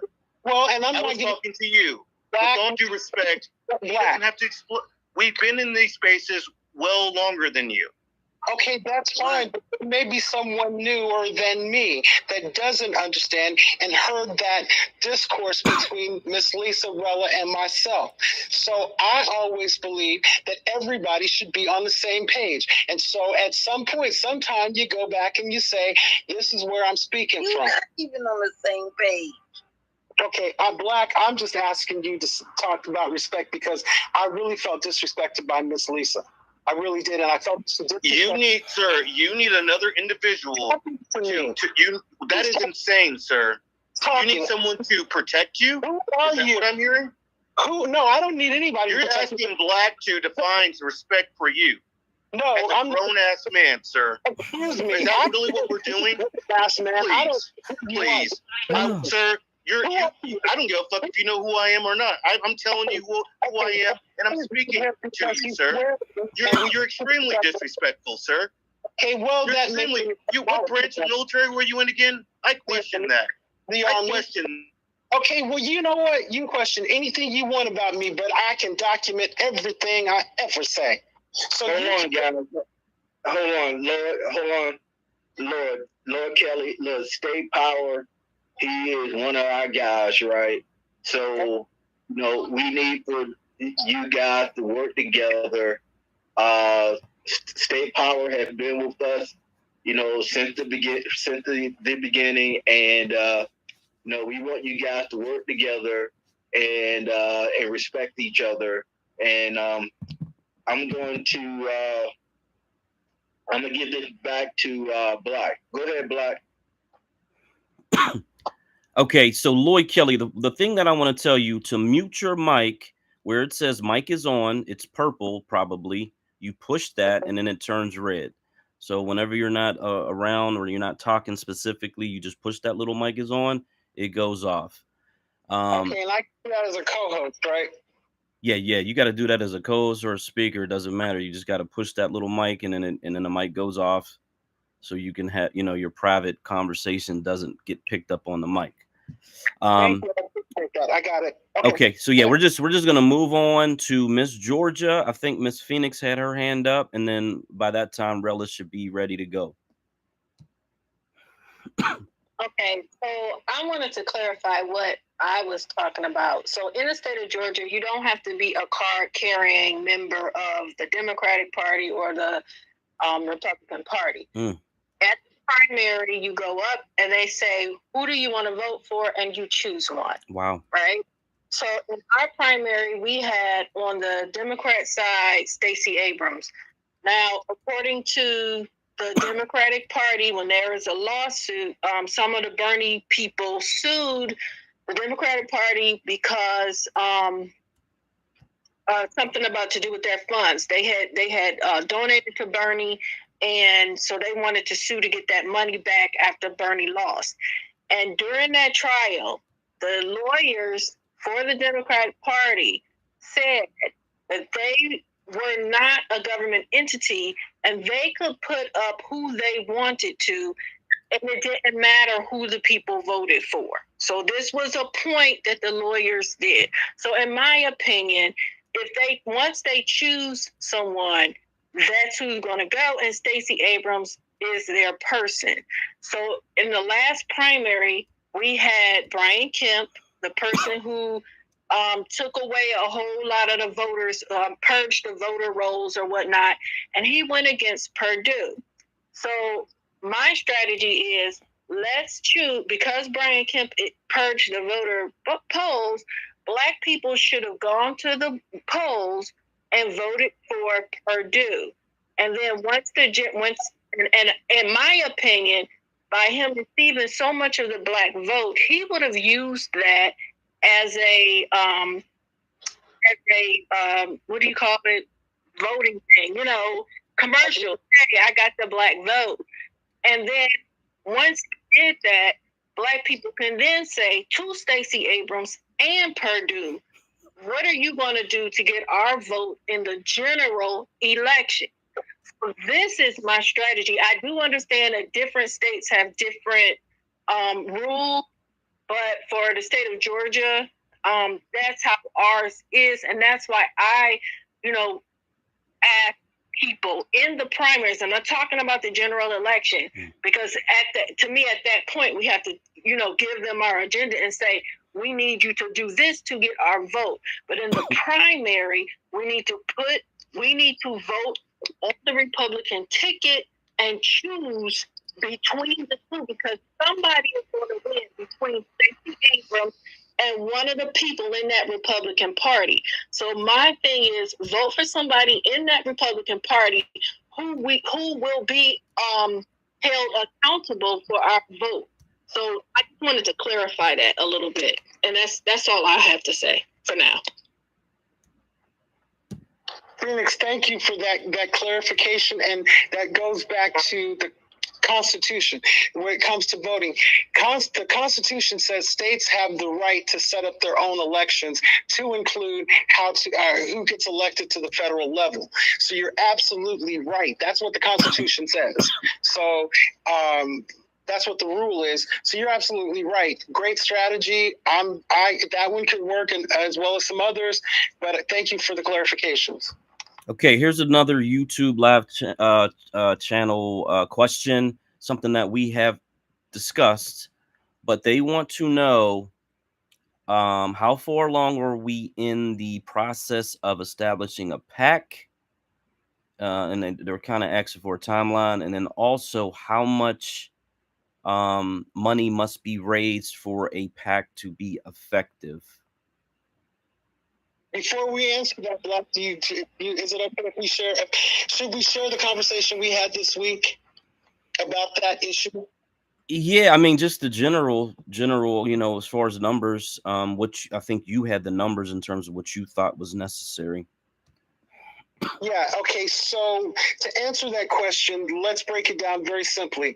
The goal is to unelect the current 55 members of the Do Nothing Congressional Black Caucus. That means 55 seats that we need to go after. I believe that we could do it with $1 million per seat, which means that we need to raise starting a minimum of $55 million, and that allows us to run the candidates. Not they got to go out and do it themselves. We would run the candidates. 55 of them, $55 million. Is that pretty clear, or do I need to elaborate? No, the other part of it was a timeline as far as establishing it, I guess. Okay, there are 48 million people, or Black people, that would be eligible that we need to donate. So about $1.30 from every one of them gets it done. Now, if you have $130, okay, you've paid for 100, and that's 99 fewer people that we have to get. But if everybody put up $1, we could do this tomorrow. The thing is, there's no platform in place to where the money would go. Where do I send my dollar to? That's what Black is working on now. It has agreed to work on. Anyway, did I say that right, Black? Yeah, no, I agree. It's important. It's vital. I'm willing to do my part in terms of trying to set it up. But I've never set up a PAC, so we need people with experience, and we certainly need to follow the FEC laws about how these PACs operate for sure. We're all here to help you. Miss Rella will be right there. She'll make sure you do it right. Okay. Awesome.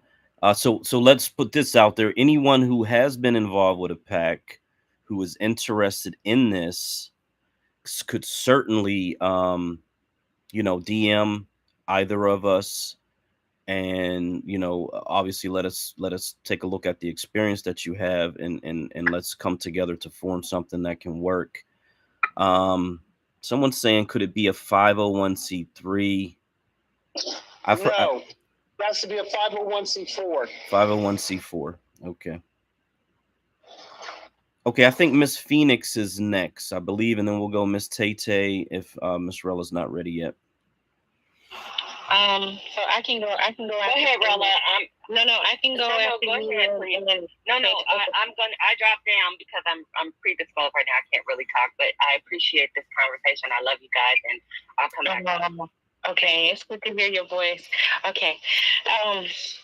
All right. So in regards to whether or not the states can actually create their own languages, there actually is no information that states whether or not states can or cannot. However, there is information that state legislation and constitutions are modeled after the federal government, which the Supreme Court is the highest court of the land in the land.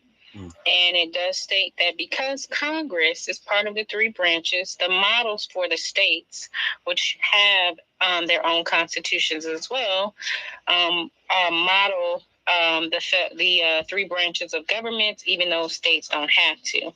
Now, I think to State Power's point that there are states that are predominantly occupied by other groups, they probably are pushing legislation or have passed it because they had representation and no one to actually challenge their position as far as American citizens to stay whether or not the validity of a language for a United States representative state has the right to have an official language other than outside of a U.S. naturalized language.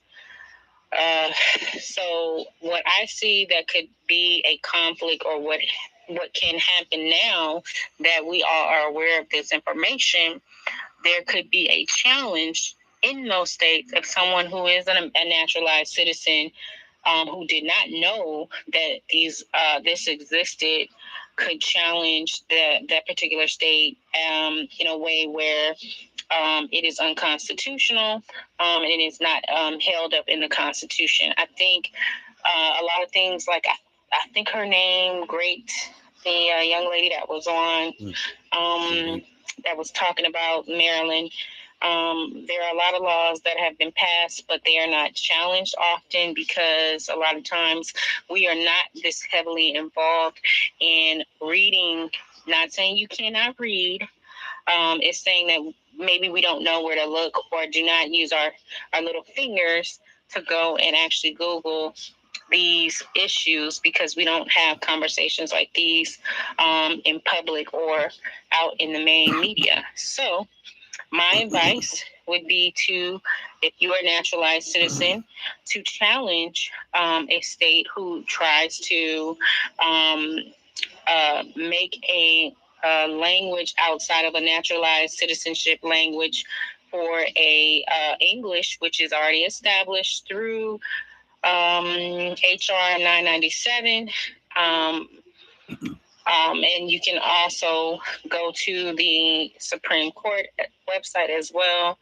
And you can also probably either put a petition in or a complaint or inquire about how to do that.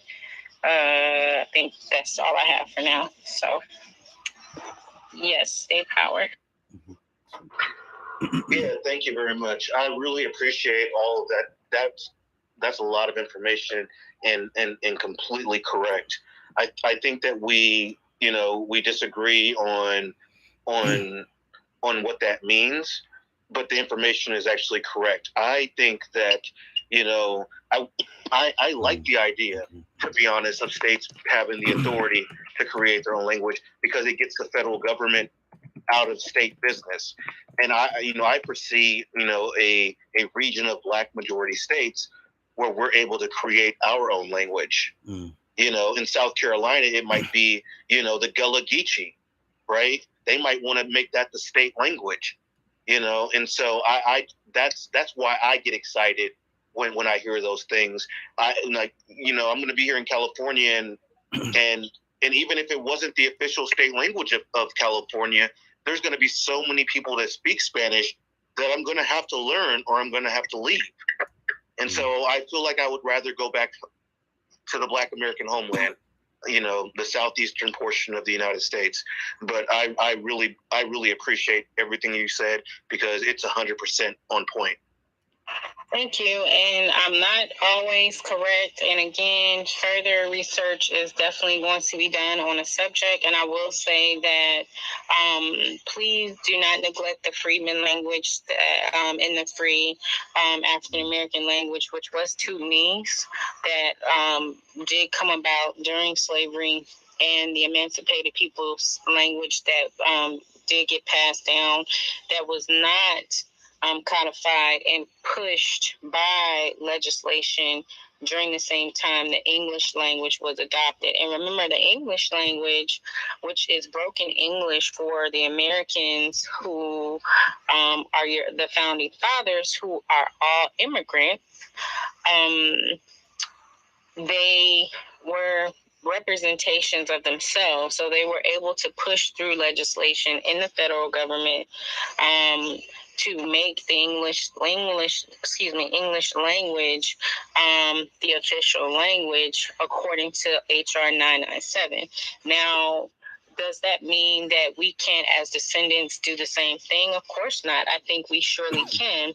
I think we also can have the discussion about in a Black majority state what that looks like under the state constitution, as the state constitutions do model the federal government in the three branches. So I think it's just more information just to add to our arsenal, and how we go about using that is important, and also to help eliminate a lot of arguments, I think, with having newfound or undiscovered information as we go about re-indoctrinating or unindoctrinating ourselves from things that were not taught, but opinions that were forced on us. So I land there, and thank you so much for allowing me to speak. Well, before we go to the next person, I need to jump in here to Rella's point about the arguments. I need to say this to state majority. I think that's who it is. Okay. Anyway, the reason I asked Black to reiterate was because I asked him earlier in the week to host this space. So this is his space. Sir, this space is done weekly. What are you talking about? I need you to stop. Please. Okay, no, please, sir. I've listened to you. We want the same thing, so we're going to find a way to work together. That's going to happen. So the way to do that is to understand each other. So I'm letting you know that I'm respecting Black space by asking him to do something rather than taking it on myself to do it, because it's not my place to do it. Let me tell you this right now. You should ask Black how much zero respect I give for liars. Once I identify a liar, I have zero respect for you. I need the room to understand that. You're a liar, and I have zero respect for you. Nothing that you say is valid for me, sir. I don't even believe that you were ever in the military. I question your service, sir. Do you want to see my DD-214? No, I don't want to see shit. I question it, though. I do. So that tells you I got an honorable. And here's the thing, right now, no veteran says that. No veteran says that, sir. You're so off code from veteran communication. You are a fraud, sir. You're a fraud. Fraud. Come after me, whatever, any way that you want to. We call that stolen valor. That's actually a federal crime. You want to still continue, sir? It's a federal crime. It's called stolen valor. Are you a veteran, sir? I can promise you this. You can promise me what? That you're a veteran? I can promise you. You know it's a federal crime because veterans have legal status. You understand that, right, sir? Are you masquerading as a U.S. veteran, you liar? Whatever you want. But here's the thing. I know that I'm not a liar, and I don't care what you say. You, on the other hand, should be very concerned about what I'm going to say about it. And here's the thing. You and I will find a way to work together because we want the same thing.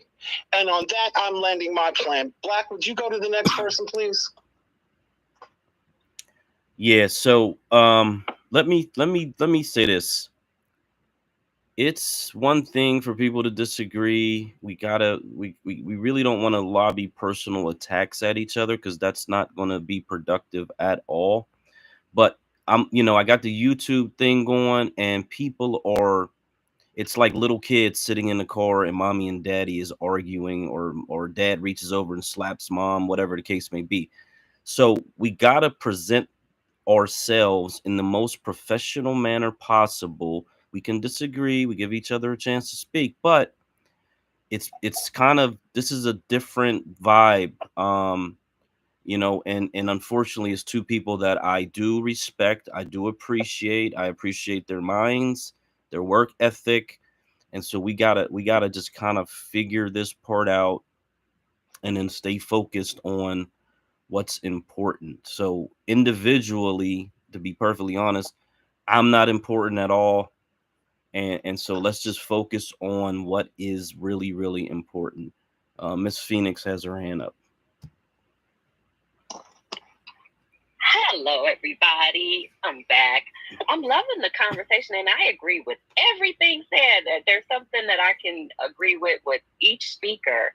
And I love, Sister Rella, I love you bringing up the point of the Constitution and that how the federal laws trump the land, whether you have state language or not. And so, and I love, Mr. Lloyd, thank you for your kind words. And I also love the PAC and the idea of $1.30, you know, for, you know, every citizen, you know. And I think that when you break it down like that, that is so doable. And to state power, I love your ideology about that and getting everyone into, you know, our own states and Black state majority and that. And now I do want to add to a little bit to everything. So with our rights, with the state having the right to, because you know, I'm taking it as a Californian and I just see it happening, and it's going to happen everywhere. You know, it'll happen in Texas, it'll happen, you know, anywhere that there's a big majority, even in Florida, you know, a big majority of immigrants. I just think that we, to Mr. Lloyd's point, that we have not, and I think this is where he's going with the lawsuit, which I love. Like, we need to sue everybody. And in addition to that, not a but, I think that we forgot about using our civil rights, that the things that our people fought for during that era, which is discrimination, right? Based on, you know, race, color, origin, and all of those things. So we are being discriminated against with the fact that we have to know Spanish. Yes, we know that the majority of the people that are there in certain regions of California speak the majority of Spanish, but it's not fair to us as citizens to do that. So that is a Supreme Court case. And it can be, and it should be applied everywhere, as to Sister Rella's point, and bringing up the documentation and the bills that defend that. Like, despite, you know, whoever's on the Supreme Court or whatever, the Constitution and the laws are in place, and that's the argument and the challenge. We will not be pushed out by illegal immigrants and people that illegally they're getting legal rights. No, and no. We're not standing for that. We've been quiet on that, and hey, that's okay. We're awake now. So we have to start moving on that stuff. And so those civil rights that our people fought for are still in place, and we need to use them. We need to use them and continue to use them on our local levels and on our federal level. There was another point I was going to make, but I lost it.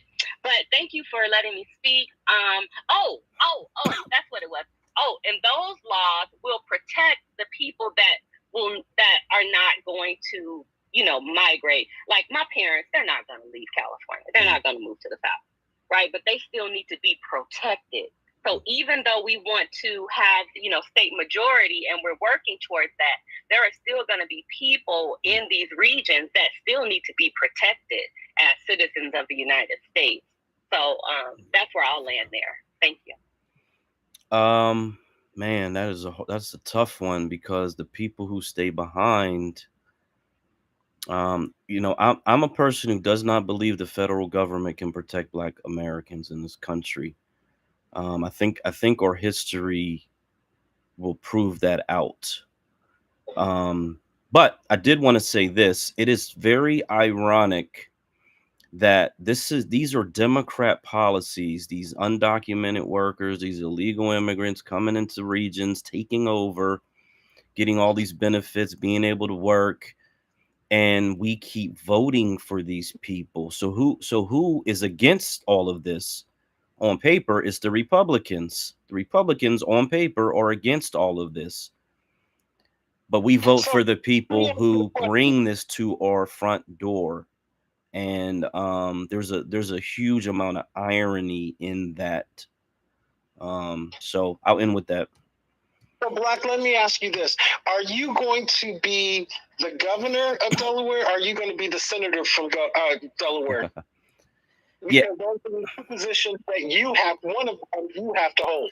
I was asked that before. I have no desire to be a politician, quote unquote. But I do have the desire to see this through to the end and to do whatever I can do to help those who want to be in those positions. So that's where I stand on that. Call up the next person. I believe it's State Power.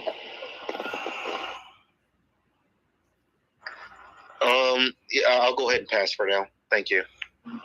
Okay, so what I will say to Phoenix's point, civil rights acts of Congress were definitely something that actually had a lot to do with American descendants of freedmen and free African Americans, or as I like to say, Afro Americans.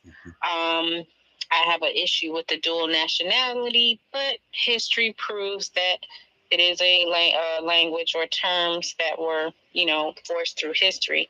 I wanted to backtrack just for a second and why I mentioned 1812. So the Revolutionary War essentially was about America and Great Britain. However, if you look at the Revolutionary War, the people who migrated to this land, who were the founding fathers and established America, were immigrants. And they were fighting their own people to be free of having to pay taxes to Great Britain and be under the rule and control of Great Britain. Thus, fast forward to the emancipated slaves and us actually having to try to fight and do the same thing. If you do not know who the original 33 were, as well as people like Frederick Douglass, who were in legislation, who were slaves who either fought for their freedom or had to pay for their freedom. There were senators, governors, people who were in representation for our people then, who were literally massacred out of government. And the reason why I bring that up, that goes back to Black's point, and people who have a problem with being in representation or running for office because they don't understand. I shouldn't say you don't understand. What I should say is the proper term is you fear that anyone who looks like us, black faces in high places, will not seem to make a dent in government, federal or statewide, because we are not the majority, which goes back to state power's point. However, I would like to reference the multiple Civil Rights Act bills, if you would go and look them up. Starting back in 1866, there was a Civil Rights Act of 1866, Civil Rights Act of 1875, Civil Rights Act of 1950, 1960s, and 1964. And of course, the Voting Rights Bill that's always on the books and threatened to always be overturned and not, reapproved by Congress is 1965. Then you have the Civil Rights Act of 1968. And then, of course, so on and so on. And the reason why I bring that up is because representation matters. The mere fact that we have been massacred to oblivion, our trauma keeps us from crashing the boards. And you'll hear me say that a lot, crash the boards. I'm an ex-athlete, I played varsity football, volleyball, and I ran track. And what I will say is crashing the boards in basketball is on a defense. And you have to be able to have representation on defense in the sense of the political scheme of things, of getting people who outnumber the majority in both the state, local, federal level. We don't have that, which goes back to state power's point. And so a lot of bills that have been passed, we won't see the fruits of what they could have been for our people because we do not occupy any of those spaces. Unfortunately, what we are seeing is a number of immigrants who have come in and they will run for office and they are in positions of state, local, and federal positions where they are actually making moves on this chessboard for their groups in particular. You might not think they are, but they are. Every group has a position to play for their community, and they're always going to use whatever that is.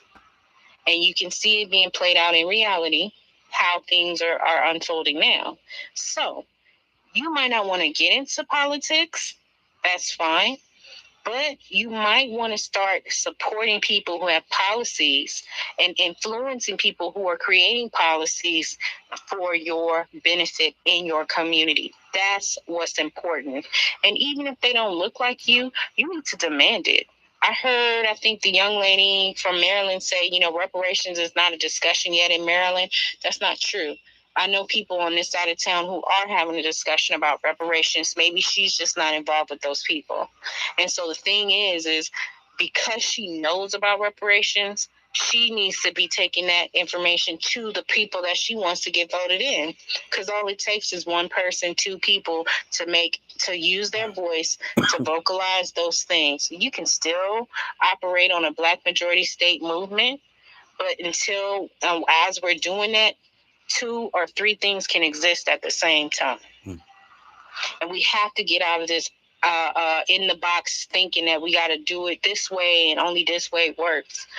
Simultaneously, and I said it before, centrifugal force of multiple things have to be happening at the same time. Why that's important is because we are so behind economically and the gap is so wide, and COVID has exacerbated that to the point where if we do not do multiple things at the same time, we might not exist in the next 5 to 10 years. Well, can I just jump in here? I want to go back to your athletic analogy. So here's the way the game has been played so far. Let's say that we're the white folks are the home team and we are the visiting team, and we have to come to wherever the game is being played. So the sheriff gets with the coach of the home team and says, okay, they don't come to the game. Make sure they don't come to the game. So then the sheriff then arrests everybody, stops the bus and says, y'all had a broken taillight, so all of you are being arrested, so we can't get to the game.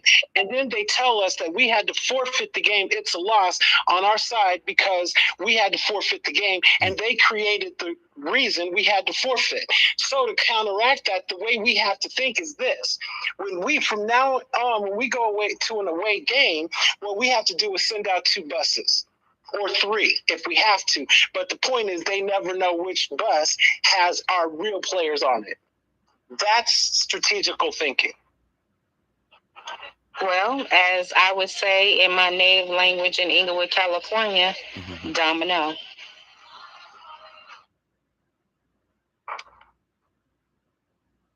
Black, who's next?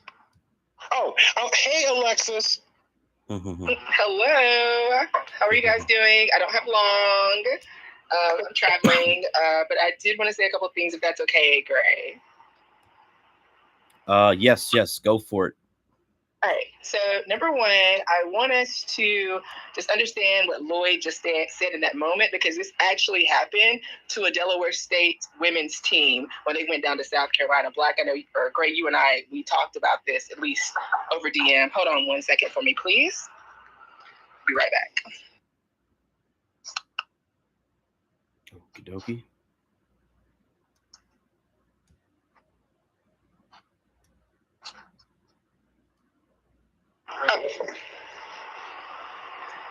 Okay, yeah. So anyway, the other thing I wanted to say really quickly was the black team coming from Delaware State University, Lloyd. Delaware State University down to North Carolina. I want to make my second point because I have to run. Okay. It is that, remember, everyone doesn't have to move to Delaware, but senators can have an effect on the entire nation. Mm-hmm. If you will understand what Mazie Hirono and Tammy Duckworth did with the Asian hate bill, but let's not forget what Carol Moseley Braun did when she was elected from Illinois. I don't remember the exact thing that they had to re-vote on every year, but it was something relating to the Confederate flag. And she was like, hey guys, let's not do that. And they did not do it. So senators and people in the House of Representatives can have an impact on people that don't live in their states. They're liable to their electorate. If their electorate is highly freedmen, then they're going to do what the freedmen say, and they can do things for freedmen all over the country. I have to go now. Thank you all so much for your time. Bye, Alexis. Safe travels. Take care. Okay, I think Miss Phoenix is next with her hand up. Hi, you guys have to pass on. I too am doing multiple things at one time right now, so it can be done. We can walk and chew gum at the same time. We can do 3 and 4 things, but love you. I'll be back. Thank you so much again. Okay, thank you. I'm trying to see if Miss Great Ape is in the room. She is not, but she posted something. She reposted something, and I wanna actually read what it is. Let me pull it up here. And this is universal, right? This is a universal tweet about, I guess, half of Biden's security plan. So she says 6 million Americans are behind on rent, with the estimated burden being 15 billion, which is a very small number, but she's saying correcting the housing insecurity the pandemic left us would be less than half of Biden's security plan. But that's something for people who are facing, this rent crisis that kind of have been facing for a few years now. Excuse me. I know people are facing evictions now because the moratorium on evictions is gone. We got the rising rents all across the country. So that was one issue. That's a $15 billion problem, is what she's saying, which would be pretty simple for the U.S. to solve. But this one is a little more interesting.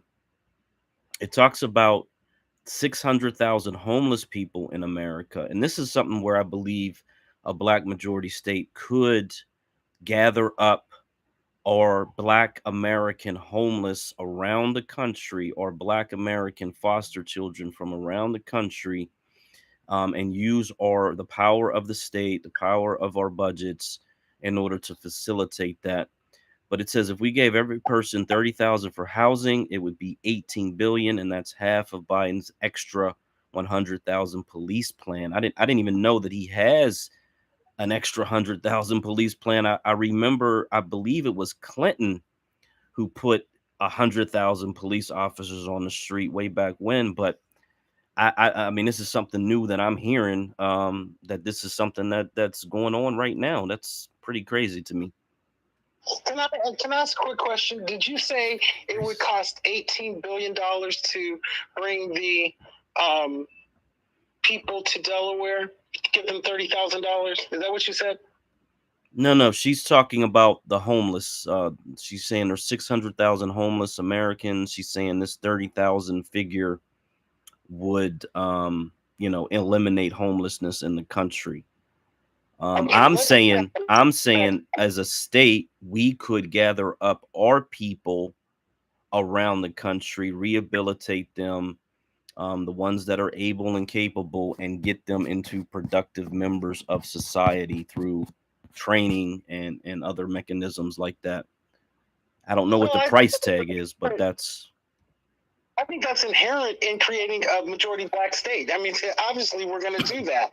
But the thing that I want people to understand is that $18 billion is literally $600 over $600 per Black person in this country, and that means that if it was paid over 5 years, it'd be like $12 a month that we could raise the $18 billion ourselves.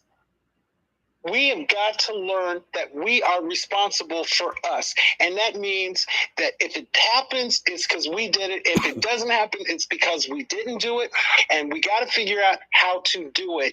And we have to use, to Phoenix's point, or I think it was Rella's point, we have to walk and chew gum at the same time. We got to do multiple things at one time. I cannot agree with that statement more. And I agree. And so what I would say to the young lady who posted about the homeless in regards to Biden, which I can see that because we don't really know the extent of, Biden's 27-year or over 27-year career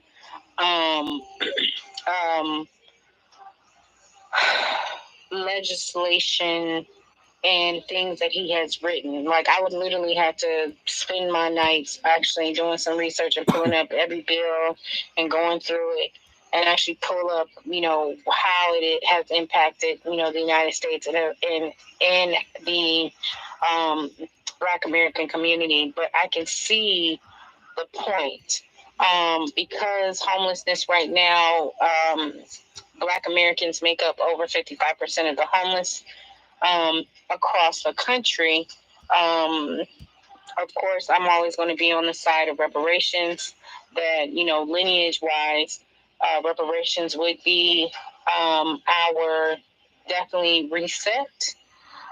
The other thing also, I do agree with the other side of the shoe is actually just trying to prepare and doing things like, I can say the one thing that I'm doing is trying to raise the funds for becoming a real estate appraiser in areas where we do not see ourselves actually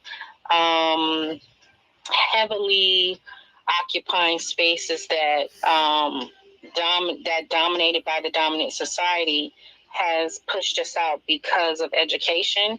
I think we need to really pinpoint what they are in each industry and go after them. We know the beauty industry, which is $1 billion, going to be $1 trillion industry within the next 2 to 5 years, and we know the second biggest industry, I think, is tech and green energy. And we can go down the list and look at what is the position of our community in those industries and how that would impact, a Black majority state, as in reference to Delaware. I think we should be able to get those statistics, but also pinpoint, okay, these are jobs that we're going to need to set up. And again, I don't like to try to give all my strategies and ideas out, but this is why it's so important. Okay, you said that you are trying to raise the funds to become a real estate appraiser. I understand why you want to do it. I get it. It's necessary. We need it. So you don't have to defend it. Here's the thing. How much do you need? It's $1,900. Well, DM me your PayPal stuff. I'll put up the first 50. Who else will help this girl get this thing done? Because we need to know the value of real estate. We do. We own already. We have an inventory source. So who's one? Well, so it's not to say that to actually solicit funds. It's to say there are specific industries like the real estate industry, which would affect the people moving to Delaware if we do not get people in positions to prepare to receive folks into those spaces.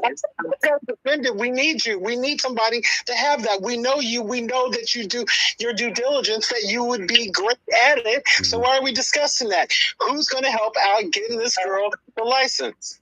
Okay. So, thanks, Lloyd. That was awkward. But I will say that the biggest thing is it's really, I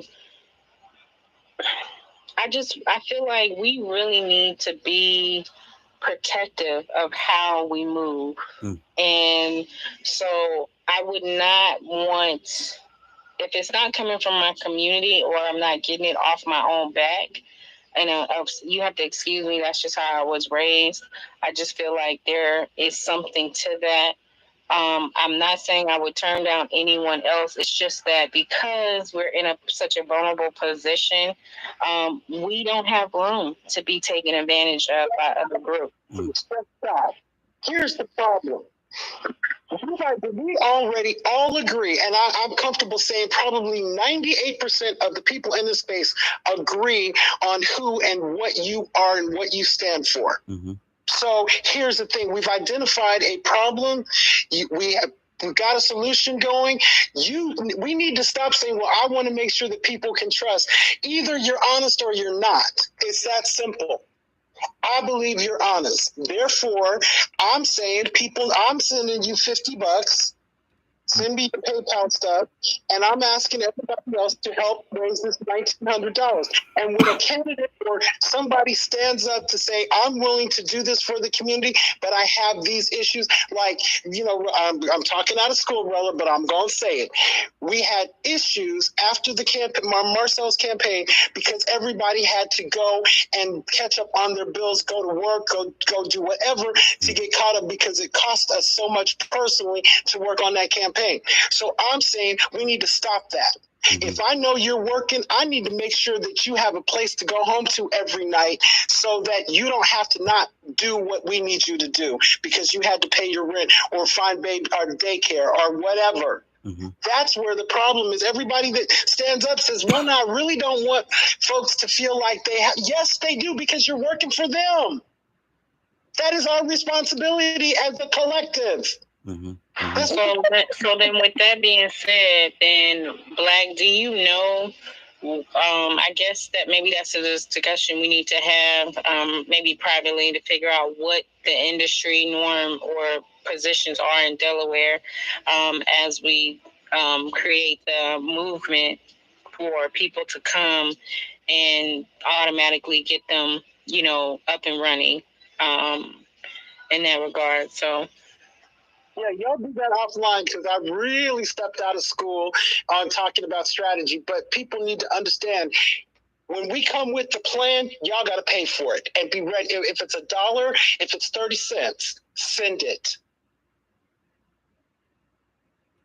Yeah, I got 100 on that appraisal thing that you want to do, but I like the dollar thing. I mean, that we had a conversation, so. I'm someone who's very firm that 10% or less of any population is going to be active. I don't do the 100%. And it's not just because it's Black Americans. It's no population does 100% of anything. It's usually a smaller percentage that's very active and they can help move the 90%. But I think we got to be a little more realistic on who actually is going to participate financially and otherwise. I don't think that needs to be an argument. Here's the thing. The numbers say this. If there are 48 million Black people in this country, you said 10%. So if 4.8 million people put up, let's say, $15, we would have 60 million. We only need 55. Yeah. So we even with the scenario that you gave, 10%, we can do it for $50 a person. We can, and I would say that we can also do it like not necessarily as a SUSU, but we can put it up as a development per industry. If there's 50 states, we are operating in a Black majority state where we would need a total of 50 people to get their appraisal license, then we would just divide it amongst them and actually get 50 people their license. And there you go. We would have 50 more, Black Americans, American descendants of freedmen who have their license. Here's the thing. We need 55 million. We've identified 60 million, which means that we have 5 million to get those licenses. Yes. So I'm just saying that we just have to say what we need, and then not say what we can't do, but figure out how we can do it. Again, Black said he only believes 10% are going to participate. That's fine. The number that 10% need to send is $15. The problem is they don't have anywhere to send it yet. Black, when are we getting that set up? What's the timeline? That's a great question. Let's get together and make it happen. Okay, my brother, confidence out there. Yeah. Hey, Lord, I have a question. This is Frederick. Hey, how much do you think it would cost to set up a political party? I'm thinking it would cost at least $10 million. You think so? I don't think it's that much because I've been following a lot of these different platforms. And wait a minute, hold on, Lloyd. And I want to say that I think the young guy Jay Morrison, and I'm not advocating for him or not, but I think he had a discussion on going to Congress and actually petitioning to set up a third major party. I've always been for a third major party. However, looking at the fact that people actually invoke the independent party as a third major party, it's too easily to be actually consumed because people who used to be Democrats or Republicans can now run as independents and still push their agendas as their prospective Republican and Democrat ideology. And so I think, honestly, we need a fourth major party that becomes a third major party. And I'm for it. I would definitely love to do more research and actually put that on the docket for the Black majority state to consider pushing for legislation to actually invoke a third major party on the books. Okay, let me jump in here on that point. I don't think that anybody disagrees with the idea of having a party made up of Black and or freedmen people. I don't think we disagree on that. What we've been talking about is how do we do it and when do we implement it? I say get the state first, get several states, and then we become a party. Black, can I talk about what we talked about in terms of the PAC this week? Is this an appropriate place to bring that up? Yeah. There was a question asked about establishing a PAC. So, yeah. So here's the thing. We established the PAC. And by establishing the PAC, we raise the resources to do whatever we need to do. It doesn't become an issue of, well, let's raise money for this and then start another thing for this and start another thing for this. When let's say you're going to build a house, right? And you don't go buy the furniture and put the furniture on the land before you've built the house. You build the house. You don't build the house around the furniture. You build the furniture around the house. So we need to build our house, and the house is the PAC. So we've come up with, Black, I love this title. I'm think about this. National Freedmen's PAC. What do you think of that? Yeah, I love it. Let's put the word Black in there though, because I mean, there's some people. There's a large part of our population that has never even heard of freedmen. To be perfectly honest, that's our job to educate them. Once people understand the difference between race, base, and status, then they're on board. The problem is they don't understand what it means. Okay, so National Black Freedmen. I think that works. If you do Black, the Supreme Court is coming after you. They've already ruled you can't do anything that can be considered race-based. Are you saying no? There's got to be Jewish PACs. There's got to be Latin PACs or whatever. I don't think that applies to that. Here's the thing: the best fight that you will ever be in is the one you don't have to have. So here's the thing. If everybody gets caught up on titles, it doesn't matter what you call it. You call me anything, but you better call me smart. I can be anything you can call me anything you want, but I know who I am. That's why I don't care what we call it. But if it's going to be a fight because we put the term black in there, let's not have that fight, because we can educate people on what freedman means. And they will come along because they're like, oh, I didn't understand freedman meant that. Well, hell yeah, I'm a freedman.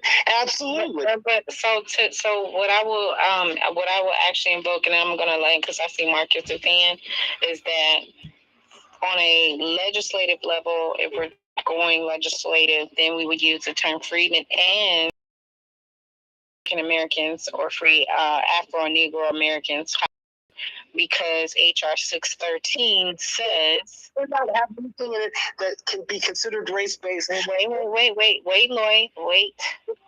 HR 613, which was passed by the 39th Congress, already defines federally what the terms are federally. There has never been another bill passed, which is why freedman is a legislative designator for the emancipated and as well as free African Americans or free Afro Americans, like I say.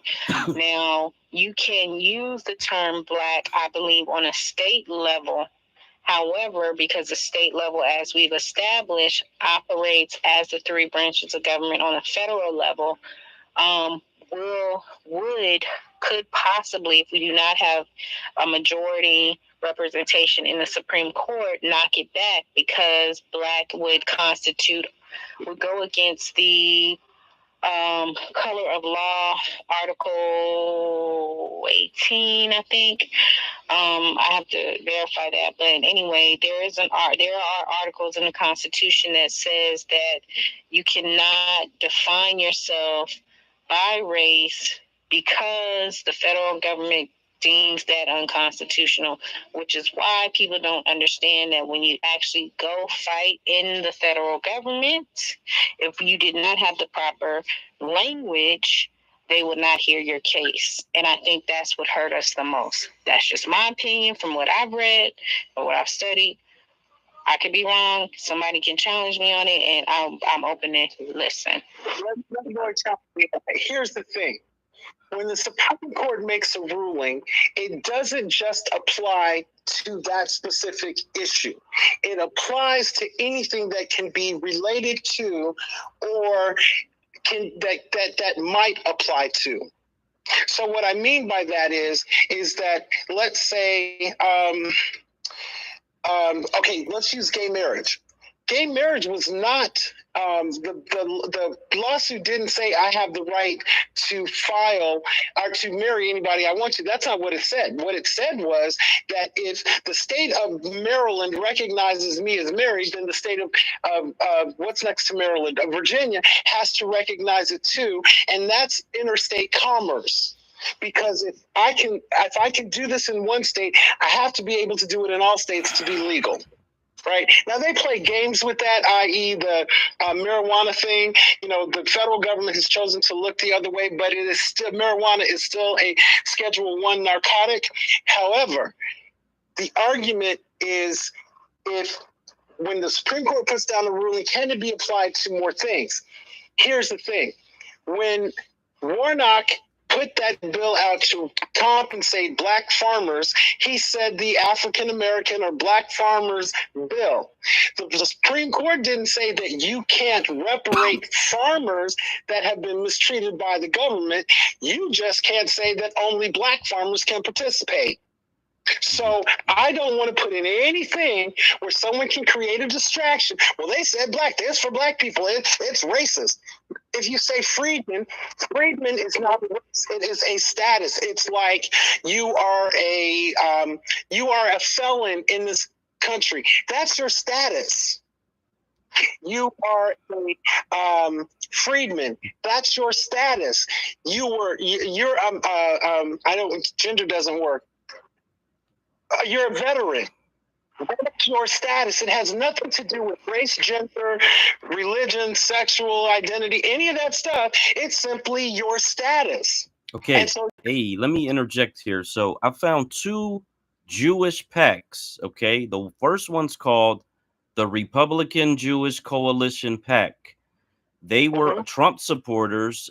I'm looking at a picture of a yarmulke that's red, and it says "Make America Great Again" from a Jewish.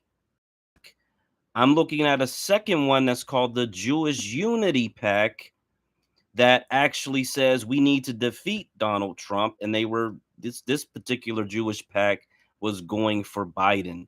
Okay, so in terms of these packs, you can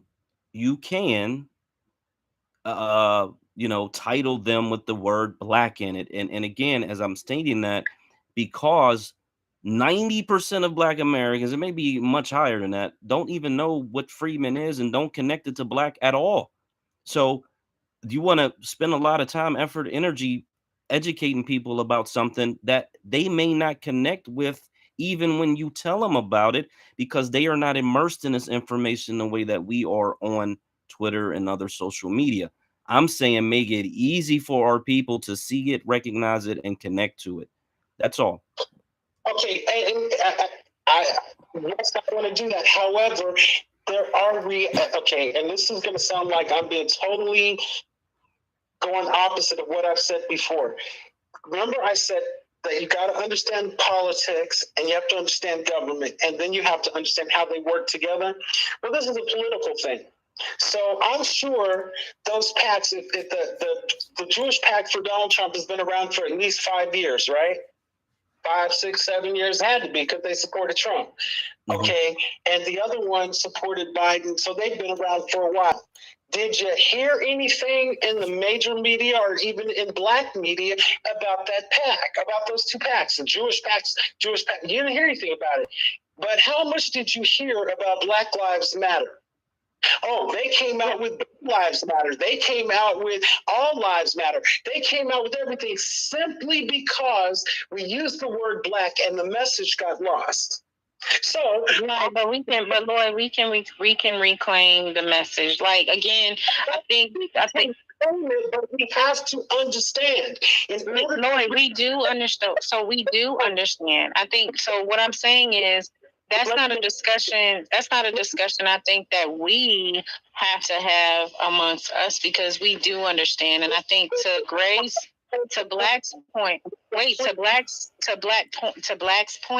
is that in order to bring more bees to the honey, we give them what they already are used to, and then we tailor the conversation with new education and information, and you slowly feed them the proper and the right information.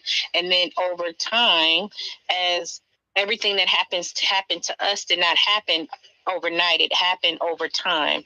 And so I think we have to give ourselves some grace to relearn, to unlearn, like I said earlier, unlearn things that we were taught or were not taught, so that way we can digest the proper things and give people a foundation to work with. And so if Black, American Negro, Freedmen, people like, that's why I don't argue with people on whatever they want to, delineate themselves to.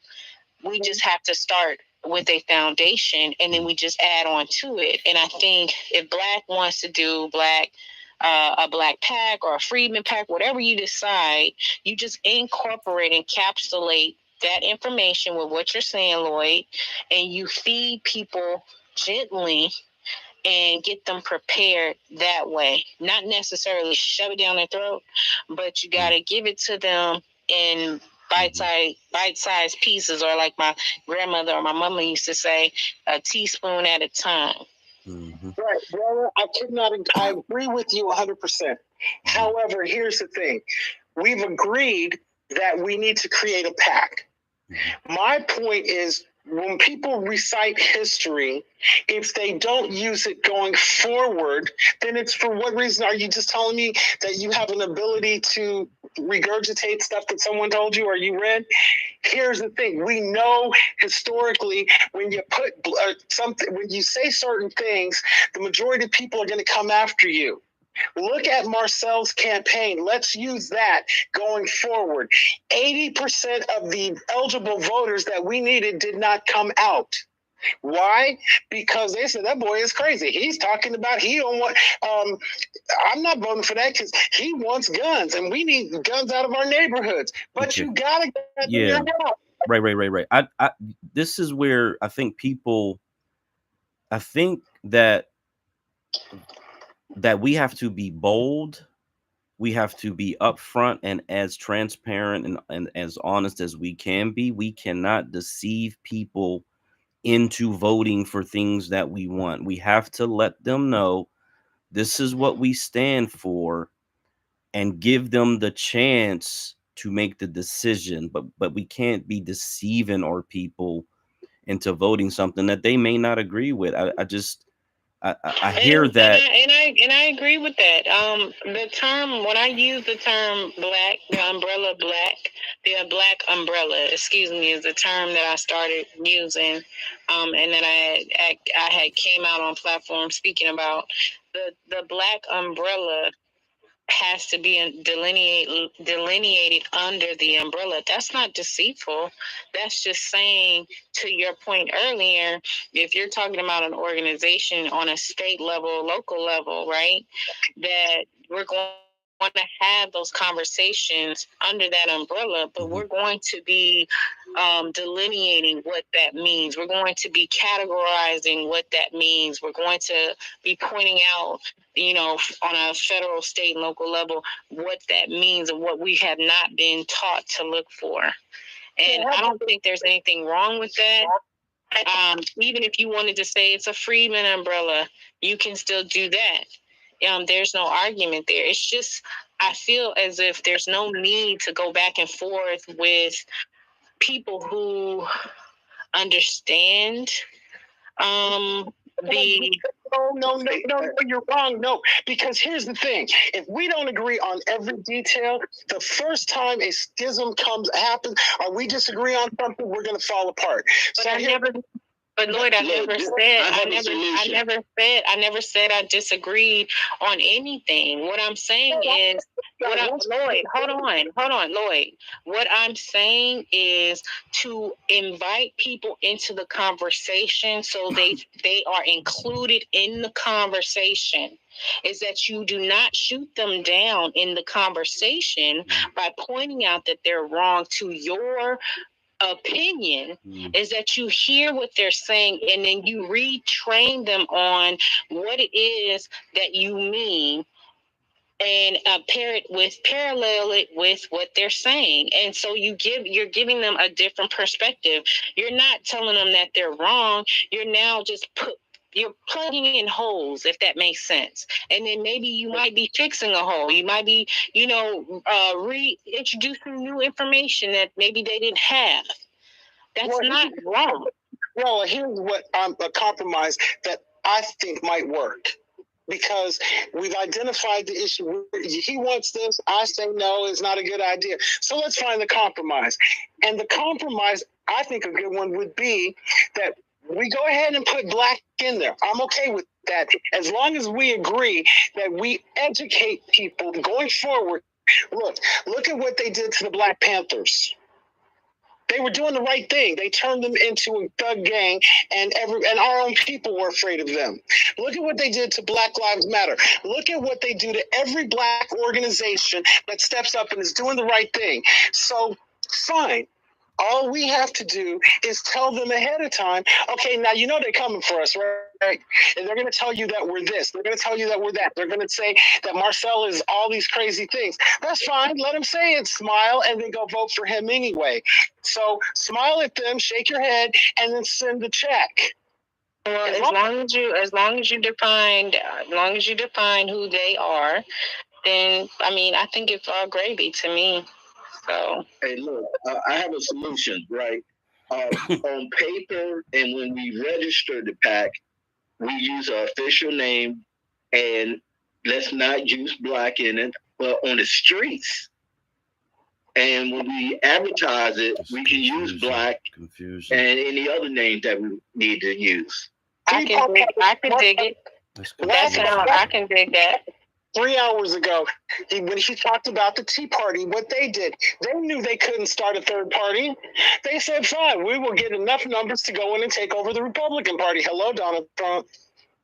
Right. The Republican Party is the Tea Party that was running around here crying. But remember, the Tea Party also infiltrated the Democratic Party, and people don't talk about that.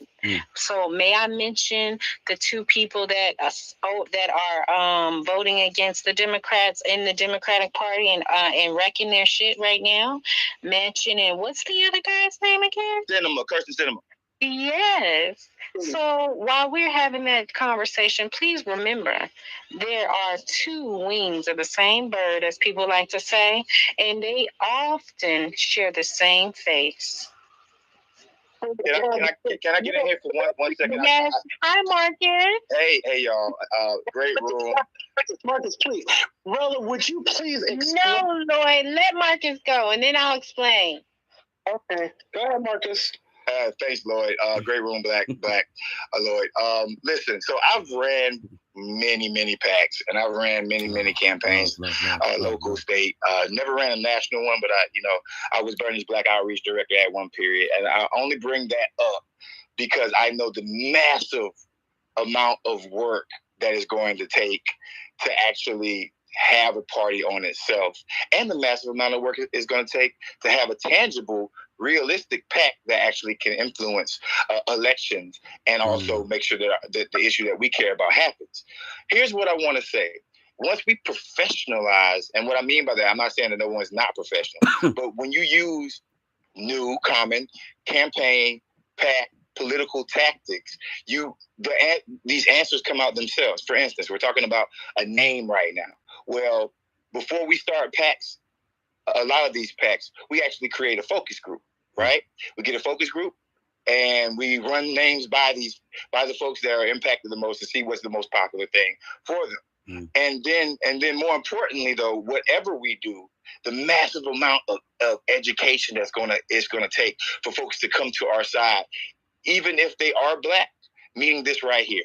We're gonna need a round of mailers. We're gonna need a round of polling. We're going to have organizers in specific cities and states, bringing folks to the fold, right? And all of that stuff costs money. We're talking about $10 million nationally. I'm talking about $10 million per region of the state. It's going to take that kind of money to actually educate a populace of Black folks within our own neighborhoods. So I just want to make sure that we kind of sort of step back a little bit and look at how we actually get things done. That's why I love this room, because that's what we're doing. But focus groups mean something, right? Being able to put a commercial on television during election season or off cycle, right? Where folks aren't paying attention. Getting folks to a building to actually have a meeting in a city like Miami, Jacksonville, Tallahassee, Atlanta, and talking about these issues. All of that takes money, and all of that takes work, and all of that takes volunteering, right? Wow. And where is our email list, right? We're going to have to create an email list so we can get constant donations coming in a legal fashion that actually pushes our issue. So I wanted to bring that up because some of these things will answer themselves as we move forward and as we sort of get a PAC going and professionalizing how we affect change. I land my plane there. Oh, no, before you land, hold on.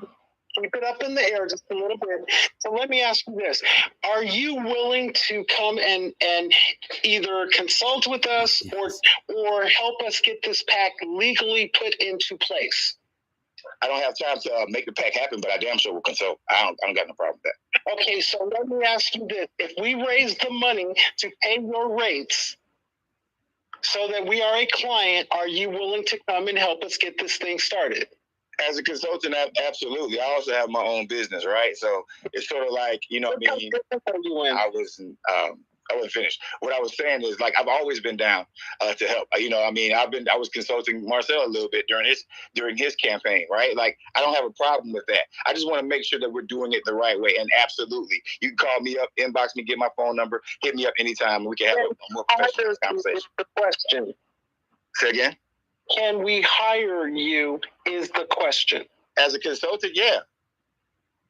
Okay. Okay, I have a... Let what do we have to do to get I mean, here's the thing.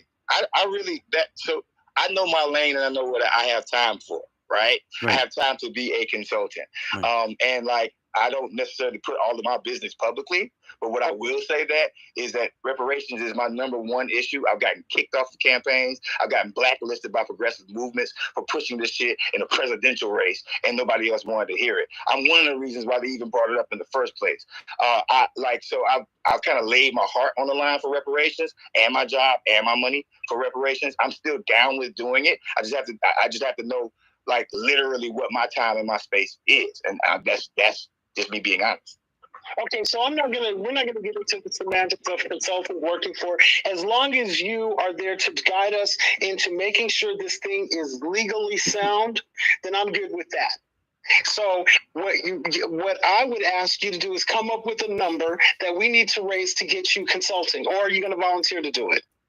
I'll volunteer to do it. This is what I do. Like, you know what I mean? Like this is my point right here. I'm available to help, just like I've helped neoliberal shields in the past before I realized and saw the light, right? Like, but this is why this room is important to me. That's why I came here, because I actually need to see more people talk tactics and talk professionalizing this thing so we can actually get things done. So with that being said, Lloyd, hold on. Lloyd, slow down. Marcus, when we actually have our meeting outside of Twitter, I'll be sure to reach out to you, invite you to the meeting. It will be private. And so we don't talk strategy on social platforms. If anybody has followed me in any of the spaces that I posted, I really try to stay away from talking strategy. With that being said, all the questions that we have from Marcus can be answered when we host our first official private meeting, and we'll make sure he is in attendance. So that's all that. Thank you. Okay. I have a question though.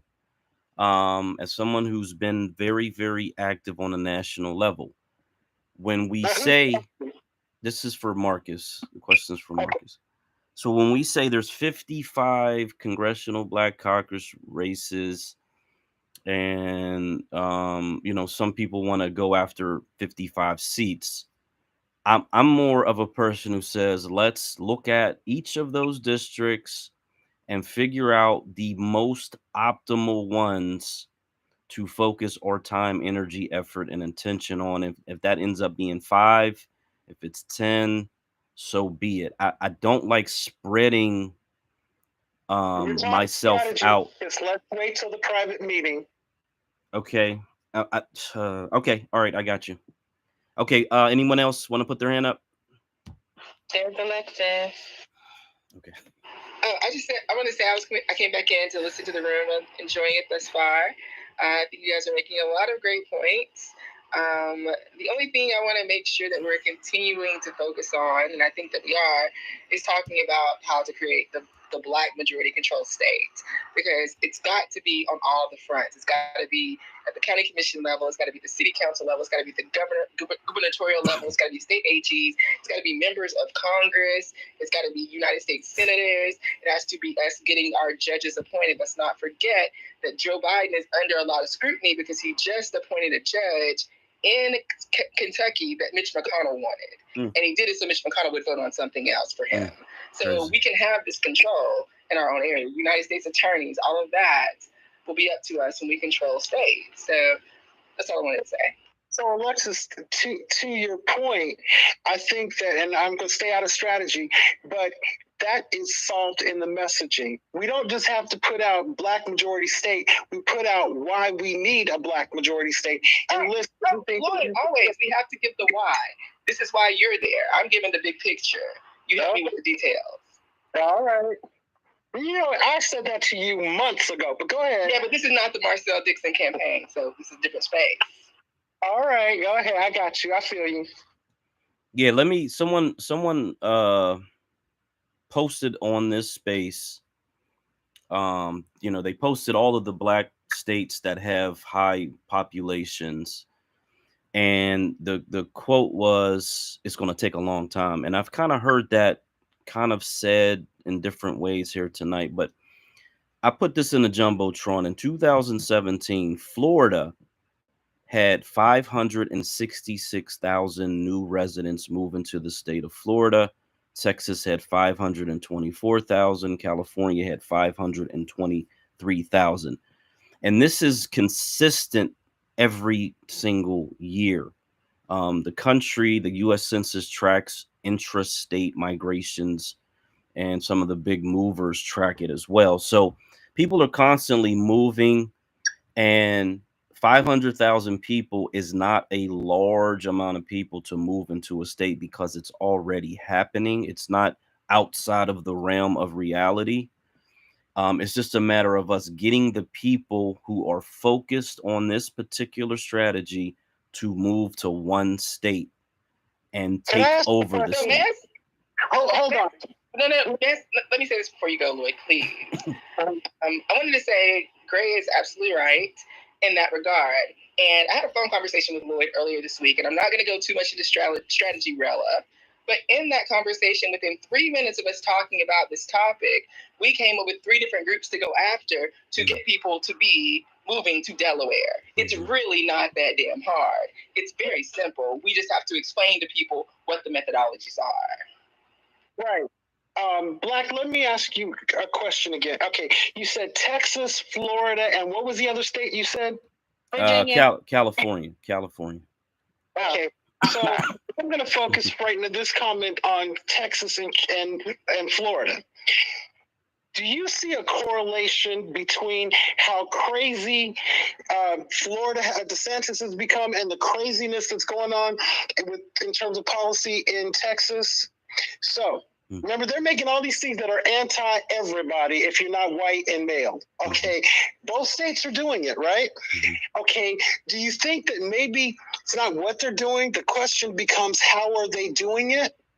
And so notice that this guy, Mike, whatever his name is, Mike the mattress man or Mike the pillow guy, whatever, he's making billions of dollars a year selling pillows. Where is that money going? Is he helping those 500,000 people come to Florida? You know, Wounded Warriors is a Republican crazy group of folks. Okay, are they using their money to move people to Florida and Texas because they understand majority crazy people states, what we could do? No, what they're doing is Greg Abbott is busing people to New York because they're shuffling the pawns around. If people don't think that, so no, wait a minute. I want to point this out in your assessment that you're getting ready to lay out for everyone to hear.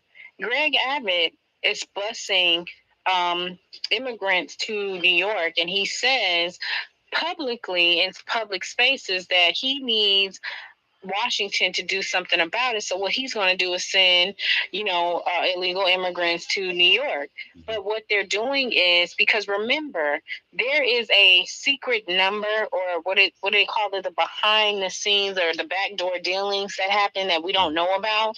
They're shuffling people around on the chessboard for votes. And if you don't think that that's what's happening, pay attention to the major states that they're going to try to shuffle around. California is already predominantly Latino and white. The numbers are already in as far as the percentage of demographic in California. That's a major state in the United States. It's 3 states in one. Then you have New York, the East Coast area, and now Greg Abbott taking people who cross the border illegally and busing them to New York, and he's sending more people up to New York. If they can do that and then capitalize on the border in Canada, then we are no good if we do not really get the policies for immigration under control. People think this is anti-something, anti-no. It's really in regards to the state of affairs that are happening to undermine American citizens. It has nothing to do with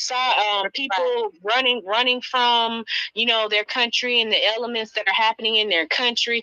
We're past that. Now it's about the survival of our legislation and democracy. I'm sorry. Is that Tay-Tay? Is my mic on? Yes. Did you want us to hear something? What you want to say, Bill? I just don't understand all the time. Like everybody arguing, everybody fussing, when at the end of the day, no one could be here if it wasn't for my people. Like my great granddaddy brother died from getting hit with the water hose. He get hit his head, died. They didn't help him. They didn't do anything. And so every single person is just like, oh, we deserve this right. What right? Because from history, who in the hell was here besides us and them? Who? Everything I read, I understand.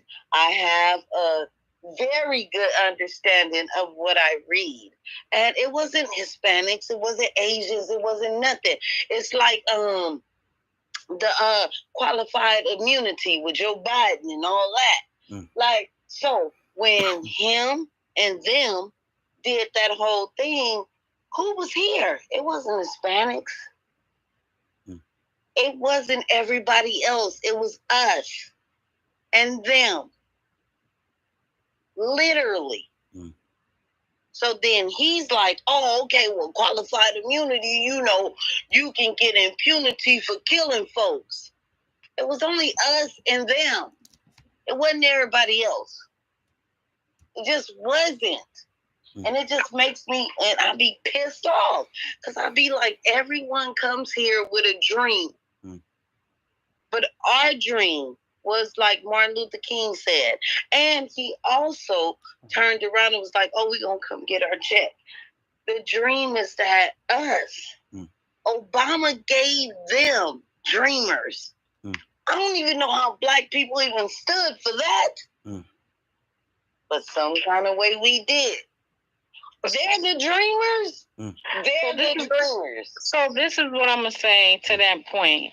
That goes back to my point of Greg Abbott, who's a Republican, staunch Republican, supposedly, busing immigrants to New York.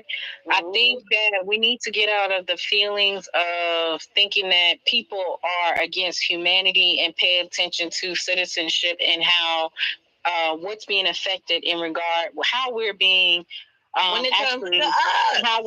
How we're being undercut in regards to immigration, and people don't want to hear this conversation because then the white community reads the back of the hiring line.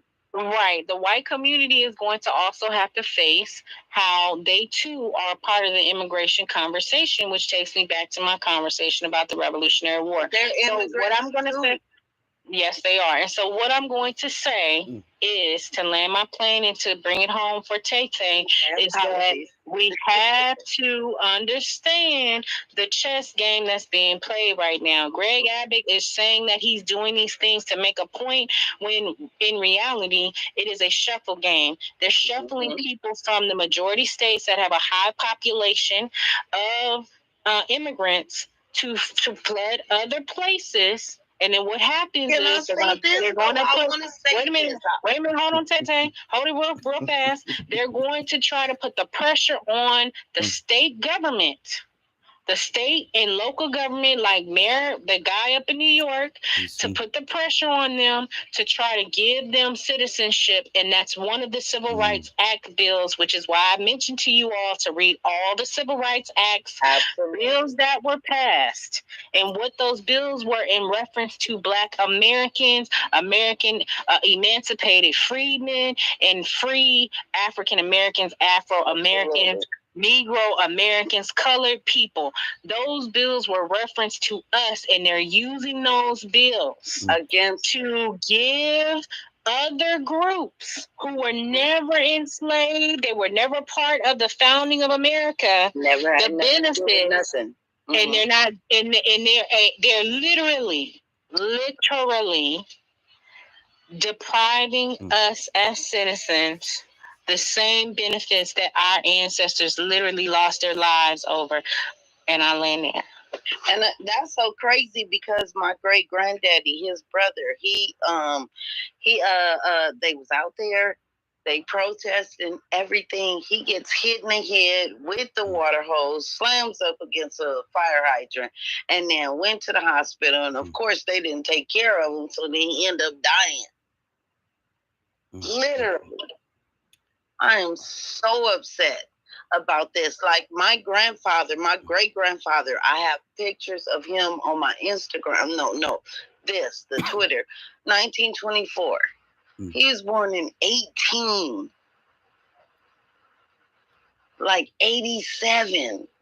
No one is never paying attention to what we're doing. No one is ever paying attention to what we're talking about. Every single other ethnicity is like, oh, wow, well, shit. Yeah, they did that.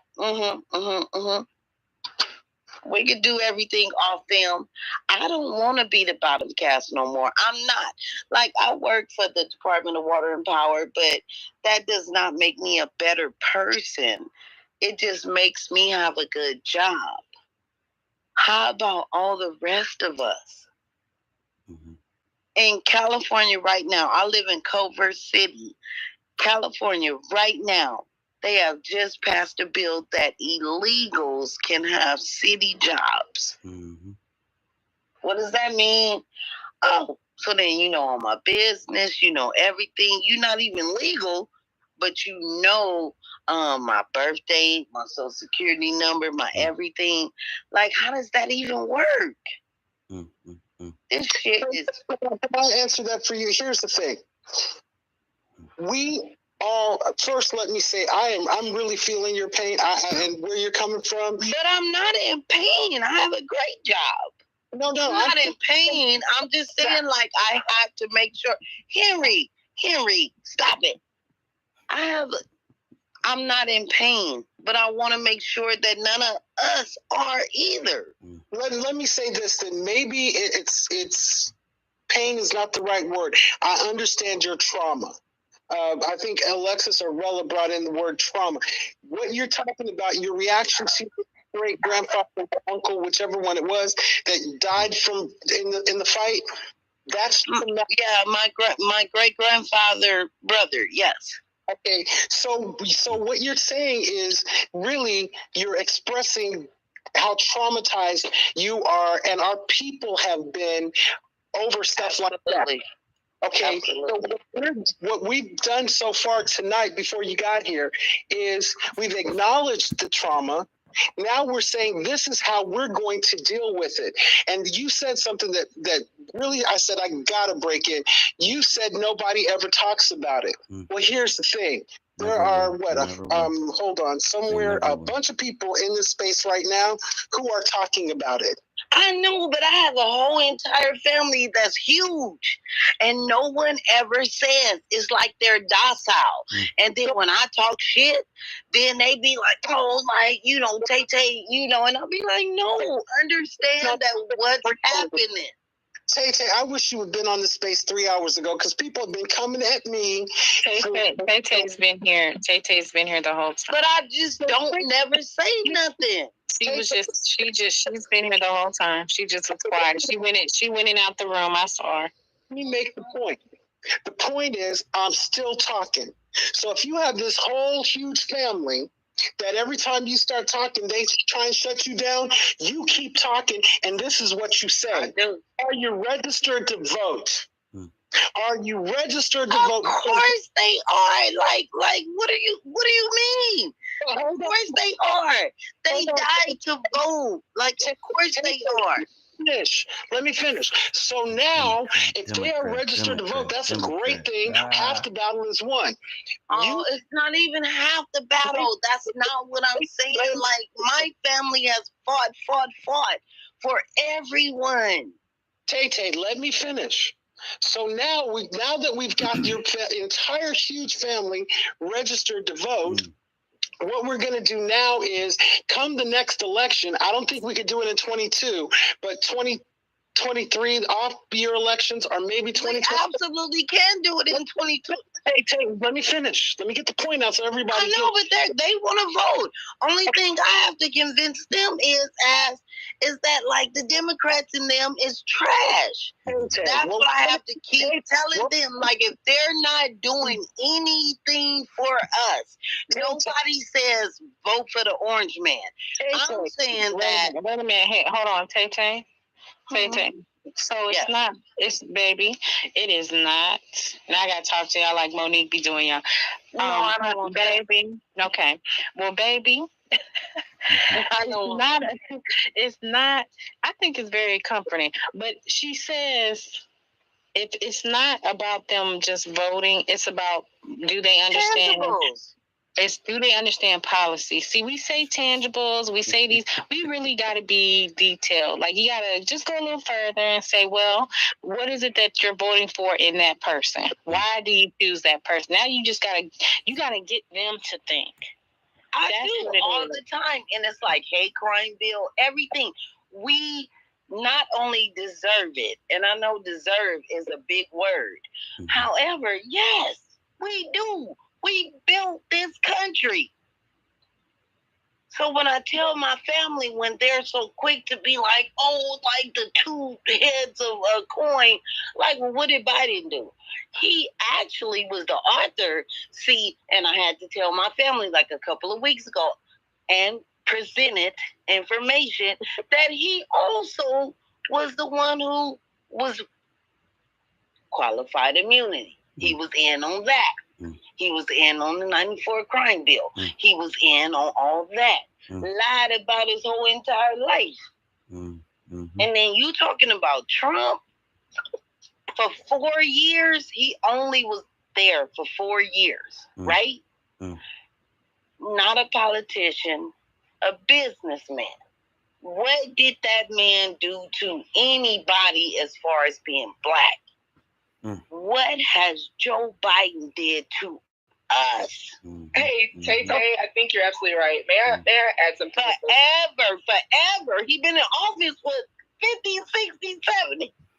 No, I'm just kidding. I'm 70 years. He's been in office for 50 years. He absolutely has. Well, almost 50, 40, whatever. He's been a long time. It's actually 70, but go ahead. It's 70? Wow. Well, I mean, I don't know. I ain't that age. Okay, so really quickly, I wanted to say this thing. Okay? So even in a city that decides, we're going to let any type of people get a job, the city is still beholden to the state. Also, the city is beholden to the county. You know, there's plenty of cities in this country that have city and state governments that are melded together. But all of those things, their power comes from the state. The state has to give that to them. And what we have to continue to realize is that until we make the move to control the state, we're not going to have the power. And here's also the thing about the two political parties. I'm going to tell you this about immigration, illegal immigration at that.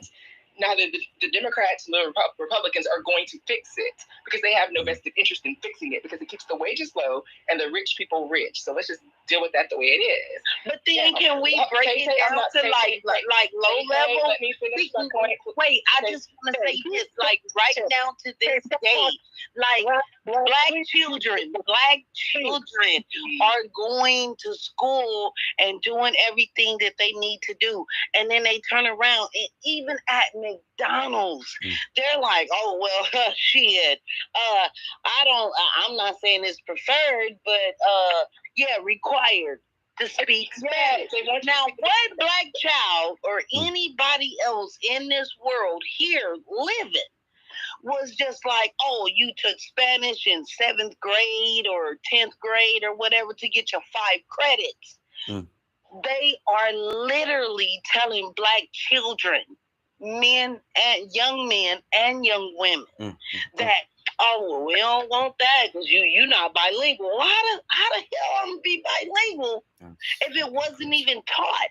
And then you turn around and then the Hispanic children, which is okay, that they speak their language at home and then they come and then they get taught. And then you turn around and then the black men, young women, everything, never until 7th grade. the whole thing in life is that 1 to 5 years old that you learn a whole bunch of stuff. Okay, they don't do that. So then, by the time you get to the 12th grade, right? Not my 12th grade, not me, because I was born in 76. So you turn around and then they're like, oh, well, if you ain't bilingual or whatever. How the hell you mean bilingual? Nobody taught our children anything. And the worst part about it is that when they were, when they were being, because it's not black people, we don't have enough power to do that. But when they were like, oh, you got to speak English, you got to do this, you got to do that, then everybody fought for them, blacks included. And then now, when you turn around, it's like, oh, well, required or preferably, you need to be bilingual. What is that going to do for our children? Lloyd, can I please finish the point I was trying to make really quickly here? You're absolutely right. All of that is true. Understand this, and this is where I think we're sometimes not understanding. Like, we live in this bipartisan system that is not the way it was designed. It's what we have now. But it does not matter if we all become, well, not all of us, but if people get to a black majority controlled state, the state determines which parties are put on the ballot. We don't need Democrats or Republicans once we have our own damn state. We can start our own party, because we can get them elected to federal office all the damn time. This is how the government works. Everything we keep talking about, we have the solution to. Let's go with the solution. Right. Tay, this is the challenge that I'm having. Everything that you have said is 100% correct. It's 100%. Can't get any better than 100%.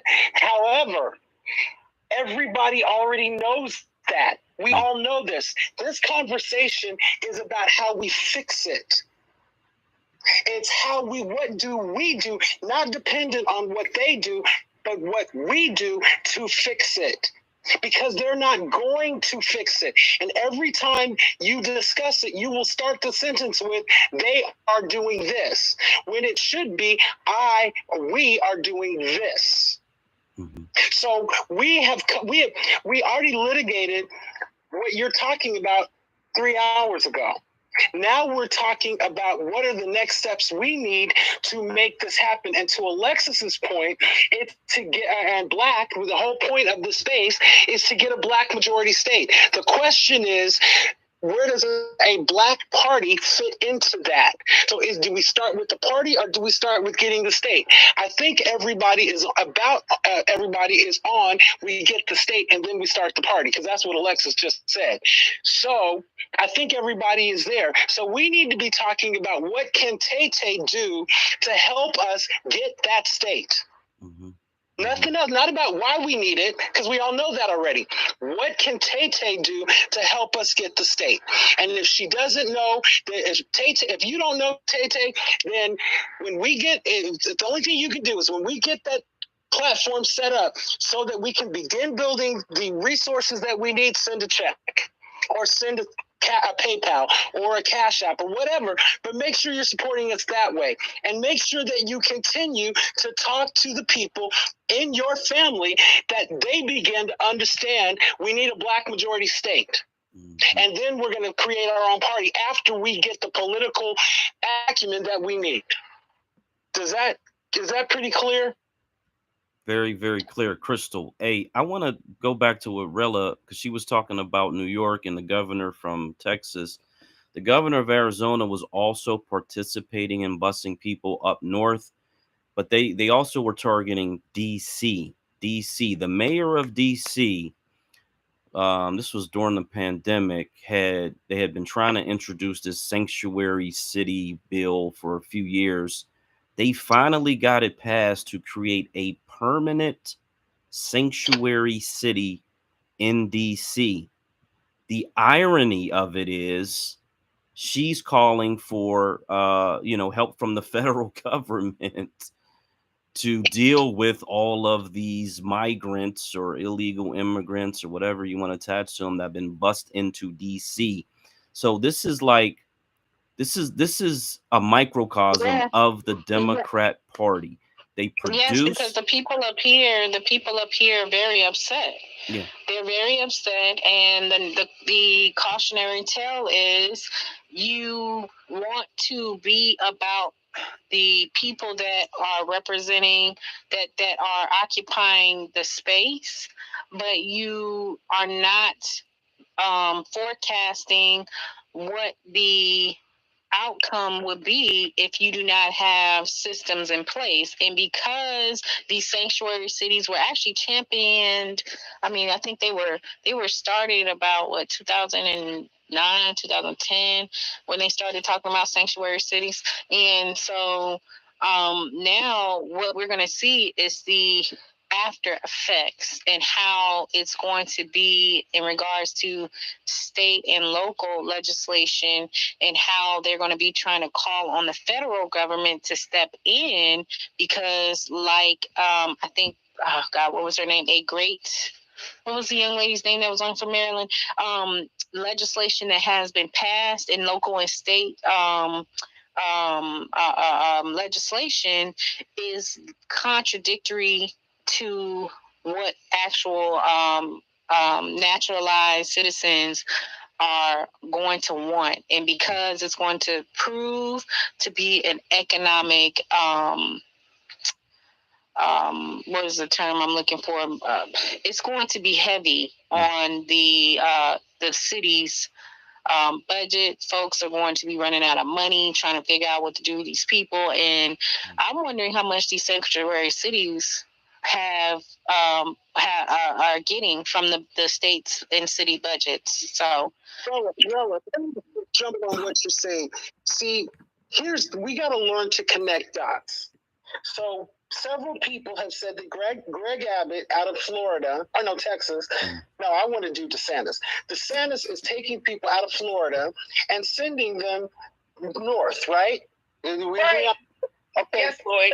Lloyd, add this one nuance point to what you're saying, please. And I see your hand, Marcus. I'm so sorry for interrupting. Add this one piece of nuance to it.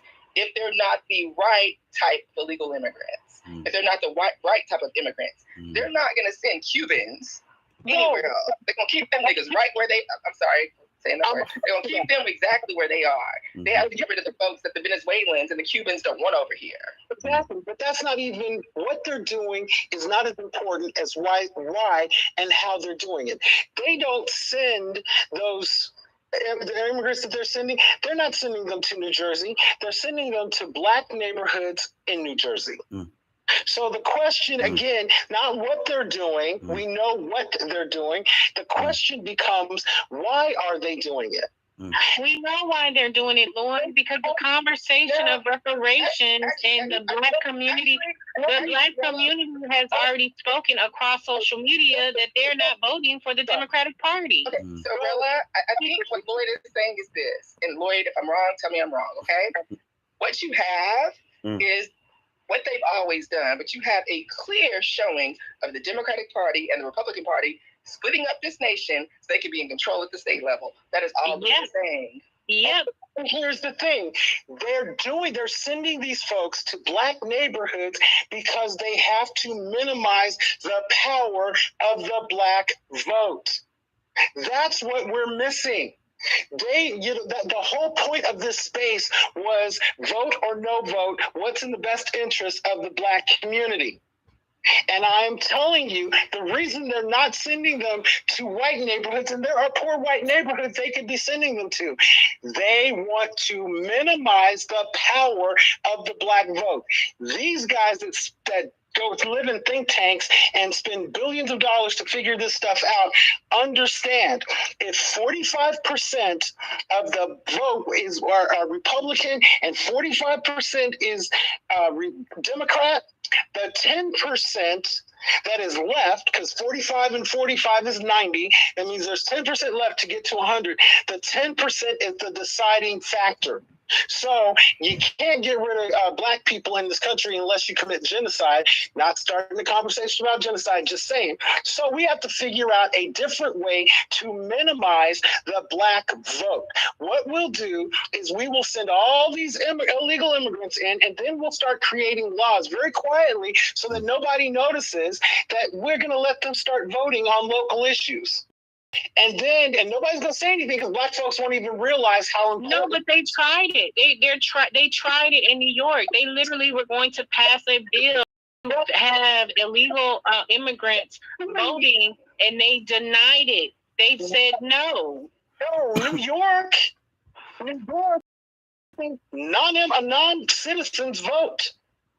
No. Lloyd, I'm telling you, in the last couple of weeks, couple of weeks, there was this argument, this whole uproar that the governor, yes, I think it was the governor, the committees had passed a bill wanting to allow illegal immigrants the right to vote, and the public, the community said no.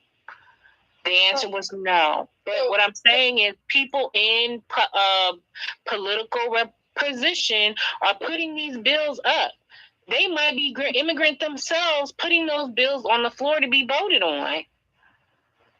And here's the point. Once they get enough policymakers to agree with them, they're going to get that because they don't stop. We stop. They don't stop. So it took Mitch McConnell 40 years to get the Supreme Court, but he got it. And now he's going to wreak havoc on the world. And he ain't going to never let it go. Never.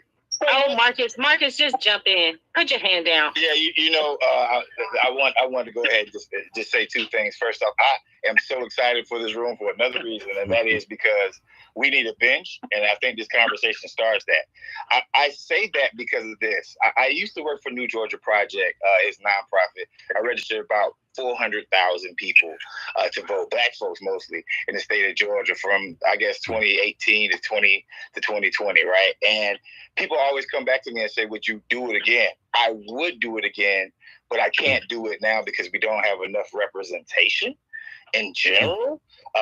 When it comes down to issues that affect our community, I kind of feel like I would be selling myself short and selling the people that I got registered short if I went back right now and said, vote. But I will say that we do need to have a voting muscle, right? I was getting back to the basics of what this room was about. I do think we need to have a voting muscle, but we also have to have the candidates at every position so we can actually vote. And the second thing is about Doug Ducey over there in Arizona. We have to be very careful about where we plant our flag, Republican and democratically. Another reason that Doug Ducey is doing, and I'm not advocating for immigrants or illegal immigrants or anything like that, but I want us to be very careful in our language because Doug Ducey also lost a major battle to the Arizona Education Association, and the Arizona Education Association ended up giving black and brown schools. And the only reason I say that is because in Arizona, black people and brown people, black people and Latinx folks, they go to school together, right? And the AEA won funding for them black kids and them brown kids in Arizona. And once they won that funding, once they won that case in the courts, Doug Ducey made it a point to do everything he possibly could to get somebody out of Arizona. But he is, and it's petty, but it also makes sense and it's politically strategic. So I just wanted to say that about us voting, and it only makes it even more important that we get more people to run. I'll land my plane there. Okay, I'm going to jump in here real quick. Roland, once again, you are going to be our research diva. Because I just looked up and I had not heard on June 27, 2022, the judge struck down the non-citizen voting law in New York. So thank you for educating me so I'm not out here saying the wrong stuff again. So thank you for that, Roland. Yeah, because I don't want state power coming after you. I'm just joking, state power. Let me not go there. Too soon? Sorry, too soon. Hey, let me throw this in there because I actually was going to mention that as well. But white voters do not vote 50-50 Democrat or Republican. White voters lean heavily Republican. It is the black vote that has been keeping the white liberal party alive in this country. So it's not a 50-50 thing. It's more like 70-30 or 60-40 or whatever the case may be, but they lean to the right. States, this is the thing. That's exactly what I've been saying. The numbers don't matter. If it's 50-50, 30-70, whatever, I mean, that doesn't matter. What does matter is that the black vote is the swing vote and the ultimate decision maker. And the powers that be understand that point, that we decide. When we wake up and realize the power that we're actually holding and begin to use it, they're in trouble. They know this. So that's why they start to bring in these immigrants to minimize, to get us down to not 10%, not 15%, but 4%. And that's manageable for them. But the second we wake up and start voting as a block, voting as a block means every black person is voting this way. We've had our own meetings about it. It was already decided. We all agree. Everybody is marching to the polls and pushing this button. Once that we start doing that, it's game, set, match. Lloyd, real quick question.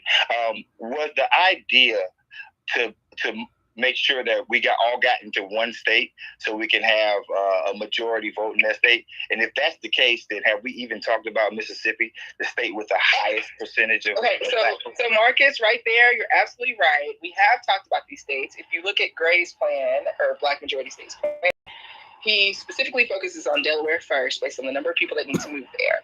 The second state that they need to take over, that we need to take over, is Mississippi. It's already like close to 40% black, probably a little over 40% black, right? I'm a property owner in Mississippi. I can vote there already. That's not a problem. What we have to do now is understand how we make it easy for our people to gain residency in said state. There's nothing else I'm going to say on that, because it's going to get too far in the strategy for people. You're getting into strategy, and I know where you're going. You know I know, because we had the conversation this week. And that's why I was being quiet, Lloyd. I'm not going to say no more, but thank you. Right, I was about to say, don't let me have to throw a flag on the floor. Y'all keep saying all this stuff every time. But it's not difficult for us. So I think what it is what it is. But what's happening is more and more people are coming into the conversation. So we have to get to a point where we don't get tired of. Let me finish. I know, but let me finish. Let me jump in. I know, but let me finish. Let me somewhere else, Rella. No, I'm not. I'm not. Say the point that I want to finish. Alexis Rebut, go ahead. All I'm going to say is we have to be able and willing to have the conversation and bring people back around the merry-go-round so they land into a new perspective. That's it. I'm not going to rebut what Rella said. What I wanted to say, the same tools that we'll use to get our Black majority control state, white people have been doing in this country since the country was founded. There is nothing different. It is just follow the damn rules and play by the book. Now, we know they try to change the rules on us, but it's really not that damn hard. They've shown us, let's just do it. Well, right now we got I think we got over 200 playbooks to pull from. Rolla, let me address what Alexis just said. Okay, Alexis, you're 100% right. You know you and I are saying the exact same thing. The only thing is that before we get to where you are, we have to get the folks that are listening, the folks that we need to understand what you're talking about is actually possible. Okay, see, Lloyd, right there, I think if white men have been doing it, that people should listen, because this is how they stay in power. 50% of the eligible voters in the 6th district of South Carolina, the black ones, decided to stay at home. So they don't get it. You get it. Hold on. Let's get way too far into the woods there. There's a lot of things that went into play there in that campaign.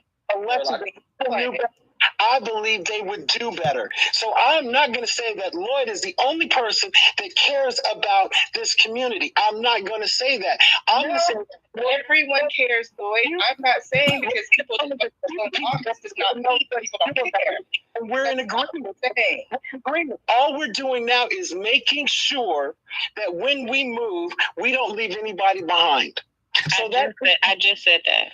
I literally just said that. Okay, so and I'm I just said that. Lloyd, I just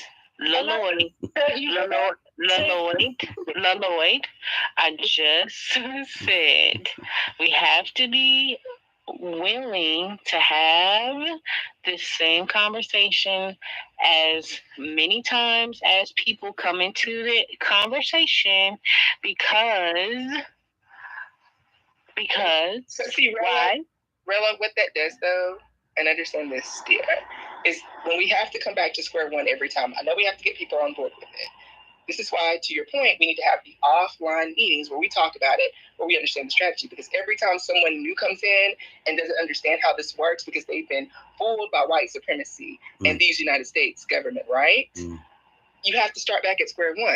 And okay, well then, you know what? I need to hurry up and finish the purple book so everything in the purple book can just be given out and then people can follow the purple book. How about that? Or we can start having the meetings that we need to have, put the infrastructure into place, create a space, a platform that our people can trust. And then we teach 10 people who then go out and tell 10 other people. And when those 100 people come to the space, we don't have to start at square one. Okay, we can do that. And we already have every time somebody new comes to the conversation. That's how it works. In team dynamics. This is what you have to understand. Okay, Alexis, I agree with you. That is how it's been working. But since we know that that is not efficient, then maybe the leadership, the Alexises, the Rellas, the blacks, all the blacks, the Marcuses, the Lloyds, the Marcells have to begin becoming efficient. That is our job. Our job is, I want to get to a place where Lloyd is not talking on the spaces because Lloyd has educated everybody else to say it. Lloyd is on to something else. Lloyd, I don't think anybody here would disagree with you on that point. And all I'm going to say is that all we have to do is have conversations offline, like we said, and actually start talking to people in the communities and maybe hosting town meetings in the communities. And then, we can still host social spaces, but again, we can have this conversation offline. But here's the thing. Remember, Lloyd, though. Humans need an example. All humans need this example. I'm not going to go into too much detail here. And I'm not going into too much detail either. However, I will say that what has transpired in these spaces that is being recorded, so they already know, is that we have identified the next move. We have compromised on several points tonight. Number one, the points that we agree on is that before we start a party, we're going to start a pact. Isn't that what we agreed to, Black? Yes, that is the best path forward, I believe.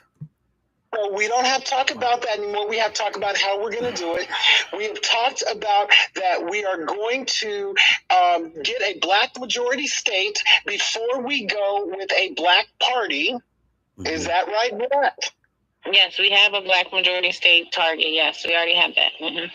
Now, the only thing that we have to do is figure out how to do those two things. And Marcus has agreed to consult with us on the legality. No. Marcus has not agreed to consult. Marcus said that he would be willing to come in and volunteer. He just said let him know when the date is so he will meet up and find out more about the information. Don't put him on the spot. Nope. I'm not putting anyone on the spot. Okay, listen. Lloyd, pause. I'm saying this because I need you to hear me. Pause. Let that go. Okay, trust me. Right. My point is that we know what we have to do. The conversation offline has to be how and what we're going to do. how we're going to do it and the timeline, because that's what someone asked. We need a timeline. You want people to start trusting you. You want people to support you. Give them tangibles. The tangible is we get the PAC incorporated and we give them a timeline for when we're going to do it. And we live up to what we say we're going to do. And they will be there. Yeah, let me say that I have been, at it for a little bit. Black American Home has been posting for probably a decade. I enjoy starting over from the beginning with new people because they always have really good questions. Even if they have opposition, it really has helped me to dig deeper into the research. And so I enjoy starting over with people who haven't heard it and watching people connect to it. Based on just getting the right information. So I actually enjoy it. Well, see, Gray, that is one of the things that you enjoy because that is your skill set. Not everyone has the skill set to sit here and go back for something I've replayed 38 damn times. And this is why what Lloyd and Rella are both saying, there has to be some group that's like, let's look at the big picture. And then we still need the tactical people that are getting things implemented, right? And there needs to be feedback between the two. There's nothing wrong with, you love this part. But every time I come into a room and I have to go all the way back to the Constitution, that is not good for Alexis. That's not good for Lloyd. It does not mean that anybody else is wrong. It just means there needs to be a group of people that understand how this works and keep pushing towards that. And the timeline does not have to be that long. No, if we have our offline meeting, damn, I feel bad. My bad, y'all. And we talk about the three things that Lloyd and I talked about. That timeline could be within. It could be soon. It's not going to take 10 years. Right. It's not I don't feel bad going back to the Constitution, although I think Miss Lisa might disagree because she said that she doesn't need a history lesson, but some people do need a history lesson and they might need a civic lesson too. So I'm just going to land there. Yes, they do, Rella, and maybe that's someone else's gift. But they're going to be better part. I mean, that can't go without being said or without being addressed. The problem is that all of our people, the Miss Lisas and everybody else, knows the history. The problem is they don't know how to use the history. They keep living in the problem and the trauma of the problem. They live in the trauma of the problem rather than saying, this is what I need to do to go on. And that is like when you go to rape counseling, that's what they teach you. They don't teach you to say, I wish I wasn't raped. They teach you how to deal with moving forward with the fact that you have been raped. And give you your power back.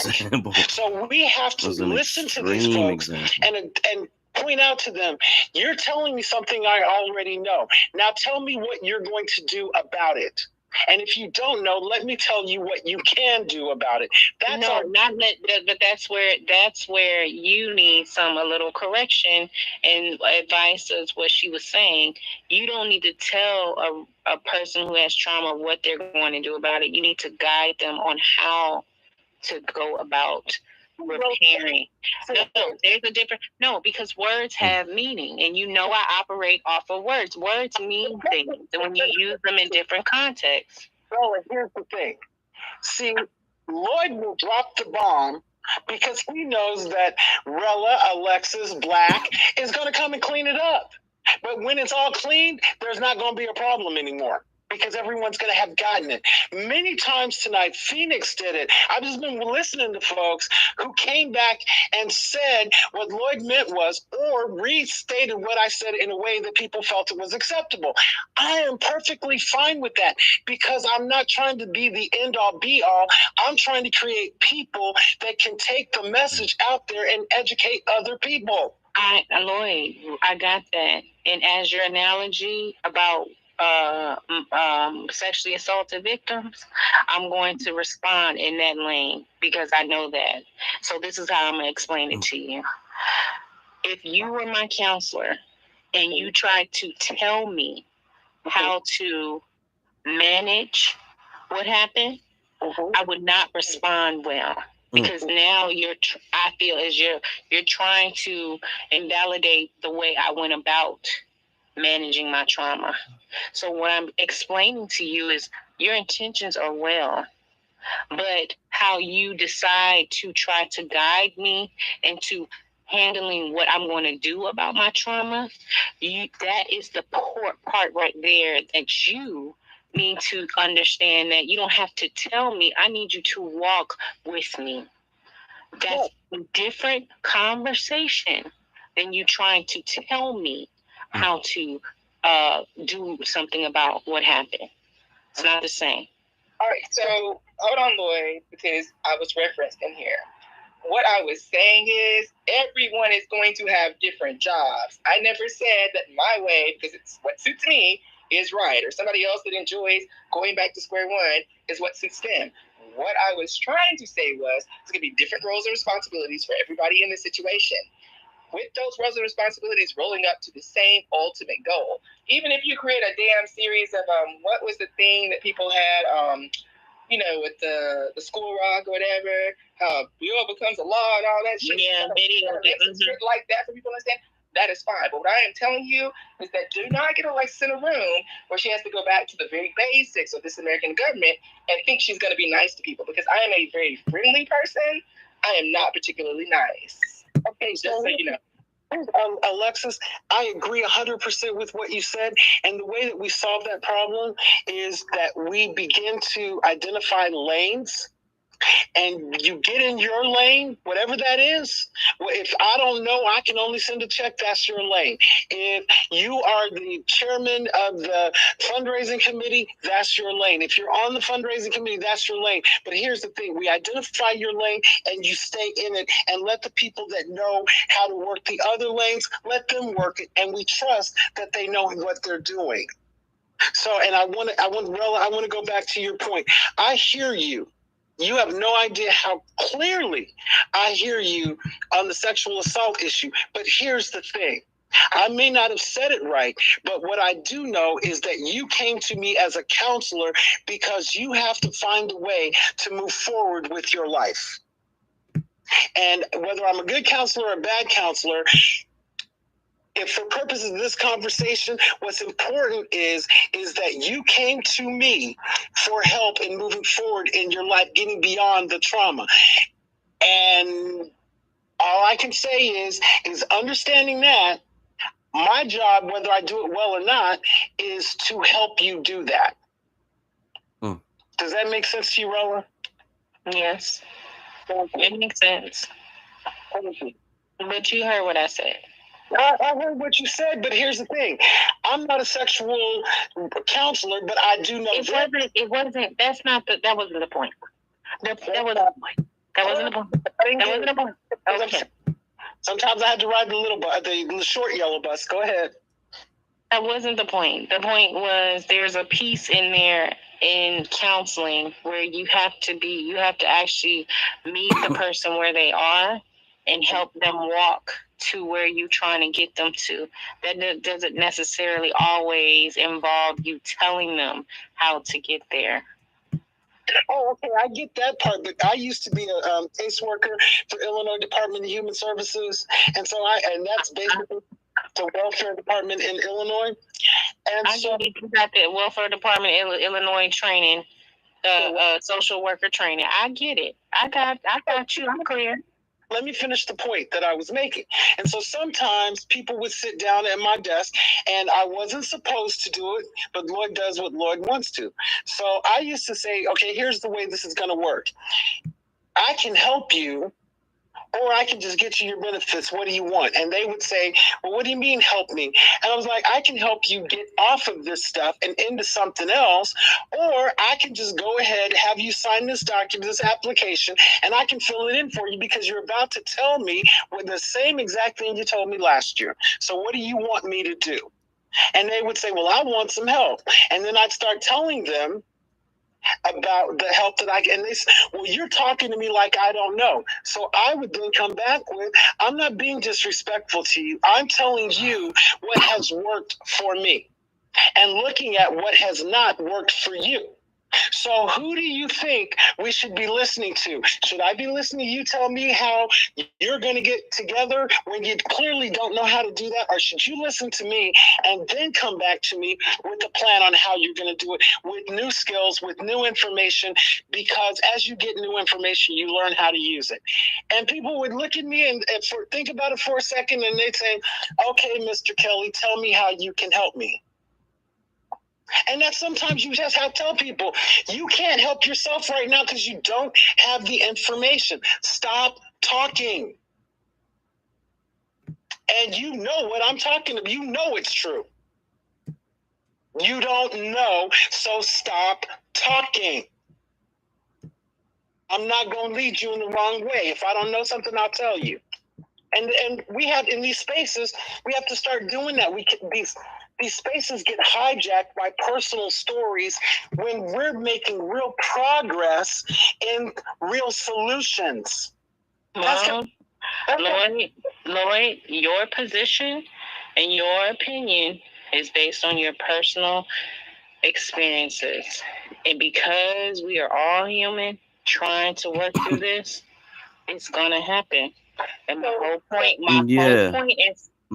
whole point in saying that is just have some grace give grace when it's needed. Absolutely. And give what is it called? It's called empathy. Correct. No, instructional. Oh shit. What is it called when you're giving someone correction, but it's instructional, like it should be constructive feedback. There you go. Constructive criticism. Feedback. No. Feedback. Okay, I'm sorry. Words have meaning. Feedback. No, because I think the criticism, because people. Okay, so hold on, Lloyd. I'm sorry. I shouldn't have said it. But let me say this really quickly, okay? Because Rella's absolutely right. It's constructive feedback, not constructive criticism. Criticism has a negative connotation. It's never meant to help people. It's meant to bring you down. That's why she's bringing that up. What I want to say is this as well. We all have traumas, and kind of to Lloyd's point, when we're in a space talking about how we deal with something, this is not a space for me to have personal therapy. That has to be done outside of that particular space. But if this is a space where we're going to allow the trauma in and we're going to be able to help people process their therapy, we need to call it that. It's just that these things have different meanings to people. Does not mean that Rella is wrong, because Rella is not wrong. Does not mean that Lloyd is wrong. The space has to be clearly defined. If it's a space to deal with trauma, let's deal with trauma. If there's a space to deal with what we have to do tomorrow, let's deal with what we have to do tomorrow. And I can't provide therapy to people over a Twitter space. I just can't do that. So so here's where I stand on that, because we've had the spaces going since they started, and I appreciate hearing people's stories. I'll be really honest with you, because like the woman who talked about, and Miss Tay, she talked about her elder relative with the hose and hitting his head. I mean, like, that is something that I've never heard before. I would likely have never heard that story unless she came into the room and shared that. It's extremely valuable to me to hear people's personal stories, because again, I try to read as much as I can. I try to take in as much information as I can, but I can't read, even if these stories are written somewhere. Like, I know there's like the Slave Chronicles, things of that nature. I usually I'm research oriented, so I'm usually looking at information to find what I want, and then I disengage from it. But I absolutely appreciate people telling their personal stories. So I just wanted to put that in there, because that's great. That's very valid, and I appreciate you saying that.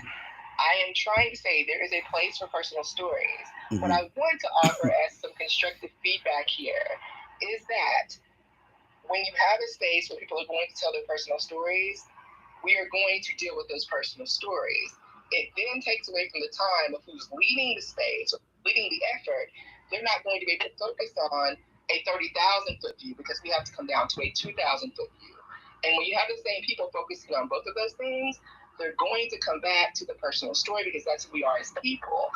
It's kind of to what we were saying, the lane that has to be there. It does not mean you can't talk about personal stories, but there has to be someone that's focused on that and can deal with it in those moments, and someone that's focused on, hey, let's make sure everybody understands the strategy to get to Delaware. Doing both of those things at the same time will only net us what we've gotten thus far. Yeah, I don't disagree. I just say this: without the humanity, without these personal stories, we're kind of literally just going through the motions. And no, I'm with you, but where once did I say that we don't want the personal stories? No, right. I never said that. Yeah. And we're not, and I'm not disagreeing with you. I'm just telling you the value of those stories is priceless, and this is why often you see people who are civilians and they go to Congress and they give their personal testimony. I mean, that's, whether those people care or not, me as somebody who's watching that and witnessing it, that's what affects me. Right now. All right. So my partner is a retired doctor, right?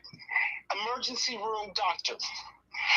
And when we first met, he was telling me that that in his job, if let's say an accident victim came in and they died, his job was to go to that person's loved one, mother, father, whoever's there, and say, I'm sorry, Johnny is dead.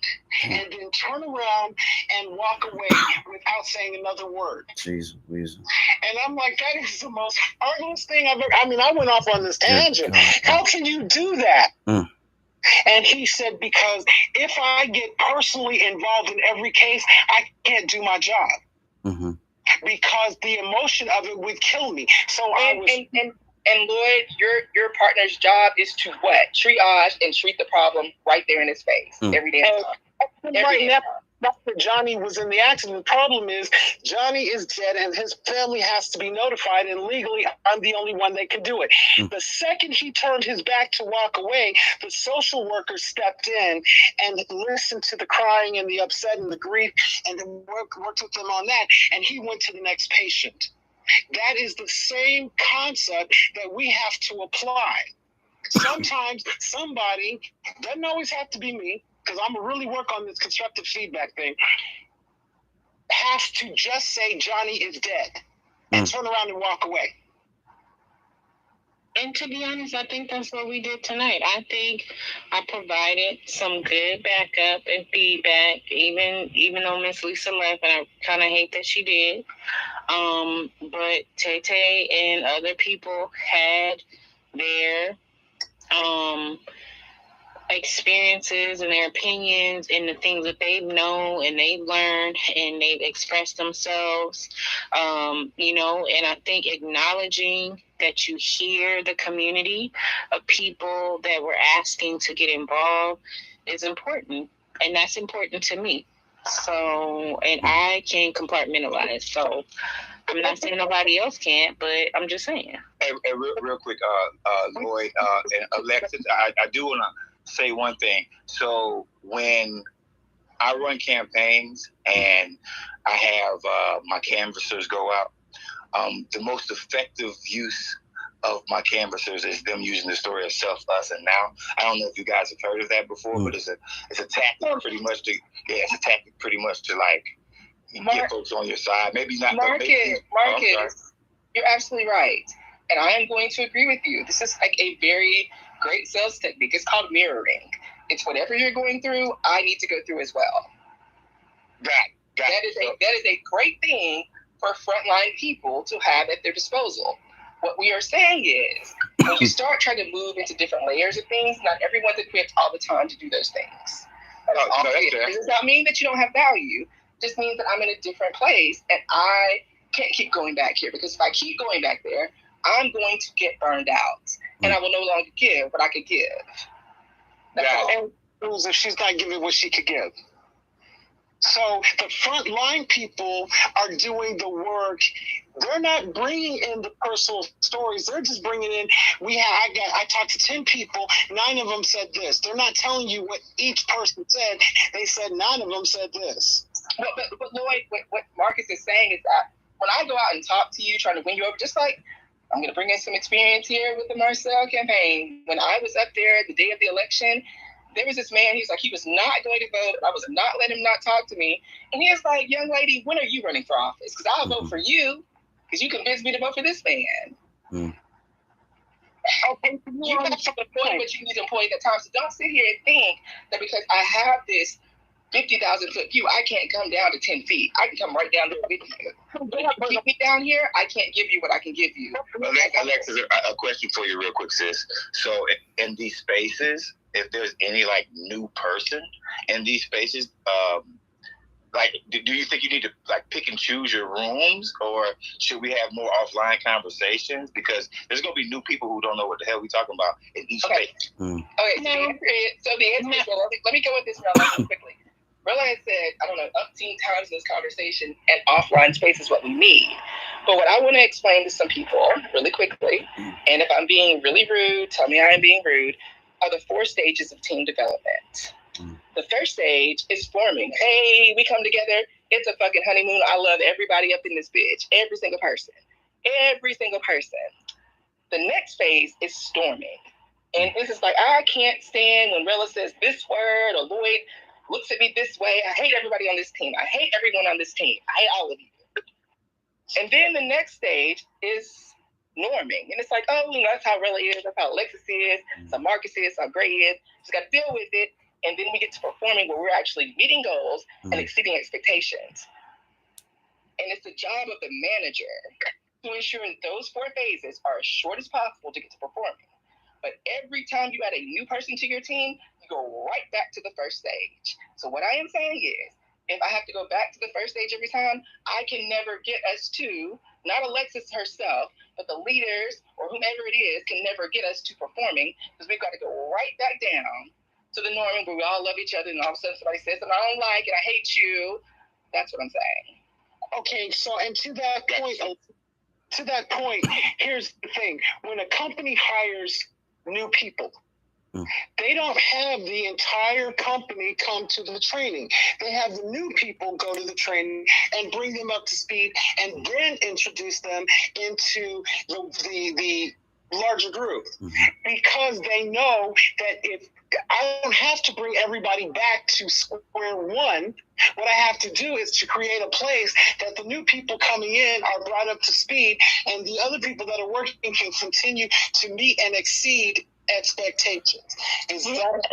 Lloyd, that's the reason why I said that I need to finish the purple book, because in the orientation phase of getting past the storming and going straight to the norming, it would automatically give people a baseline of what we're talking about.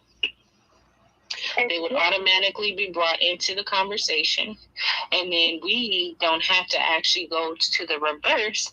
And for those of us who have the compartmentalize or the patience to bring people further along, we can chime in when they are, or if you feel like it, if you have the capacity to have the conversation, you can chime in and bring people in. I don't think it has to be an argument. The one thing I noticed in a lot of the other spaces, which is why I try to avoid going on stage, is because I don't want to go through the storming phase with other people. It's a burnout. And I'm an empath. I take on other people's energy. And so I want to go through the norming phase, and I get it. It's reality. You're going to go through a storming phase, but the storming phase should not be to the detriment of division and to the point where people are not talking to each other, and then you don't have a conversation and actually starting to normalize the information that people need to get. Well, you're absolutely right. Absolutely right. And there's 2 points I want to make here. I'm going to make the first one really quickly. Every time you have a team and you bring somebody in new, you're going to start back at square one. You're going to go to the form we all love each other. What I want to say next is, it is not a good look to have the leaders disagreeing with one another. Because if you look and you go back, I'm going to make it as simple as I can. You go to the children in a marriage, all they ever want to know is that mom and dad are okay. That's what they want to know.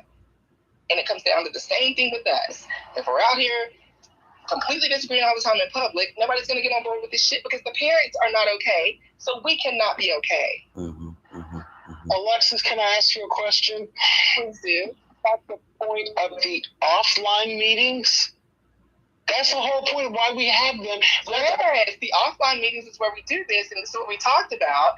But when I'm trying to explain how it's going to happen, it does not matter who it is. Even once we have the offline conversations and we decide, oh, Alexis' third cousin is really, really smart and worked for the damn Department of Energy under Donald Trump, let's bring him in. You're going to start back at square one for your particular team. Does not mean the whole organization is. That's what I'm saying. But let me ask you this. Now, leaders, let's talk about leadership. Okay, so leadership is supposed to recognize that these things happen. So that okay, hold on. Let me finish. So it is their job and responsibility to create procedures that minimize that. Yeah, so procedures and responses. No, you're absolutely right. It is the procedures. Lloyd is absolutely right here. It's the procedures and what we think needs to happen at this time. They have to have emotional intelligence. That's how I'm thinking, Lloyd. I'm with you. I remember a conversation you and I had back in July. I'm sorry, not July. It was like March or April. And you were telling me about the work that you do. And you told me about this guy that came in and wanted to and couldn't be successful because he was trying to lead from the middle. He wasn't being the manager. That's what I remember of the conversation. And my point is that the leadership for this particular thing, majority state, the leader is clearly black majority. That's it. I defer to him every time. And I will always defer to him. Some people say, why are you kissing his ass? I'm not. I'm giving him the respect of being the leader. That's number one. Number two, I have to know why he hired me. Okay, that's an analogy. Black has not hired me. That's an analogy. I have to know why I was brought into the organization, just like you do. And that's defining my lane. And so if I don't know about finance, I don't need to be talking about, well, I read an article that said this. Unless we're having lunch and I want someone that has expertise to explain it to me. But in the meetings, I don't need to be talking about finance. I need to be talking about marketing because that's my bailiwick. I know about marketing. Finally, we have to, the leadership has to define the lanes and then begin putting people in them. And we have to set procedures. This is how we handle this.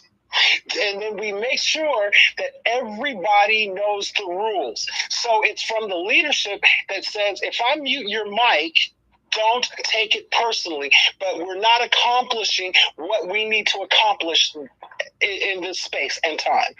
And you're obstructing us from doing that. So I muted you, apologize, but don't take it personally. If we say that up front, then people don't get upset. They go, oh, I'm not getting something. Let me listen a little more so I'm clear on what's being said. Mm-hmm. Does that make sense to people? Absolutely.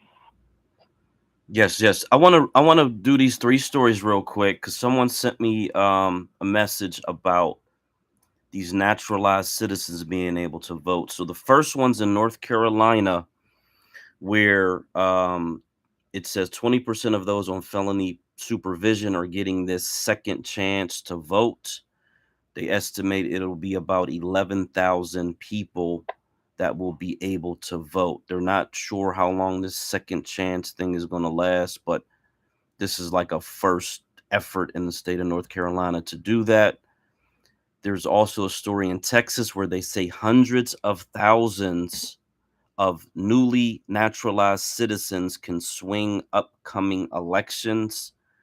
And then the third one, which goes in with that one, is that since between 2016 and 2022, nationwide, 5.1 million citizens are estimated to have been naturalized. So there are 5 million new voters since 2016, and these are all immigrants. No, you're absolutely right, Gray. But this is not the first time they've done this. H-1B visas. they used to be such that when a person is hired over here from India, your spouse cannot work. The company that I was setting up HR for, we got in big trouble because we hired someone who was a spouse. And we had to jump through a whole bunch of hoops, including firing her to bring her back on. But do you know now if you get an H-1B visa, your spouse is automatically allowed to work. And the thing about the H-1B visa is it's basically indentured servitude. You come to work for me, I don't have to raise your salary, I don't have to do anything, and I'm going to pay you about 60, 65 cents on the dollar. And if you make waves, I will fire you. And as soon as I fire you, you are going to get deported back to the country from whence you come. But they've now, Republicans, Democrats, and all these states, which I keep saying, they don't care about us. They've allowed this to happen. And companies think that it saves them money. Yeah, they literally had a whole Twitter space. It was like 1.2K people in that space. And they were talking about people utilizing H1Bs. Lord, utilizing the H1B1 whatever visas in the tech industry to work in the U.S. And companies hiring people in order to either bring on them or bring on other people and their spouses. It's so funny that you brought that up. So that was quite interesting to even compare that and know that, you know, there's a lot of things that we have been really, I think, not paying attention to and didn't have a full understanding of the impact, and maybe just thinking, oh, well, you know, it's not going to affect us because, you know, the government is doing what it does, or as it always does, is operating as a machine to help other communities, when in actuality it is a demographic in the government of the two parties trying to hold on to power and to keep Black Americans from actually repairing and actually becoming a full-on voter base in legislation, and that's how I see it. Okay, well, let me jump in here.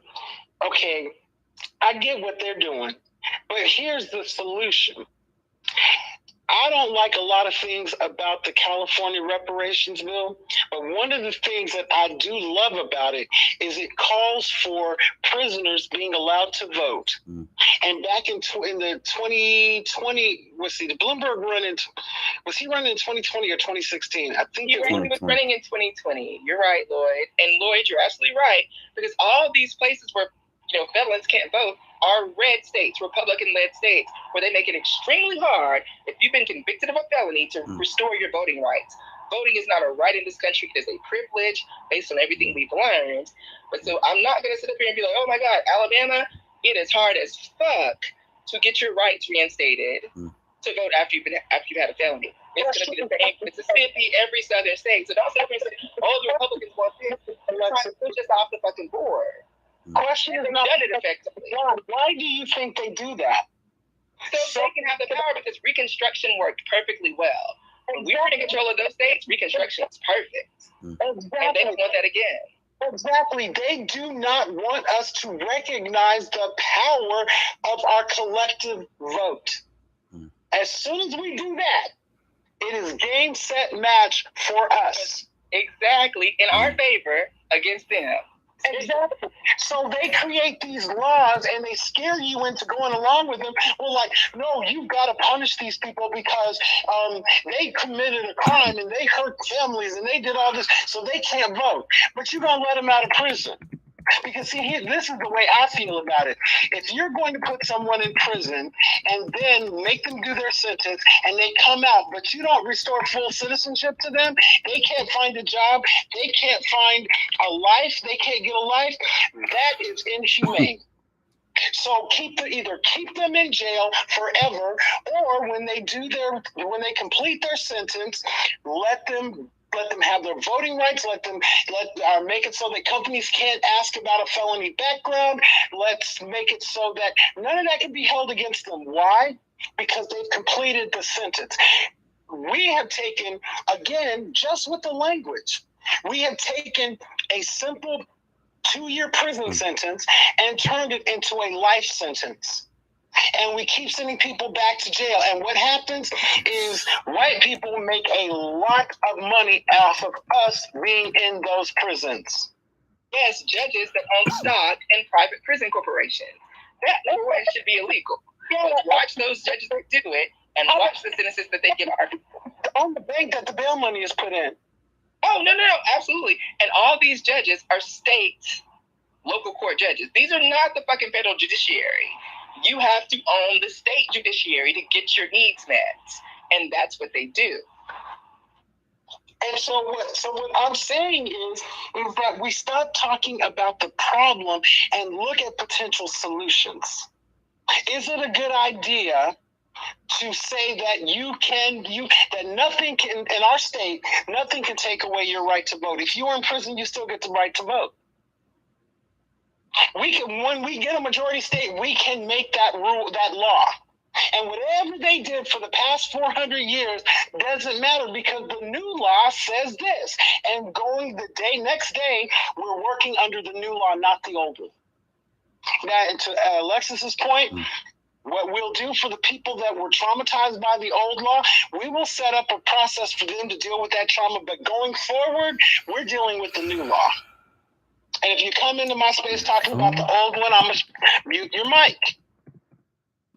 That's an analogy.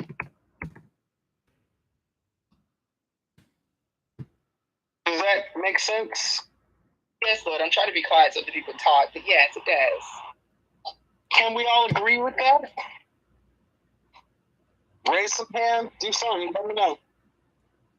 Agreed. Yes, agreed. Another thing that we've agreed to tonight. We are making progress, people. We're making progress. We're gonna get this done. We're gonna get this done.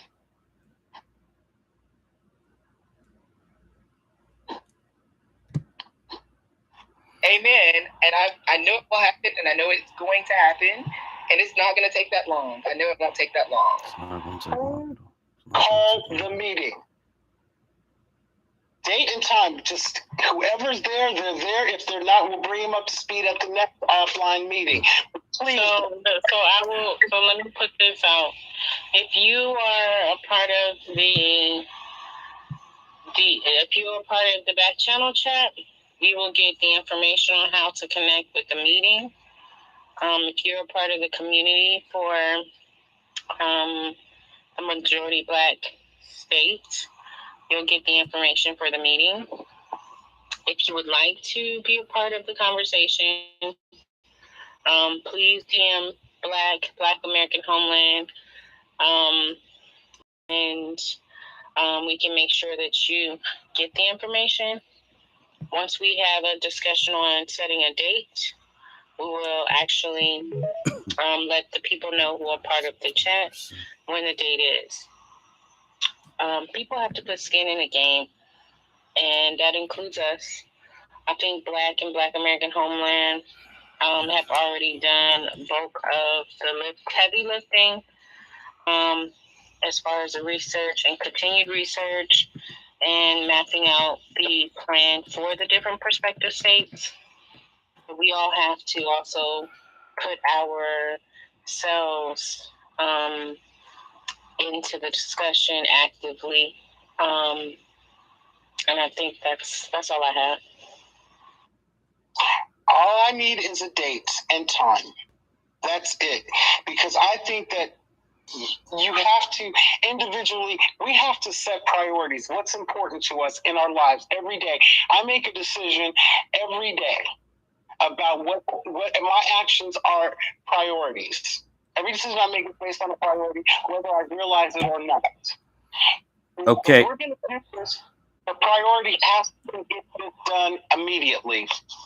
Yes, so I'm saying so okay, I'll put this up for a vote, I guess. Should these be weekly, bi-weekly? They certainly can't be monthly meetings, but because that way we'd have a particular day and a particular time, and we can, you know, like you said, people that can attend, but I think having a set schedule, time and day of the week, if it's bi-weekly, so be it, that we can make it happen. So I'm going to say that the first meeting, we'll make that decision in the first meeting because, see, I think it's something that we have to be working on every day. The work has got to be done every day because we have 2 years from this month to get ready for the 2024 primaries. Every day counts. We got a big job. We can't lose a lot of days. So when we have the first meeting, we need to establish how often we're going to meet there, understanding what work has to be done. So it's not just...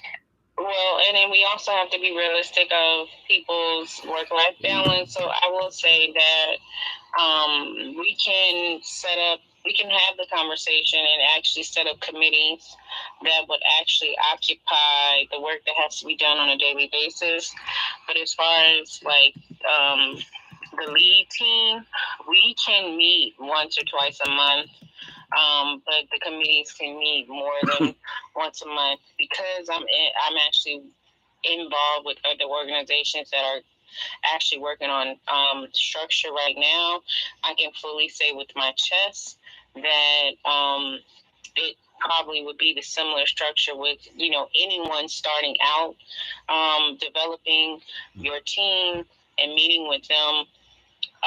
You develop a strategy where you can meet once or twice a month, but the committees that you develop within that team can meet more than once or twice a month. And I think that's fair in regards to what the work that actually needs to be done. So if it's research or if it's, you know,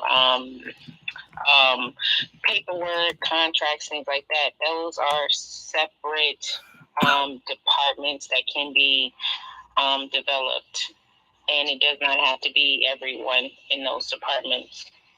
Absolutely. Gray, I would like to suggest this. Right now, we're getting to the point where parents are just arguing. Not that Rella said something wrong. That's not what I'm saying. I'm not saying Lloyd said something wrong.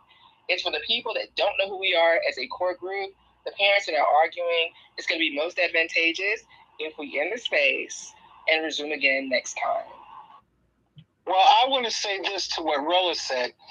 Rella, I hear you very clearly, and that is a problem. You know, work-life balance is a big problem, which tells me when we start the meetings, the first thing that we have to define is how do I make it so that work-life balance is not an issue. And I hope that people that are down in the space... Lloyd, we understand it. I am trying to tell you, when you come back out to say something to Rella, the parents are now arguing. Okay, the space now. Rella, I'm just simply saying that one of the things that we have to do is make it so that the people that are putting this thing together do not have to be dependent on how they're going to pay their rent. So when we lay out the plan, the folks down the space that have not stepped up and spoke yet, I want y'all to weigh in on this. We have to be prepared to make sure that those folks have an income so that we don't have to, our issue doesn't get put behind them getting their children to daycare. That we can say, you get paid, you work here. So we're paying you, so you don't have a work-life balance issue because we got you for 8 hours a day. Well, I think that's a discussion that we can actually talk about when we meet, and we can also find different avenues, you know, if we have to figure out how to get funding and things like that to take care of whether or not we're going to set up salaries to work on different things on full What time. do I have? I just to have. actually pay them a full salary to work. Like, we can have that discussion when we meet. And I'd like to hear what the people that are in the space now that haven't been talking, how they feel about that. Okay, Lloyd, right there, I'm trying to tell you, with the most respect I can muster, if we start bringing in more, we're going to lose focus on the goal. I am suggesting. Okay, move on. I've already private meeting first. That's fine. Okay, so now, Gray, would you like to close us out? Yeah, absolutely. So first, let me thank everybody for coming and attending. We've got like 39 messages. A lot of them are about the fact that Twitter has been throttling this space the whole time. So people have been getting kicked out. They can't hear the space, sounds going in and out. I was having that issue in news Twitter spaces the past couple that I tried to attend. So there is a thing where Twitter is intentionally throttling these spaces for, I guess we can all assume why, but it is happening. So just want to acknowledge everybody who showed up here, everybody who showed up on YouTube Live.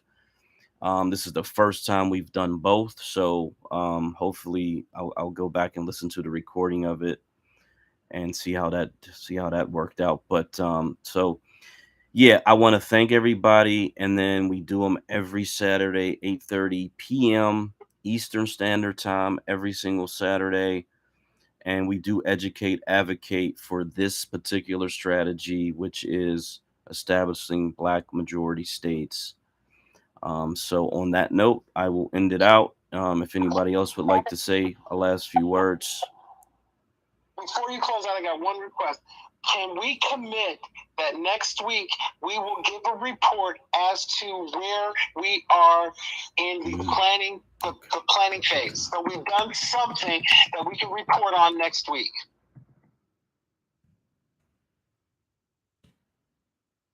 Oh, that's a good thing, man. Yeah, let's say that for the meeting. Let's just come up with a meeting date and then let's save that part for that, because I do understand, like such as myself, I worked a 70-hour week.